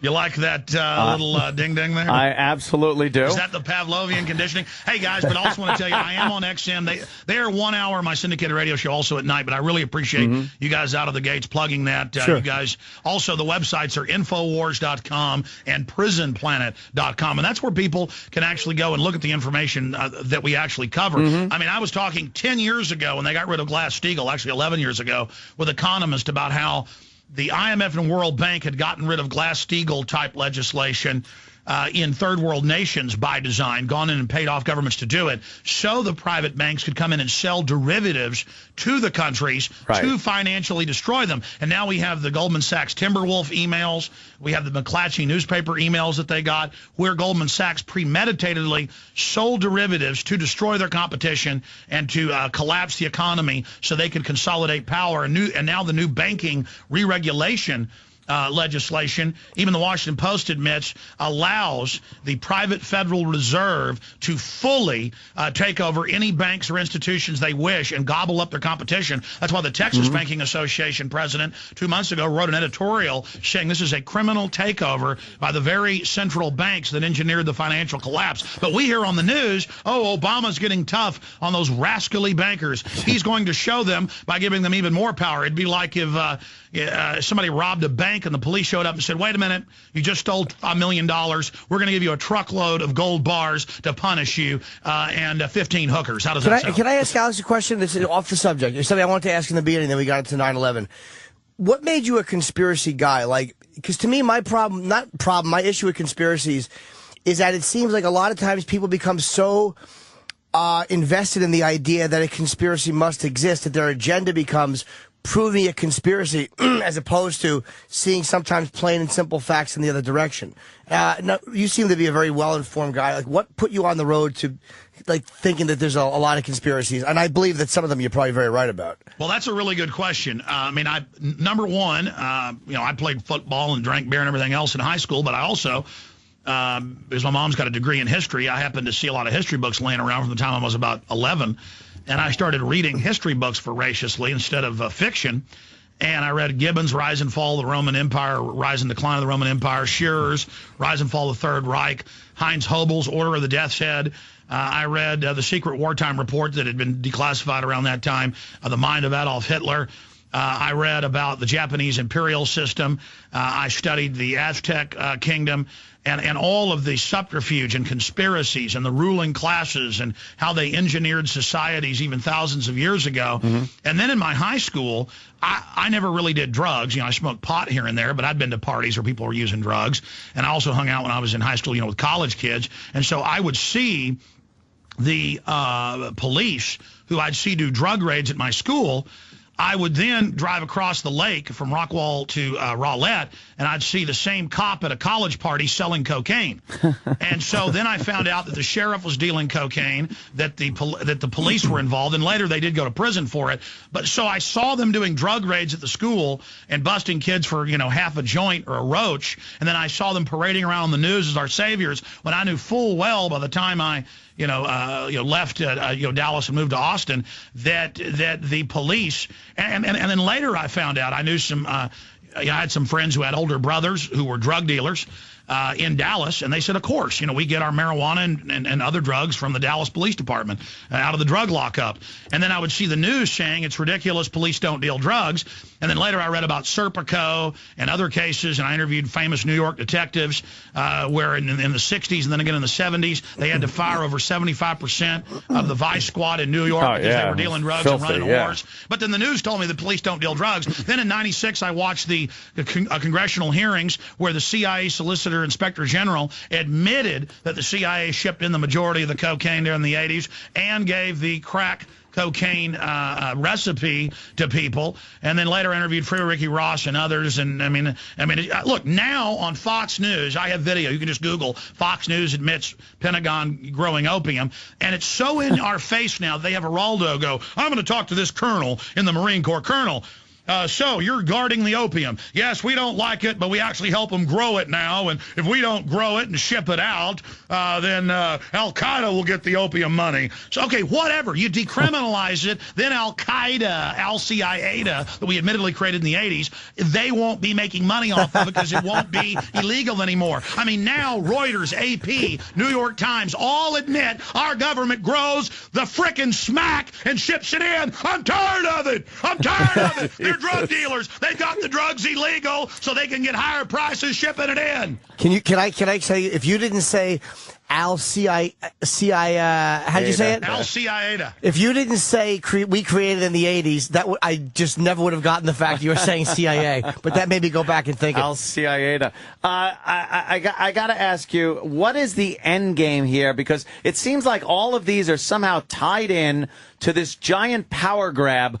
Who is the head of this? Where is it going? Why haven't we gotten to the point where this entity, this thing that is doing all this, has ultimate control? Where is the end game in this whole big picture? Social Darwinism, the final revolution. I have literally over 100 government-financed textbooks like Eco Science by John P. Holdren, the current White House science czar, where they say a planetary dictatorship. The Financial Times of London had an article titled just last year, And Now for World Government. And they admit, we're smarter than you. We kept it secret for your own good. It is a kind, gentle authoritarianism, an oppressive system for your own good. We are going to create a global government control grid that controls all the resources, all the money. We are then going to create a carbon footprint because humans exhale carbon dioxide, and we are going to tax that. And we're going to have a one-world government that enforces a one-world, one-child policy, and we are going to phase out at least 80% of the world population as State Department Memorandum, declassified 1992, written 1973, State Department Memorandum 200, and it's double-coded, also as a CIA document. State Department Memorandum 200 states that they will use war, famine, and sterilization programs at that time to reach the goals that if third world countries want U.S. loans, half of their population must be reduced. So Alex, hold on, I'm not to interrupt you. I'm sorry, but just a question on the theory of it, because why? Not a theory. Your feelings on it. If this all stated fact, I have all their gut. They think we're so dumb. This is admitted. Hold on. Out in plain view. If this is what's happening, or if there's a world order, why would those who are in charge of it allow information to be passed so easily in this? Like when you look at what you could have done in 1975, Abu Ghraib was not even able to be kept a secret. There are really, secrets are so easily exposed now. Why allow the system to progressively get more and more transparent, not by their doing, but simply by the way information is passed? No, they've actually done that's a very astute point you made. There are psychological warfare studies from the 50s, the first ones I read by British intelligence that were declassified. And then you can read more modern versions in psychological treatises out there about learned helplessness, acclimation, to where now they just basically don't even care if I'm on the air throwing all this out. They know the average person is just going to think it's a conspiracy theory and not actually go read these government textbooks. Here's an example. In Montebello 2 years ago, it was in the Toronto Star that the police attacked their own police as a pretext to then attack the peaceful protesters to create a pretext in the future to just shut down protest altogether. Police admitted that the Pentagon sent in troops dressed as anarchists in '99 to attack police as a pretext to then demonize them on the news, agent provocateurs. And now at the G20 in Pittsburgh and at the G20 in Toronto that was going on this week and last week, they actually have black vans pulling up. We have video of this up on Infowars.com. Black vans pulling up and grabbing protesters, peaceful protesters for no reason, men, women, you name it, children in some cases, and dragging them into black vans and driving away with them. And I discovered, going back to G20 meetings 3-4 years ago in different parts of the world, that it was staged. They were grabbing actors who were role players to scare everyone, and they would do it in front of news cameras to say, you may not just get arrested if you protest, you may disappear with plainclothes men grabbing you and putting you in vans. Well, and then the news says, oh my God, look, the government's kidnapping people. And then now, this year, they're actually doing it for real. So just like Jack Bauer tortures somebody's kid on 24 in front of their parents to get answers, and it turns out he's the good guy, they're reshaping us through Pavlovian conditioning, social conditioning, to accept that secret arrest, kidnapping, Abu Ghraib is good. They're releasing this on purpose. Bush came out 2 weeks ago and said, yeah, I ordered torture, and I'd do it again. Meanwhile, the people he ordered to do it went to prison. But it's all part of a conditioning process. But why? My thing is, why allow the real information out? Because, like something like the Freedom of Information Act, that's such an if the world dominance or world order is the issue, why would you allow something like the Freedom of Information Act? He'd probably argue that there's certain information they would want to get out. Absolutely. Now, let me break that down. Very good point there as well. Why do we have the National Security Act? Why do we have the FOIA Act? 1947.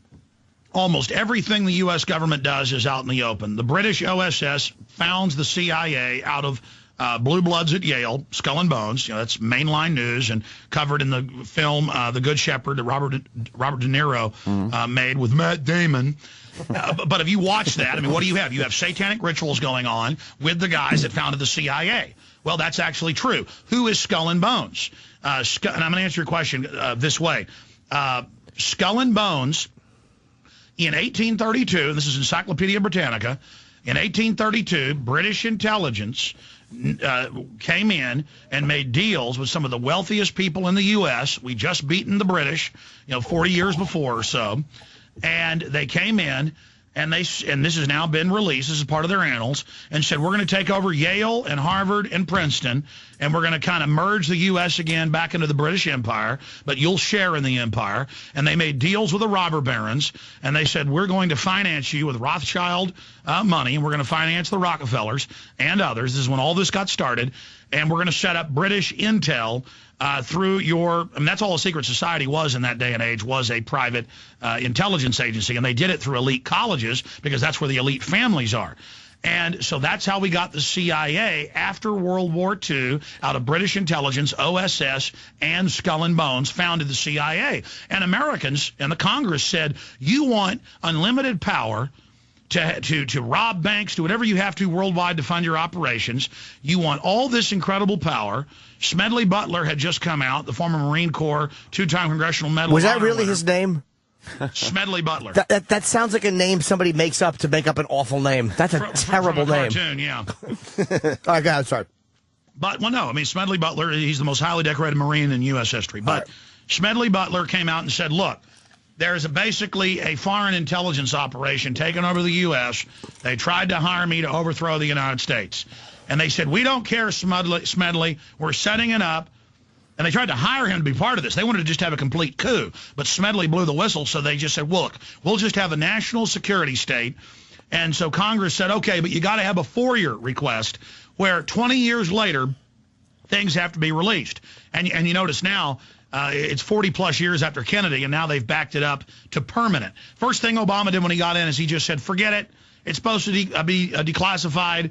It's unlimited classification now.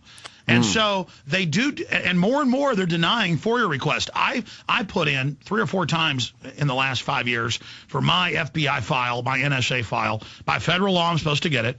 And they don't even respond. So I had a lawyer send letters, and they said, look, it's national security. We're not telling you what we got on Jones. On you.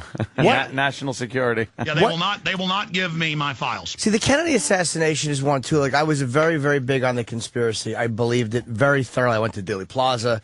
You know, I read a lot of the books on it. And then the more I would hear little things that would kind of go against conspiracies, which sounded like, ugh.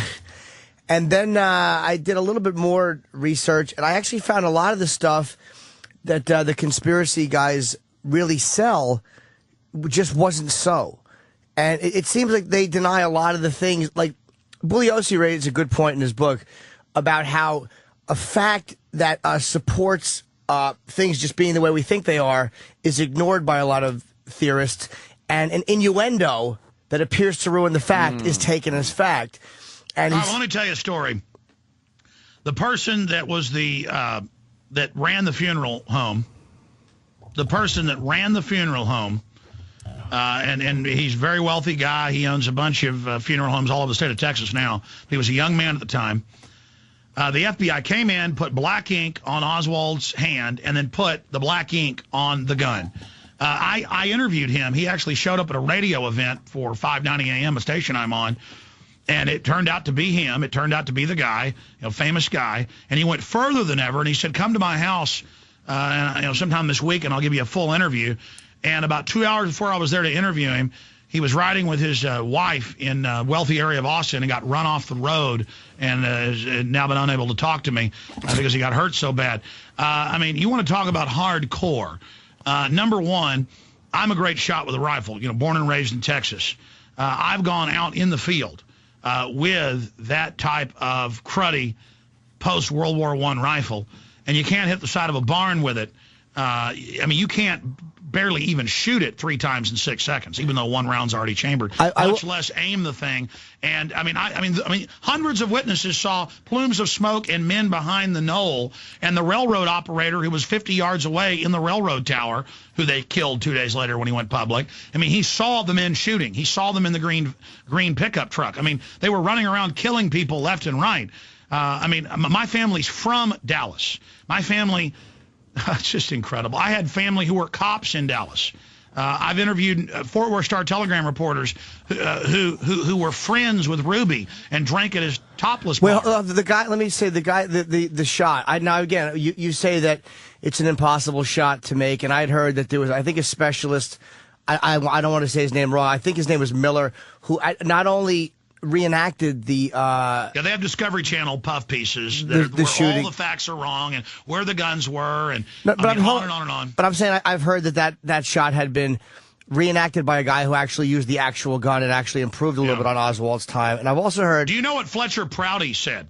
No, but he's the one. By the way, just so people know, he's the one that Mr. X.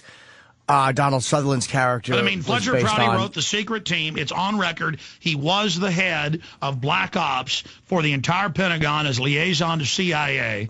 And it's on, I mean, they had Lawrence Livermore Laboratory, even the Dallas Morning News, who's been one of the biggest absconders with the truth on the JFK assassination, 2 years ago had to admit that the government itself, but a subcompartment, did bullet fragment tests and found it wasn't the same bullet. I mean, do you know what happens if you fire a Full Metal Jacket bullet into water? It bends more than that did that shot through 2 people, 3 or 4 bones, and a car seat. I mean, do you know what happens to a hollow nose? A hollow nose comes out, a soft tip comes out better than when you shoot hard objects, because it's able to bend quicker. If you shoot metal and bones with a full metal jacket, it shatters. Okay, it shatters. The bullets shatter. Guys, go out and buy a brisket.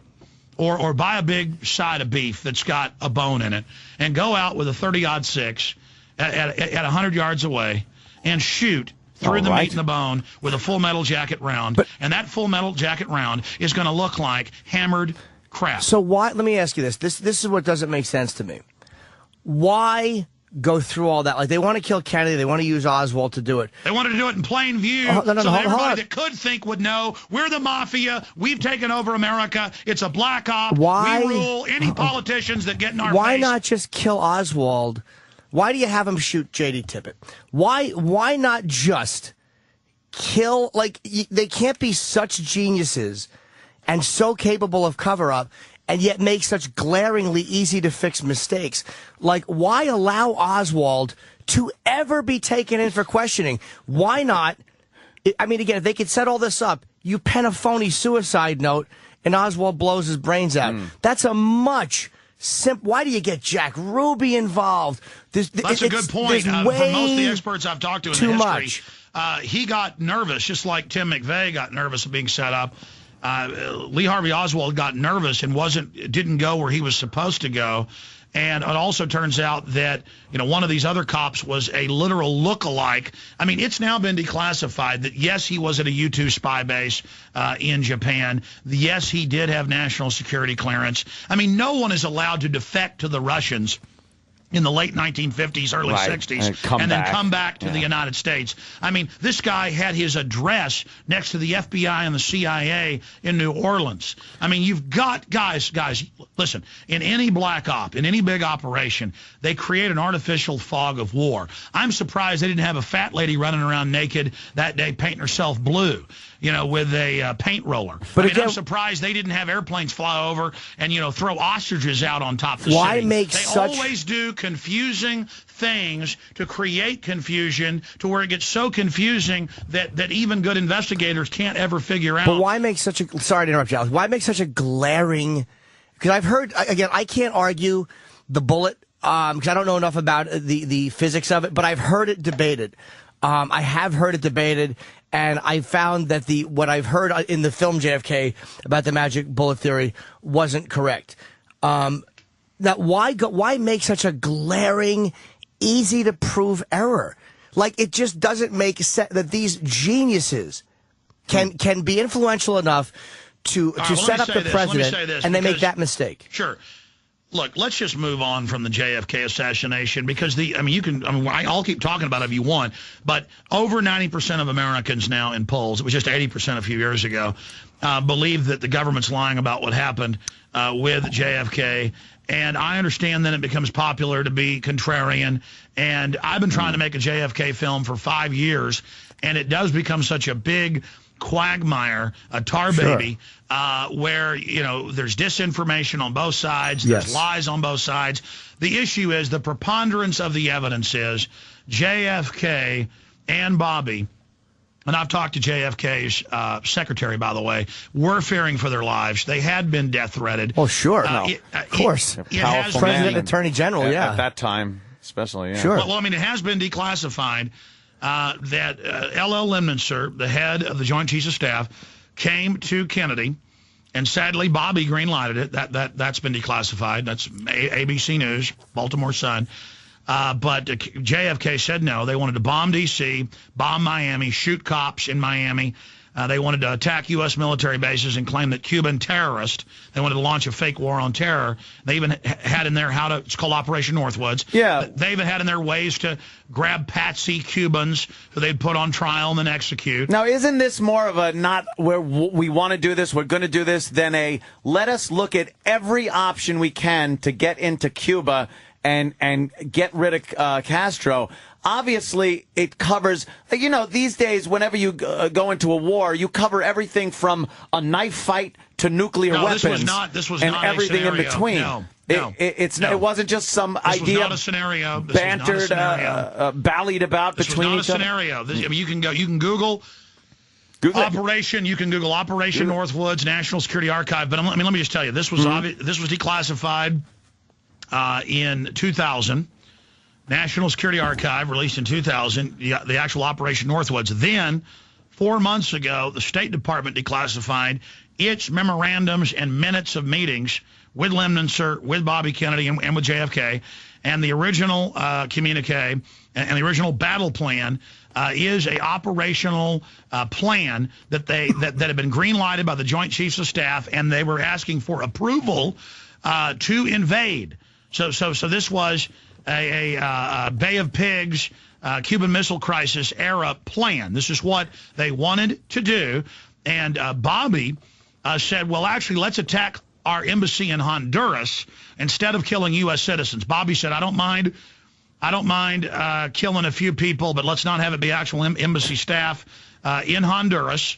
And then let's say Cuba did that. It's too incredible to say that Fidel Castro would attack the U.S. And so they took that to Kennedy, and then he fired Lemnitzer, and he fired the Dulles brothers and the head of the CIA. And no, it's on record that this was an operational green light battle plan, and Kennedy had also given the order to recall our troops from Vietnam. He'd signed an executive order to begin abolishing the Federal Reserve.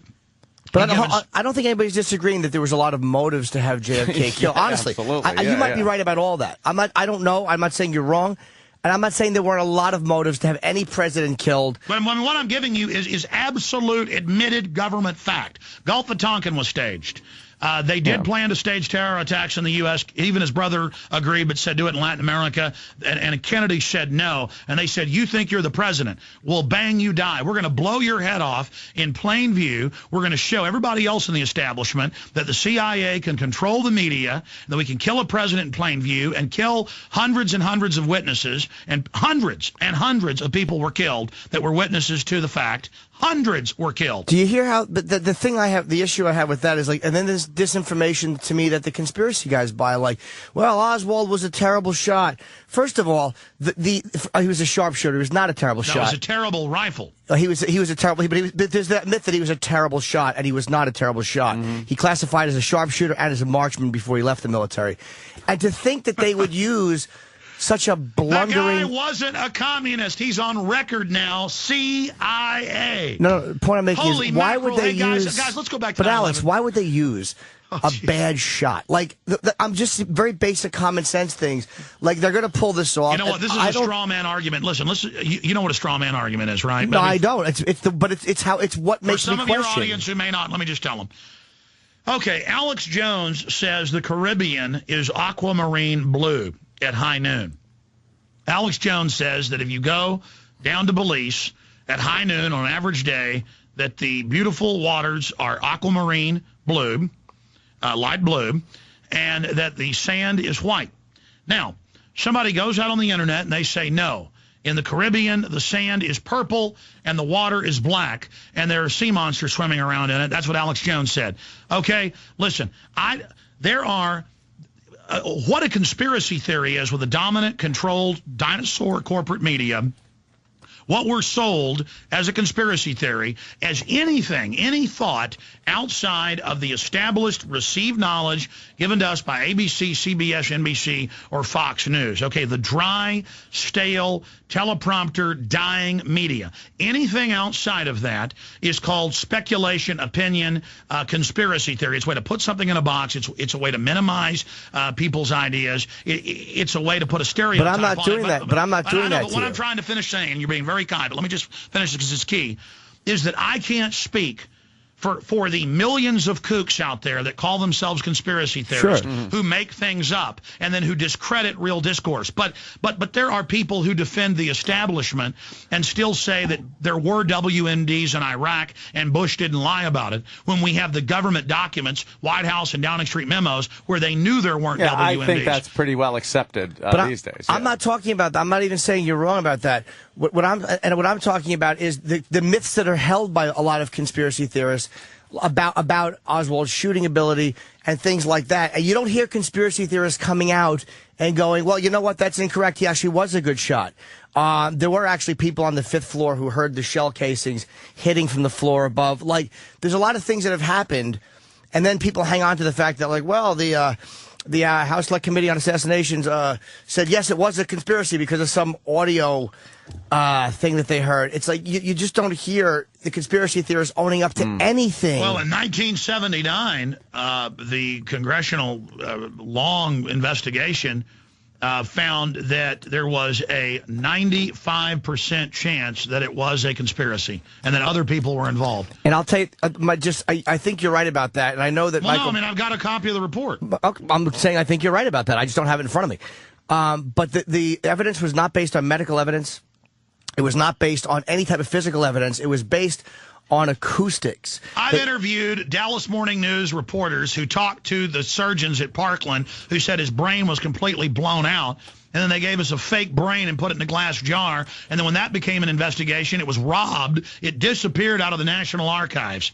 I mean, come on, guys. He was at a CIA spook base. But hold on. But I mean, the guy was at a total black ops base in Japan, was allowed to go into Russia to bring back a Russian wife. He was a deep cover national security operative. So exactly. So if that's true, why use him? Why use a guy? They always burn their military black op lower level people. So they take a guy like that, they allow him to do it, and then they allow him to be picked up and questioned by the Dallas police? Look, I don't know if he did it. You know, that's the problem. Listen, guys, I mean, let's just take 9/11 for a moment, okay? Right. He may have been one of the shooters. That's the whole issue, is that's how they do these black ops, to where you can prove that the official story's a lie, but because it's different intelligence agencies, and people say, well, was it the mafia? Almost all these TV shows say, some conspiracy theorists say it's the mafia. Some say the Pentagon. Others say it was rogue people in the South who were handing out flyers saying he was guilty of treason for civil rights. Others say it was the Israelis. Others say it was the Russians. Others say it was just McVeigh acting alone, or Oswald. And then when you actually go look at all the pieces, when you actually go do all the research, when you actually look at it, you find out that going back to World War II, that's what the OSS and then CIA would do. They use local mafia. They use local hitmen. And then they'll have another backup team on top of that. There'll be 3-4 groups of shooters, not even knowing the other groups are there. These guys are compartmentalized. You ever seen Mission Impossible? This message will self-destruct in 10 seconds? That is literally how this stuff works. It's all compartmentalization. So these geniuses who can oversee all of this... They're called spy masters, yes. They know how to put a man on the all line. of these things to chance. They basically leave all of these things to the human factors are all going to go off without a hitch. And they make such glaringly bad decisions and such glaring errors that I can see, and believe me, I dropped out of high school, that you think anybody constructing a conspiracy of that level would have easily seen coming or nipped in the bud. Okay, guys, please let me go over this with you. It was a conspiracy theory that our ships were attacked. Now it's admitted. It was a conspiracy theory that the government planned to stage terror attacks to blame it on Iran. Now that's been declassified. I mean, it's in the New Yorker magazine. Confirmed White House officials admitting that 3 years ago, Dick Cheney wanted to paint up U.S. ships like Iranian ships and blow up a U.S. destroyer. Okay, guys, when you begin to understand that, of course, they would use 2 different CIA teams and a mafia hit team, all men who had committed scores of murders and assassinations. I mean, let's take E. Howard Hunt. Okay, E. Howard Hunt, of course, everybody knows about the cover of Rolling Stone a few years ago, the deathbed confession of E. Howard Hunt. Well, guess what? We actually broke that first. And we've interviewed St. John Hunt. You should have him on. And we actually released on YouTube the video and the audio of E. Howard Hunt, who was actually arrested that day, photographed, it looks just like him, as one of the tramps that people said they saw shooting and then ran to one of the rail cars. And the police were ordered then to release them. And E. Howard Hunt, who admittedly in World War II was a sniper in China, okay, he said in his deathbed confession to his son that, yes, LBJ and others, and that's as high as it went, wanted Kennedy dead, and that, yes, he wasn't pulling triggers there. He was running multiple hit teams, running mafia hit teams. He was running a European hit team, a Pentagon hit team, and that he was there for the, quote, big event. They had planned to kill him in Chicago the week before, but that was called off. So and LBJ, by the way, when E. Howard Hunt threatened to go public with this for hush money, whenever they were sending him to prison for Watergate, when his wife's plane was coming in with the money in Chicago, and I've interviewed the detectives and police involved, they blew her aircraft up coming in with everybody aboard just to get her. So LBJ wants Kennedy dead. Okay, I would never say that wasn't true. So the way they stage it is a few cars in front of Lyndon B. Johnson and his wife and Connolly and his wife, and they do it in a way where there are so many possibilities of failure as opposed to just planting a bomb in his car and blowing it up. No, like because in then plain they couldn't view. have a lone gunman. Sure, they could have a lone bomber who They then wanted it to be a public execution so with anybody with a brain would know, hey, Black Ops runs this country. There's been a private corporate takeover of America, and if any of you politicians get out of line, we're going to kill you in broad daylight, and we've got the power. We've got the power to cover it up. So to make Listen, have you seen the footage? Hold on, to make the have plan, you seen the footage of the motorcade? Hold on, where sure. Where the Secret Service throws fits when they didn't take the route they ordered them to take, the safer route, when they ordered the bubble off the top, and when they told. Well, that was Kennedy who ordered the bubble off the top. Yes, but when others ordered them not to run alongside the cars. I think that was Kennedy too. I think Kennedy had a really weird. He didn't want to appear weak in the South, I believe. He didn't want to appear overly paranoid.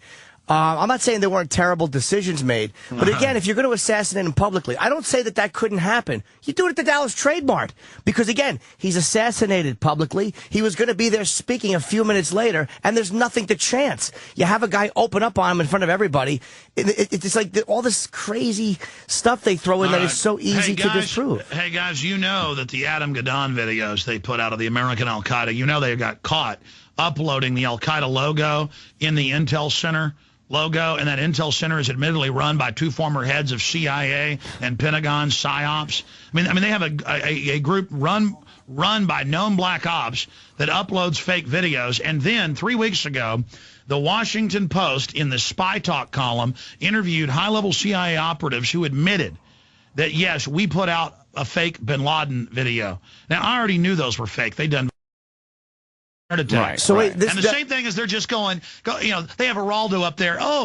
Yeah, the government is growing the opium, and then Washington Post, we are, putting out fake videos. So we're putting out fake. Okay, hold on. So former fake CIA guys are putting up the Adam Gadon video and the other videos. Bin Laden has been fake, and that's known. Foundry logos. So let me ask you, how does it work where somebody will call up? Because again, I understand if it was one news organization, that's one thing. But you have a lot of reporters involved, and now you have a lot of news outlets. So what happens? Does somebody go, look, we have this information, the Bin Laden video was faked with voice tracking, and they go to who? The news editors who go, no. All right, I want to be specific. I mean, this actually happened, so let me just go over what happened. Back in 2001, 2002, right after it happened, they had prestigious experts in voice print, in face print, and then also in linguist and in voice inflections in France, in Canada, in the U.S. It was in major newspapers, but it only came out here and there. It never became a big, national news story like the Lacey Peterson case or something. But it was there, hidden in plain view, that not only can they take real Bin Laden audio and do a voice print and create a voice key that will open doors or start cars or, get you on your computer. I mean, they know voice print. That's why you can call up to your own phone and set up a program a decade ago and speak into the phone, and it does voice print analysis and lets you into your voicemail. Okay, well, the same system, they take a real Bin Laden tape, and they run it into that, and then they take the new one, and it doesn't pass voice print. Then they had linguists. You can pull up the stories.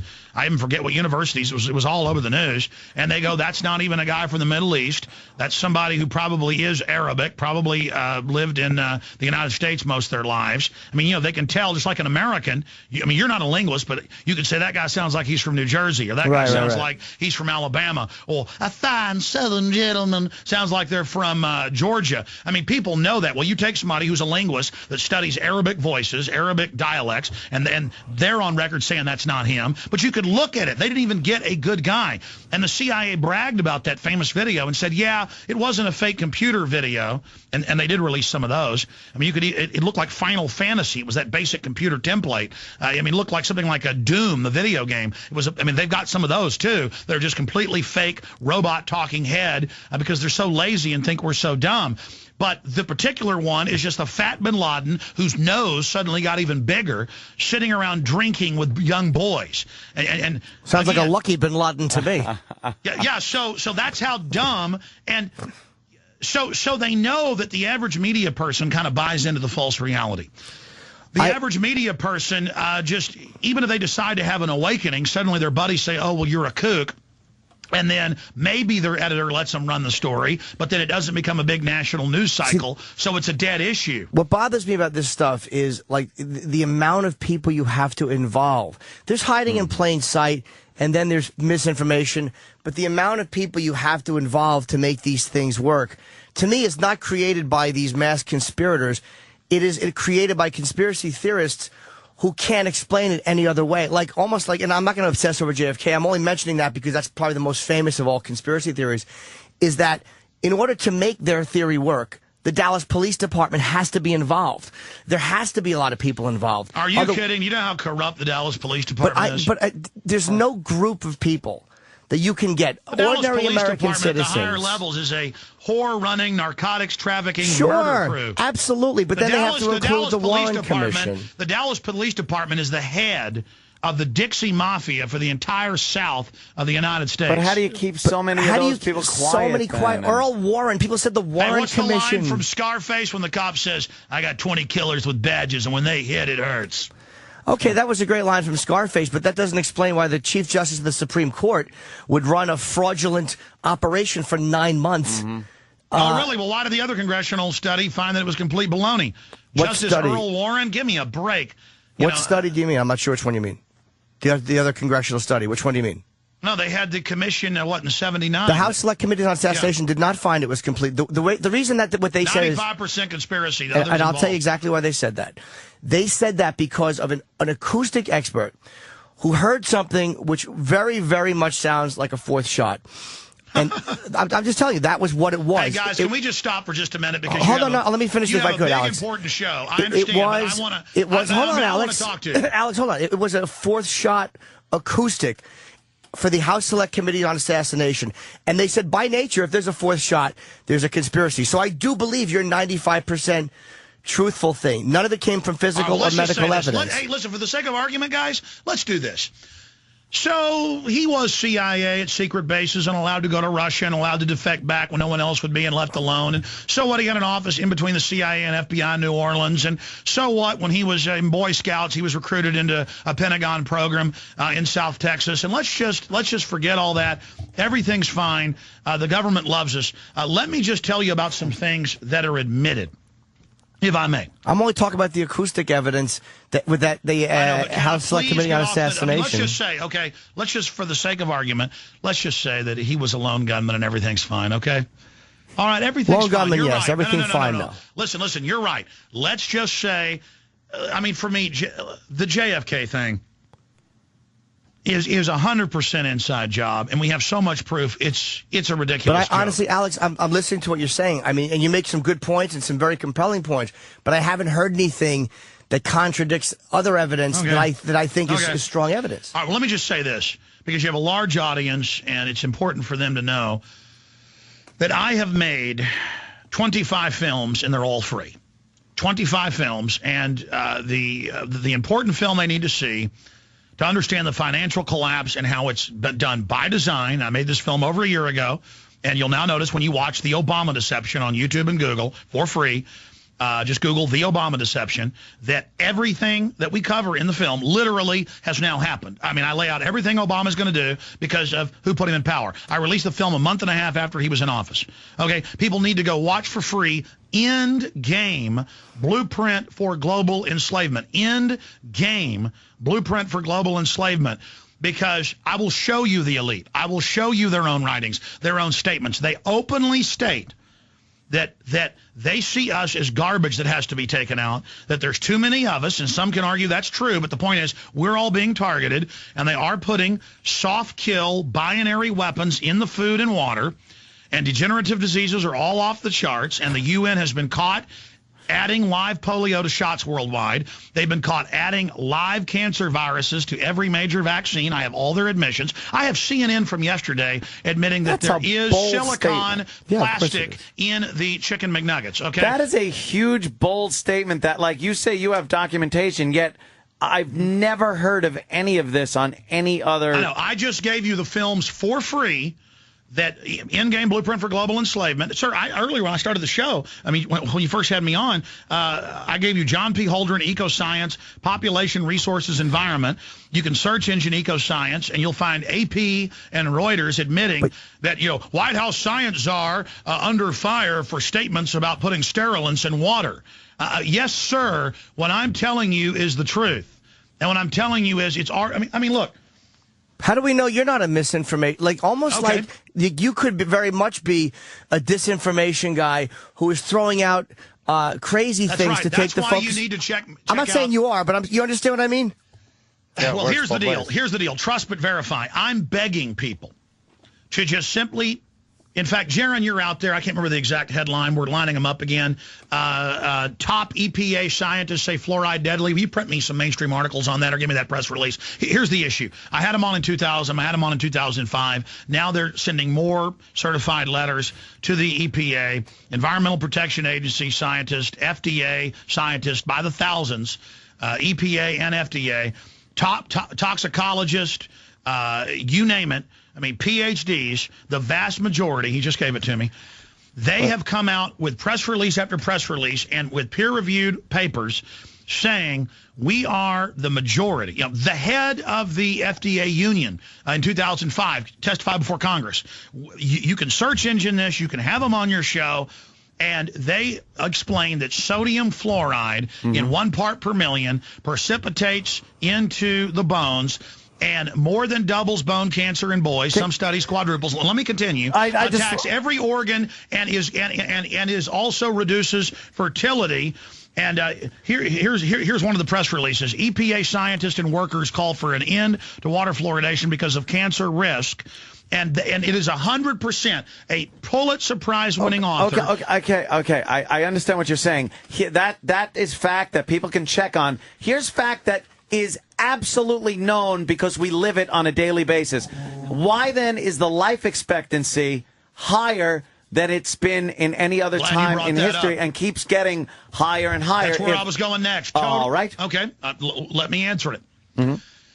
I can answer your question in about 5 minutes. Where is the closest old cemetery in your area? I don't know, but I could find it. Yeah. In front of Modell's. Okay, well, my family's been in Texas since 1829. We got Mexican land grants. And so the Joneses, the Johnsons, and the Browns all lived in the same area, and they intermarried. And I can go to family cemeteries in Teague, Texas, in Fairfield, Texas, in Buffalo, Texas, that have graves from 1829, 1830. And you go there, and up to half of them are little Missy Jones died at 6 months. We love her. Around half of them are kids under the age of 10, most of them just a few months old. And if you go to a cemetery with people from the 30s, 40s, and 50s, you will find that around 20%, again, that's a rough estimation, but a larger percentage of them are children.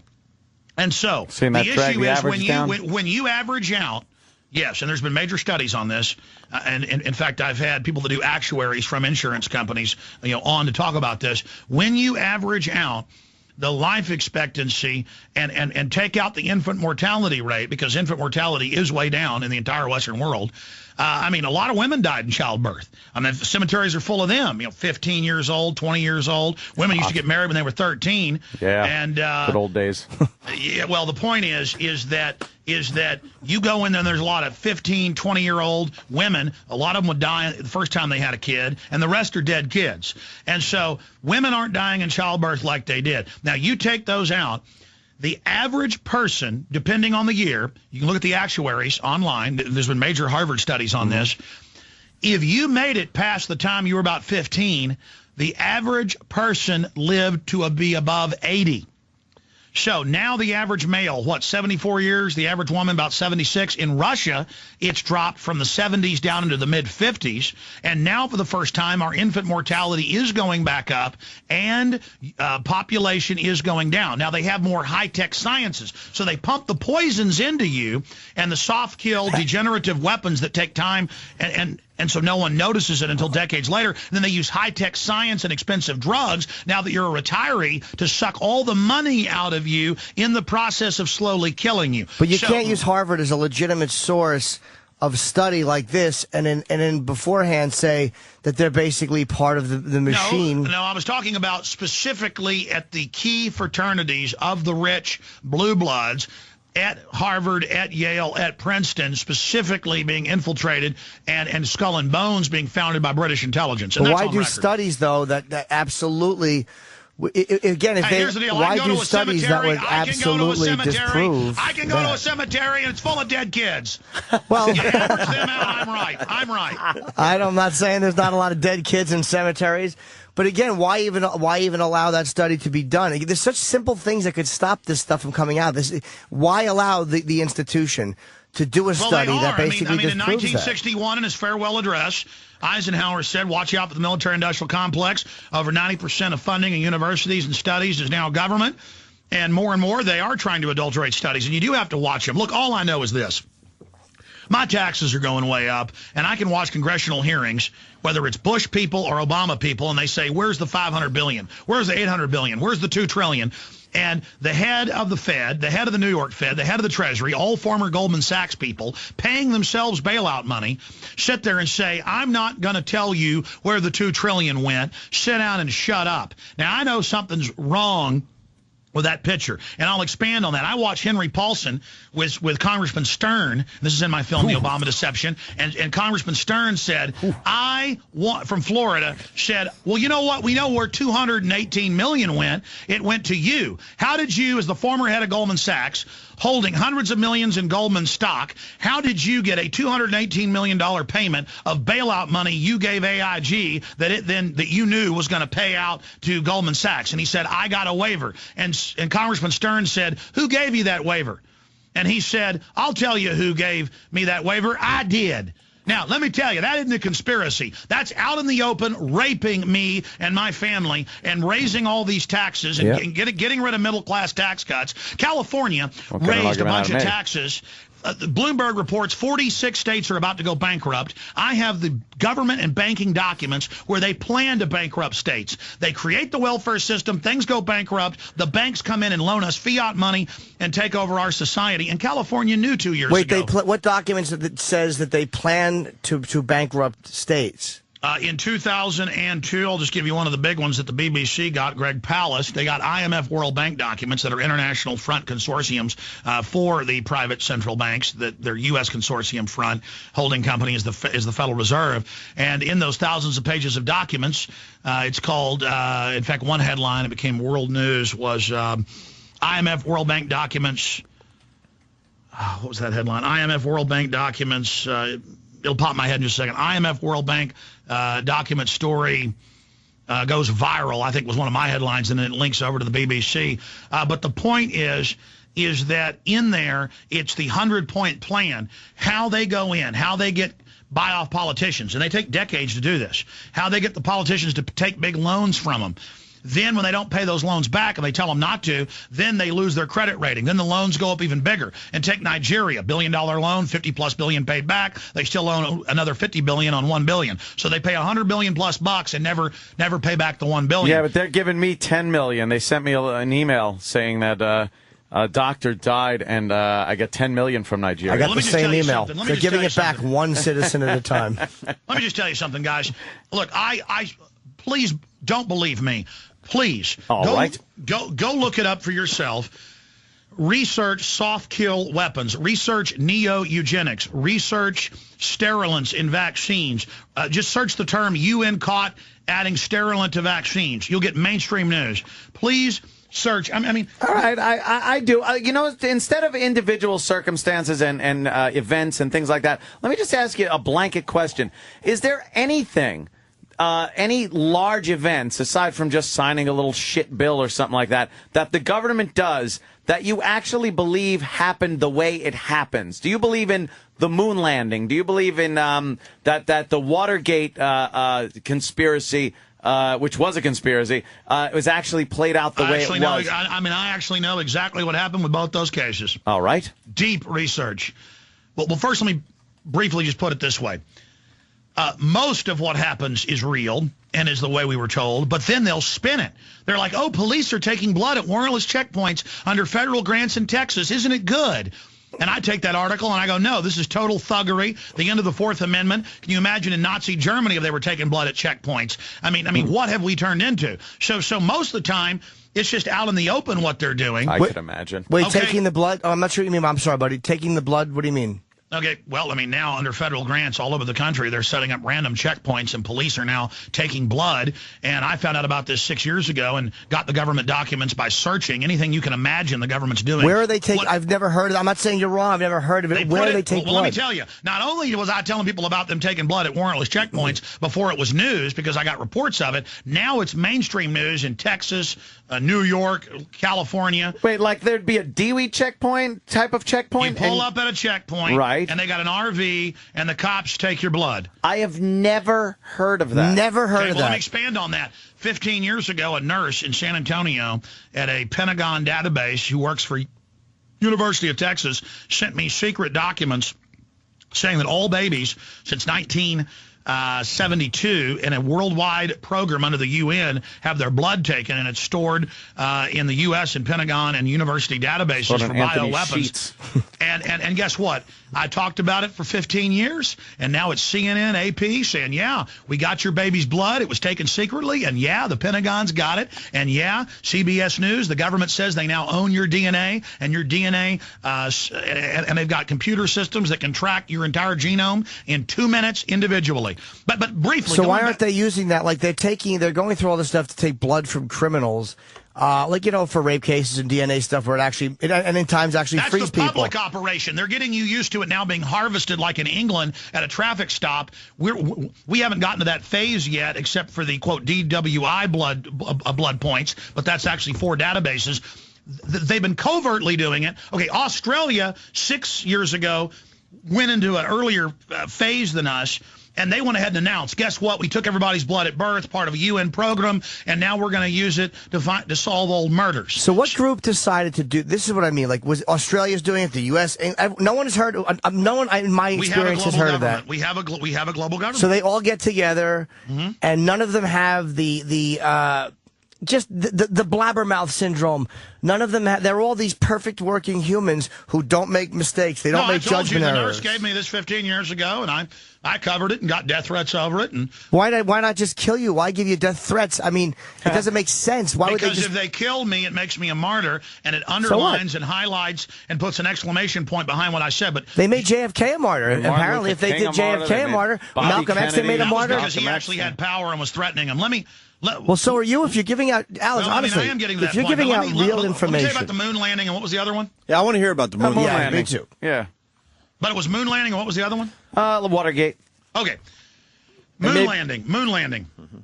I actually have done deep research on this, and because I've been researching this stuff for 20 years, on air for 15, and I went out, and I would never give people my opinion until about the last 2 years. And that's because a lot of these guys are old and have heart trouble.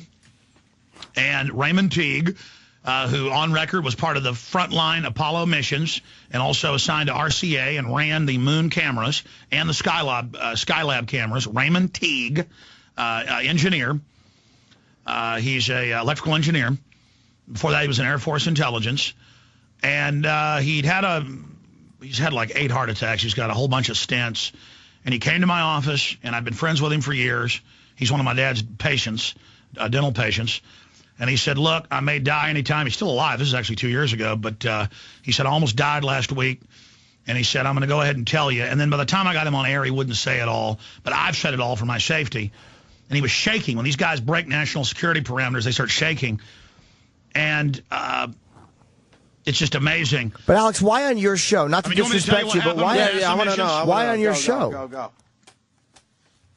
Now, Raymond Teague, and you can see him in photos. In fact, I showed this on my TV show / radio show. You can just Google Alex Jones, Raymond Teague. And photos of him on the front line. He wasn't the second or third backup unit because they had whole ground crews. He was on the front crew for Apollo and Skylab running the moon cameras. He said, we went to the moon, and this is intel I'd gotten from others from years ago who'd been researching it, and then I got other direct sources when I went public with this, when he went public. He said, we went to the moon. He said, but the Van Allen radiation belt was frying all the film, and they needed for PR and for public relations information, they needed to show people some cool colored photos. There were basically other spacecraft on the moon. We have more advanced spacecraft, a more advanced technological system than what the public's told, and that's basically all he would say. And he said, look, we were on the moon. I was running the RCA cameras. And there's a lot more going on that you don't know about. And he said it's all highly compartmentalized. And he said he wasn't even sure about this at the time, but other NASA people told him this. So this is a guy running cameras on the moon. Okay, Raymond Teague ran the cameras on the moon for RCA, period. Okay, yes, we went to the moon. All right, went to the moon, but the pictures aren't all real?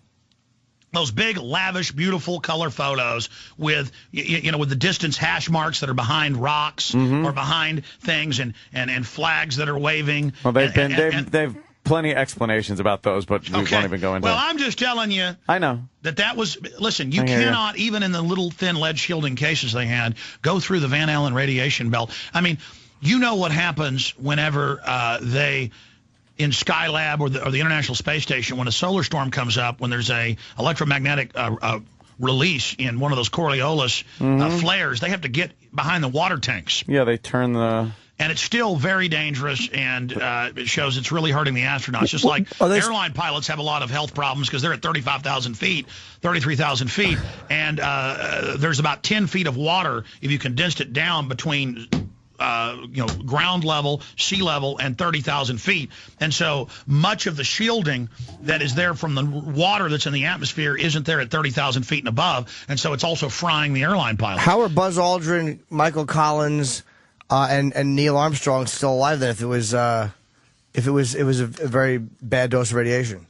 Well, I mean, they're very good genetic specimens. They did swing around, and they did time their moon shots 4 times when the sun was not very active. I mean, we didn't have any Coriolis storms in the last 3 years, and suddenly they're back with a vengeance. I mean, there haven't been any sunspots, and that's a Coriolis flare ejection in 3 years. I mean, now, how are there pictures now from the shuttle and the space station? They're digital.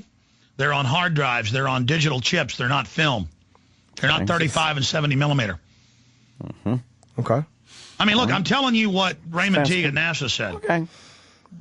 What about Watergate, you said, Ant? Yeah, okay, Watergate was a setup. Nixon had been used, but he was acting as the president. He'd made deals with China. He'd gone along basically everything the globalists wanted, but he was doing a few things they didn't like, and they wanted to move their agenda on, so they wanted to damage the office of the presidency. They'd already politically... I mean, they'd already physically assassinated JFK. Now they wanted to politically assassinate and weaken the image of the presidency to further the power of the bureaucracy and the strong men that are around the president. That's why they only get people who are compromised, like George W. Bush or Barack Obama now, who have all these skeletons in their closet. And so that's why he was set up from within, and the plumbers were basically set up from within. That's the word I've gotten from a lot of good sources and what the evidence shows. We know there's deep throat inside the White House. Yeah, well, that was... It was Alexander Haig and a composite of Alexander Haig and, of course, Henry Kissinger. But Henry Kissinger. But you think Nixon was... or what you're saying is Nixon was just kind of a setup there? He was... he wasn't as involved as they said in the end? No, Nixon, it's on the tapes. I mean, Nixon was in there, and that, talk about digging a hole for your enemies and you fall into it. Or setting a trap for your enemies and you get caught by it. He was recording everybody, and, there it is on the tapes going, Bohemian Grove, north of San Francisco, most goddamn faggy thing you've ever seen. They're in there, orgies. I mean, the rituals. And, of course, Helmut Schmidt, German chancellor, wrote about that as well. Oh, I love the satanic rituals we do in Germany, but I love the ones at the Grove. I enjoy it. What was the reason? What was the reason for getting Nixon out? It was about damaging. They were done with him. It was about a sacrifice. But he had what? He had what? 2 years left? It was about damaging the image of the presidency. Oh, okay. It was about lowering morale. For what purpose? To demoralize people. They'd had problems with presidents trying to be presidents. And so it's about making them be these, kept creatures. I mean, let's go back 3,000 years ago to the Qin, what China is named after today. And they would come to the elites, the king and the queen. These would be the grandchildren. These would be the grandchildren. Well, to understand what's happening currently, you got to understand the past. The grandchildren of the war chief who'd unified China, who'd actually been tough and intelligent. The grandchildren were little spoiled brats. And so the king's court, the wise men would come and say, Emperor, you need to grow your fingernails out to about 2 feet long. You're too godlike to feed yourself, and we must have a groom with a stool. Of course, the British royals have their butts wiped as well. And so it's all about controlling them. And, we must bind your feet. You must be carried. You're not allowed to touch the ground. And actually what it does is it makes them these kept creatures who are controlled by the power behind the throne. And so this was a similar 20th century or 21st century model of what the Aztecs did to their ruling elite to turn them into kept creatures and what the British did. I mean, you know about Groom of the Stool, right? I mean, the Queen of England has her butt wiped, right? I didn't know that still went on. Yeah. Oh, yeah. Well, I mean, they officially got rid of it about 90 years ago. But no, they still have a toilet attendant. It's normally a high-level government official. Oh, see that? And of course, George W. had a Groom of the Stool, where they have a special toilet and then they examine his feces. Oh yeah. I mean, that's just something for your show. I know that's something you're listening. Now, to. is that? I've heard that. Is that to see? No, that's Associated Press. I mean, no. No. I mean, I've heard that. Is the purpose of that? Droppings have always been examined. Is the purpose of that to see if he's sick or to see food allergies or any of that stuff to see where his health is? Yes, and his crap is also national security. I mean, for the last 50 years, they've had a special toilet, but they just admitted it under Bush to humiliate him further. But yes, they claim that foreign governments might get in the sewers to get his poop to find out what he is, what drugs he's using. He was a well-known drug addict. Hey, Alex, to bring it to current times here, the oil spill. Is there any conspiracy there that's starting to... The entire thing is 100% a staged event from pillar to post. I could give you the breakdown of that if you'd like. Give us some basic. This is keeping Obama kept, right? Yes. Yeah. Yes, this is how they're grooming his stool. What do you got? What do you got on the oil spill? Just the basic facts. Well, hey, you guys, if you get powerful enough, maybe you can have a groom of the stool, huh? Yeah, of that. I've paid to be one. That's true. You'd like to groom the Queen Elizabeth? No, not after 1958 when she started to get a little fucking long in the tooth. When she was young and fixing automobiles, I would have eaten her ass, sure. I mean, you notice that. Yes, Alex. Hey, you notice that she is Queen Elizabeth II. Okay. Yes. Yeah. Number 2. Number 2. See, one of them Roman as the Romans, huh? Talk about some poop with you guys. All right, listen, Alex. This will be a YouTube classic. No, seriously. The oil spill. Let's go. All right, let me get out of this mode for a moment and get serious. Hold on one second. In fact, you guys talk for a second. Let me actually pull up those files in my mind. Go on. Oh, is that what he has to do? No, he's Googling something. File. He's Googling something. He's Googling something. Okay, here we go. Would you like me to go over the information? Yes, please, Alex. Okay, let's set the stage here with what's happening with the oil spill. Mm-hmm.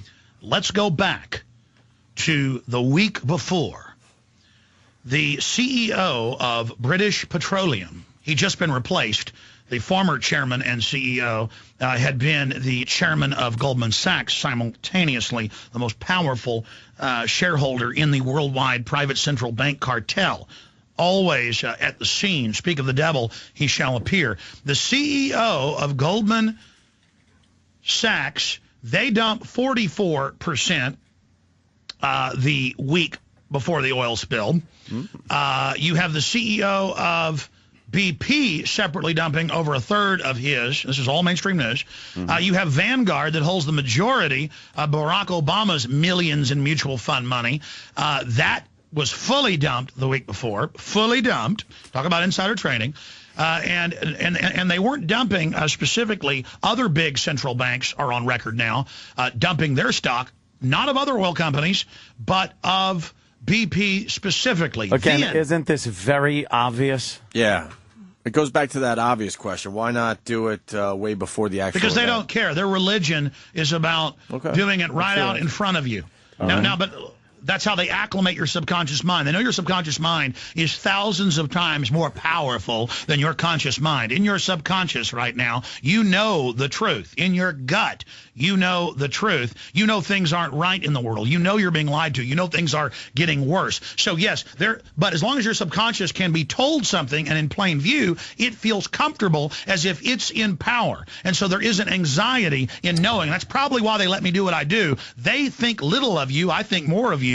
And they think this is just going to acclimate you and is known as revelation of the method. But let me continue to run through this. Why make trouble for themselves by allowing you to do it? There's so easy ways to stop you from saying what you say. Again, freedom of information. All these little things they could do to make their lives astronomically easier. I'm sorry. Let me answer that briefly and then get back into try not to be long-winded because I am long-winded, and just give you the basic on the Goldman Sachs coup in the Gulf. Okay. But this is the issue. I've studied it. 50 years ago, 40 years ago, 30 years ago, they would kill you deader than a hammer. People wrote books about this stuff. They would get beaten to death on their way to the grocery store in a small town. They'd get run over. They'd be killed. They'd die of a 12-hour cancer. And it's now been declassified that they did have cancer weapons programs. But side issue. Now, now there's so many people out here speaking out that they found that when they smash us flatter than a pancake and when they kill us, it only hurts them more. Now, they are starting to prosecute whistleblowers. They didn't do that in the past. Pentagon whistleblower releases video of troops killing kids and laughing in Baghdad. They're charging that guy with felonies, and they're trying to hunt down. Even MSNBC reported that there were kill orders for the guy that released the Pentagon Papers, Daniel Ellsberg, and that there may be kill orders for the head of WikiLeaks. So if you're releasing original bombshell, prima facie bullet points that will hurt them, they tend to kill your ass deader than a hammer if you don't release it first. Once you release it, you're safe. So that's why they haven't killed me.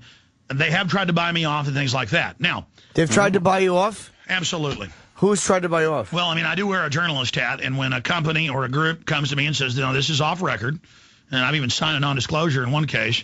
When somebody comes to you and says, we're going to give you this proposal, and you give us your word, it won't, be on the record.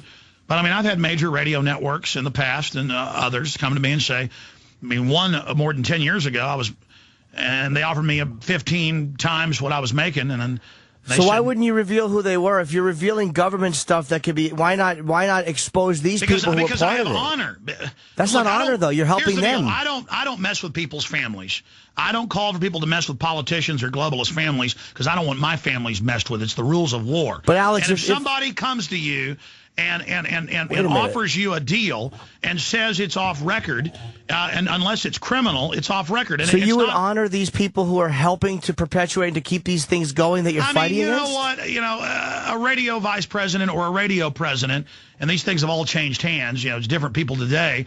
Is like, oh, yeah, there's a world government, but it's for the good of everything, Alex. And, we've got to lower the standard of living here to help the third world. And, I've heard the speech repeatedly. So somebody came to you with that. You're a smart guy. The general public will tear you apart. You belong with the elite. You're a smart guy. No more black helicopters. No more Federal Reserve. You'll replace Rush Limbaugh, and we'll develop a TV show. I was offered basically to be Glenn Beck before Glenn Beck was even on the radar. So why wouldn't you take that job and then use their own duplicitousness because they against know him. I'm honorable. They've been given intelligence files on me. So that's they know, honorable? Hold on. They know I'm for real. They know I'm not going to sell out, boys.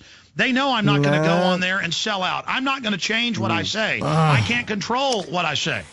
So wait, they offered you these big gigs and all of this money, and on your honor, you're not revealing who they are, and you didn't take it to use that platform because you're making films for free, which to Listen, me I means didn't that sign you do contracts. you do they care. told me. No, they told me. They said you will have editorial control. You will have a couple of producers, and we will bring you what you're going to cover, and you're not going to cover. I mean, this happened repeatedly. It was like a script. No more black helicopters. No more Federal Reserve. No more. And this happened 3 different times. One time it was a little radio guy, a national consultant. Then it was a vice president. Then it was even higher level. I mean, come on, guys. So you Look, fight against. Here's the deal. Here's the deal. Hold on, Alex. You I'm fight getting all against those radio declassifying stations. stuff. Here's the deal. You I'm fight getting all against those radio declassifying stations. stuff, and yet you're helping I'm classify getting it stuff. all my way. I'm doing it my way, and I'm getting it all. But why okay? not then help bring them down? Here's how you make yourself bigger: is you bring them down through their own. If they come to you with these type of deals, and they come to you by Why would I offering, bring down some radio guy who knows the truth because he is a part of what you're fighting. No, he's not. He's sure he department. is. Let me tell you something. Then why would he be privy to the information? I talk to radio executives now.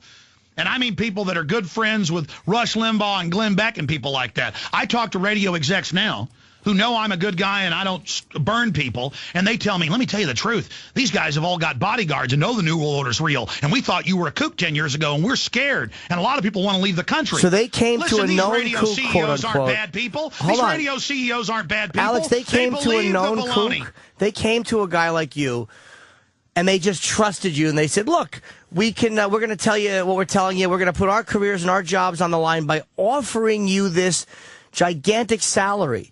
Instead of just leaving you... Hey, guys, I'm on the cover of Radio Inc. I didn't get back with talkers to be on the cover last week because I was too busy. I mean, they recognize talent. You think I'm making I'm not this stuff saying up? you're not talented. I think hold on. You think I'm making this stuff up? I think you're making up the part about them offering you a lot of money. Movies, guys. My websites combined are starting to approach the Drudge Report. I mean, they recognize talent. They came and they said, listen, kid, you got talent. And they said, you want to be on a crusade and basically go nowhere or not be sure of going somewhere? Or do you want to go to the big time right now, kid? I would believe that they offered you a job and said, look, we would like you to change your format. We like you, but not what you talk about. That I would believe. But you're saying you signed confidentiality clauses as far as them believing in the New World Order. You're implying that it's something like the New World Order and they're somehow a part of it. They're going, hey, yes, come with us. I was repeatedly given speeches that, because these guys don't want you to think they're dumb. They're like, yeah, there is global government, but it's... So do you think that they were a part of it and believed it, or were just appeasing you to try to get you? You're saying two different things. That could have been it. Okay, well, that's kind of different than what you were saying. That's all I'm pointing I'm telling you. Well, I mean, look. It sucks you in slow. But the devil doesn't come and just tell you everything that is evil and then hold you to your honor to not tell everybody else. Hollywood people. I know a lot of Hollywood people. I've never really reached out to them. They've all reached out to me. And I have been with some of the most powerful people in Hollywood. I mean, some of them you wouldn't believe. I mean, I'm talking about Colin Quinn. No, I'm talking about I'm talking about the biggest lawyers in Hollywood. I'm talking about some of the biggest producers. I'm talking about people that have made billions of dollars. I'm talking about above Brad Pitt level, okay? I'm talking about the highest levels. Okay, we get it. They all know this stuff's real, okay? All right, but again, they all know and they're scared, and they want to break the order. You know what? I woke up Bruce Willis. I can talk about that because Rick Linklater's talked about it. Okay, Jimmy did a movie with him. Yeah. Well, the point is, Bruce Willis, was basically a right-wing neocon until he saw my films when he was here making a movie in Austin 3 years ago. And I wasn't even going to talk about it. And then Rick Linklater came on my show and said, yeah, I woke up Bruce Willis with your videos. He said now he understands the New World Order and how both parties are controlled. And then Bruce Willis, a few months later, gave a Vanity Fair interview. And he said, yes, I no longer am basically the way I was. The same people that killed Kennedy are the ones running America today. It's a world government. Then I'd love to sit and have a debate with Bruce Willis. I don't say that you haven't turned people, they don't believe you, or you're not a smart guy. But I do find it difficult to believe. Bruce Willis. I'm talking about the people that I do find it difficult to believe that they would come and just offer you. I'm talking about people that run entire studios. Know their water's being Why do they poisoned. trust you enough, Alex, to tell you this stuff when what you do is talk about this stuff for a living?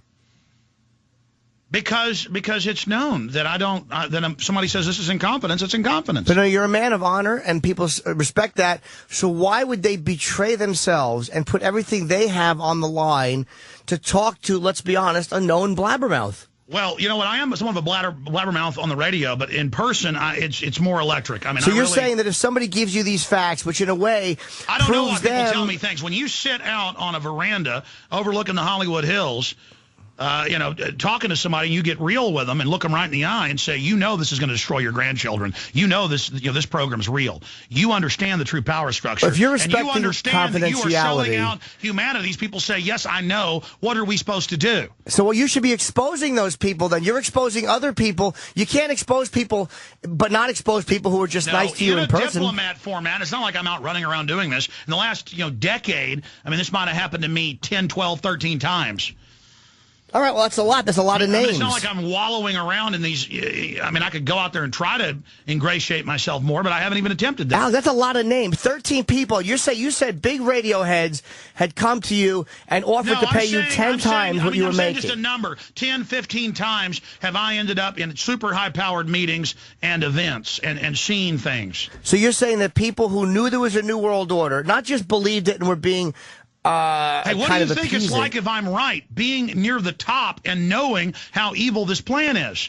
I think that none of them who really believed that or thought that would come to you and admit that they knew or thought that and expect you to not talk about it. Okay, one time, here's an example. One time, probably 11 years ago, I was up at the Texas Capitol, and I was walking out of a bathroom, and up walked one of the heads, I'll just leave it at that, of the government of Texas. And he stuck a card in my hand. He said, you ought to come by for a meeting sometime. And he goes, listen, everything you're saying is true, but the public's a bunch of idiots, and they don't want freedom. So, you'll come by my office sometime. And I ended up losing the card, never coming by his office because I'm busy. The point is, these guys... Wait, hold on. You were too busy to go by a man in that powerful positions. Like, you interview a guy who ran the film for the moon, and I know you do a lot of compelling interviews. Why would you blow that off, or why would you protect his name when this is a guy you could put a face to the theory? No, because I could tell by what he said in that 2-minute conversation was they wanted to, basically offer me something or try to. It's all about influence, all about networking. So you wouldn't go and just try to somehow engage that man and learn what you could? No, I'm saying all the stories I just told you are stuff that fell in my lap. Right, so why not? Why do extra Googling? I'm doing 2 interviews today. I got a 4-hour radio show coming up in an hour and a half. I'm working on a film on bioweapons and chemical weapons in the food and water supply that's scaring the hell out of me. I mean, I've got all just... So a very powerful guy in the Texas government came to you admitting that you're right, but you were too busy... No, he didn't really, he said, you're right about all this, but your perspective's wrong. It's always the same with these guys. It's yes, there's an elite. Yes, it's corrupt. Yes, it's out of control. But you don't understand. The people don't want freedom. And if they had the power, they'd be just as bad. All right. I think we got to wrap up. We have 15 minutes of show left before the computer shuts off. Well, the oil spill thing, though. Oh. Because that's a current thing. Do you want to hear the oil spill? Well, you got to make it fast because we really got to get out. We run out of show. So everyone, hold on. Where we were at, everyone dumped their stock a week before the big event. Yes, I mean, Obama dumped his stock, the head of BP, the head of Goldman Sachs, which is one of the main owners of British Petroleum. They all dump it. And then I started getting this report. We're 70-something days into it, but within a week, there were news reports because people would talk to folks in the oil drilling community in Mississippi and Louisiana. And then about a month ago, they had the Coast Guard hearings with the survivors. And the survivors said, look, 2 months before, they gave us orders to drill this super deep well at 18,000 feet that had never been done before, and we told them it was going to blow up. This is in Atlantic Monthly, by the way, the minutes of this, and a bunch of other publications. The Atlantic Monthly headline was, "Are you effing happy? I told you the rig was going to effing blow." In fact, will you print me that? Because that's the subheadline. And so the Anadarko and Halliburton engineers said it's going to blow up. You can't dump seawater into this before we've capped it with cement and mud. It's coming in with incredible pressure, and they gave them orders to do something they knew would blow up. And then it indeed did blow up. And then we expand, why would British Petroleum do this? Well, the globalists have to sacrifice even a pawn or a rook in a gambit to win this game. I mean, this is chess. And this is an important sacrifice. They can just change the name of the company, as BP's done over and over again.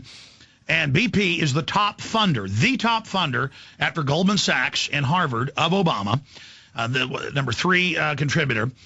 They are the top funder of billboards, radio ads, global carbon tax garbage. They bullied the rest of the oil industry into it. They've made their deals through government cartels. They get 80% of the oil under federal law that comes out of Alaska with those pipelines. They send it to Asia.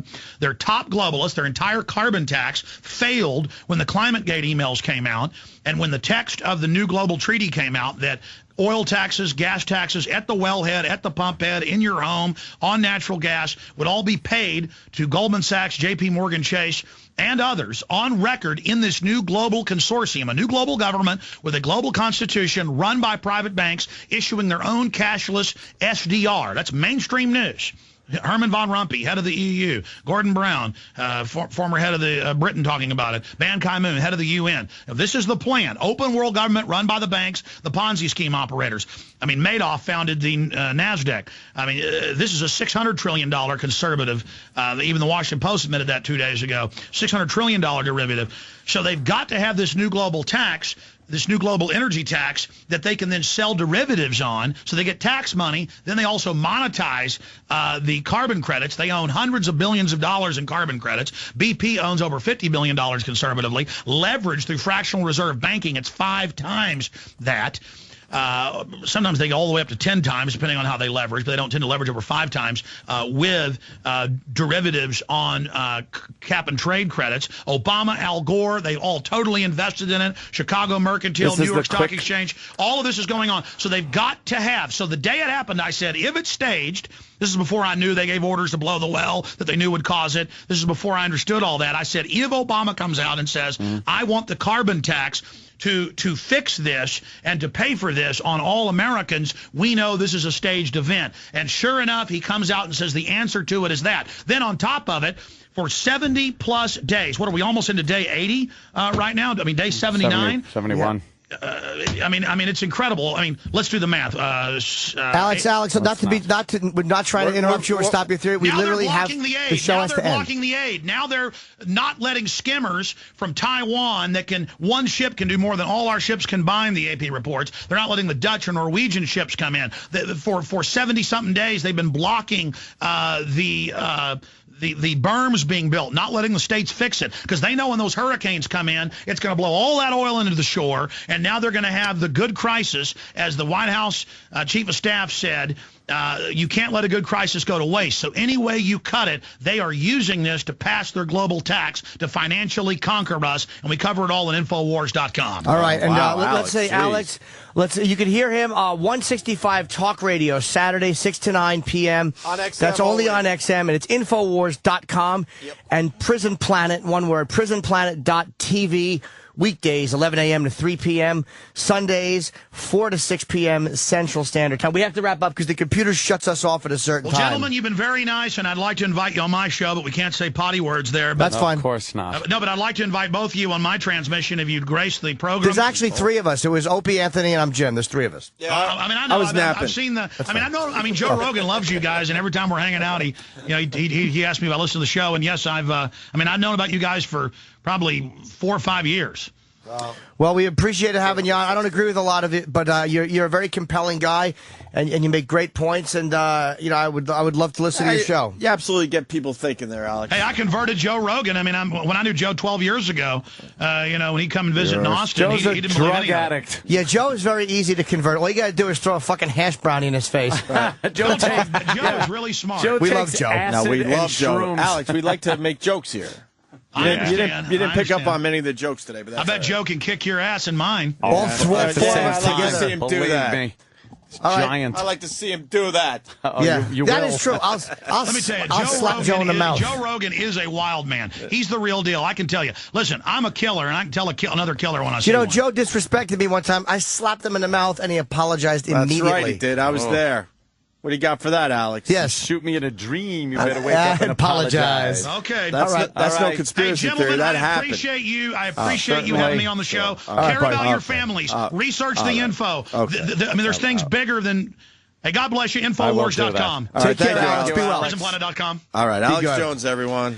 He was an interesting guy, man. I mean, Gets you thinking a little I don't bit, agree right? with it. Because people were saying, well, is he going to be at the Borgata July 2nd and 3rd? And I'm I like, was just why gonna would ask. he be there this weekend? I was just going to ask. Jimmy Norton will be there, though. But he was... Yeah, there's a lot of that stuff that is just like you go, like, I'm exhausted. Well, there's certain things like... I didn't like the way we were kind of keep getting away from... I don't want to harp on the Kennedy assassination, getting away from the point. but the House Select Committee assassinations, he didn't want to talk about... Whatever. He's a smart dude, and... By the way, Jimmy was very, very good with, like, he was tripping up on a few things. He was contradicting himself, and Jimmy was very good at pointing that out. But it's not to say that he's a phoney. I don't think he is. I think he's very smart. My only thing He's also is... got a job to do. Yes. He's got a gig. Let's be serious. I don't leave here, and I'm not completely the, Anthony from the radio show, believe me.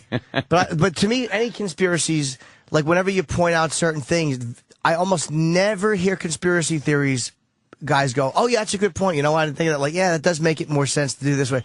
They always have to, again, because the agenda becomes a conspiracy. And their whole thing is, I have to prove the conspiracy. The conspiracy is more important than the event. Than the events of what event happened. itself. The idea of conspiracy becomes more important than the events. And a lot of these conspiracy guys are so hung up on the Gulf of Tonkin incident. And yes, it happened, but it doesn't necessarily mean that every time we go to war, there has been some type of government-run conspiracy event to get us into it. Yeah. I'm sure there are behind-the-scenes shit that goes on that we'll never know about. But, they take one instance, and then it has to mean every time something happens, that instance is the benchmark for it. No. I just don't believe, and again, that certain people would risk everything to cover up certain things. Some people I'm sure would. But the mass level of these conspiracies, to me, is what trips them up, because I don't care how black ops they are, they're people. And on a certain level, you can't get people to keep those kind of secrets, world-changing secrets. You're not going to get groups of people. Exactly. That's the biggest argument I have against Although what he's all saying that. about Goldman Sachs and a lot of these scumbags in banking, I have a much easier time believing a lot of that. There you go. Well, we should thank... Alex was enjoyable, though. I enjoyed talking to him. I thought it was Mancow. No, he does sound like yeah, Mancow. a lot of people were Was saying that that. Mancow, Bubba the Love Sponge, Maxwell? Who was that guy? Yeah, he does kind of sound like a radio Fit guy. that But voice, right? Alex Jones, very enjoyable guy, a nice guy. All right, let's chop out of here. We'll see you guys tomorrow. Bye.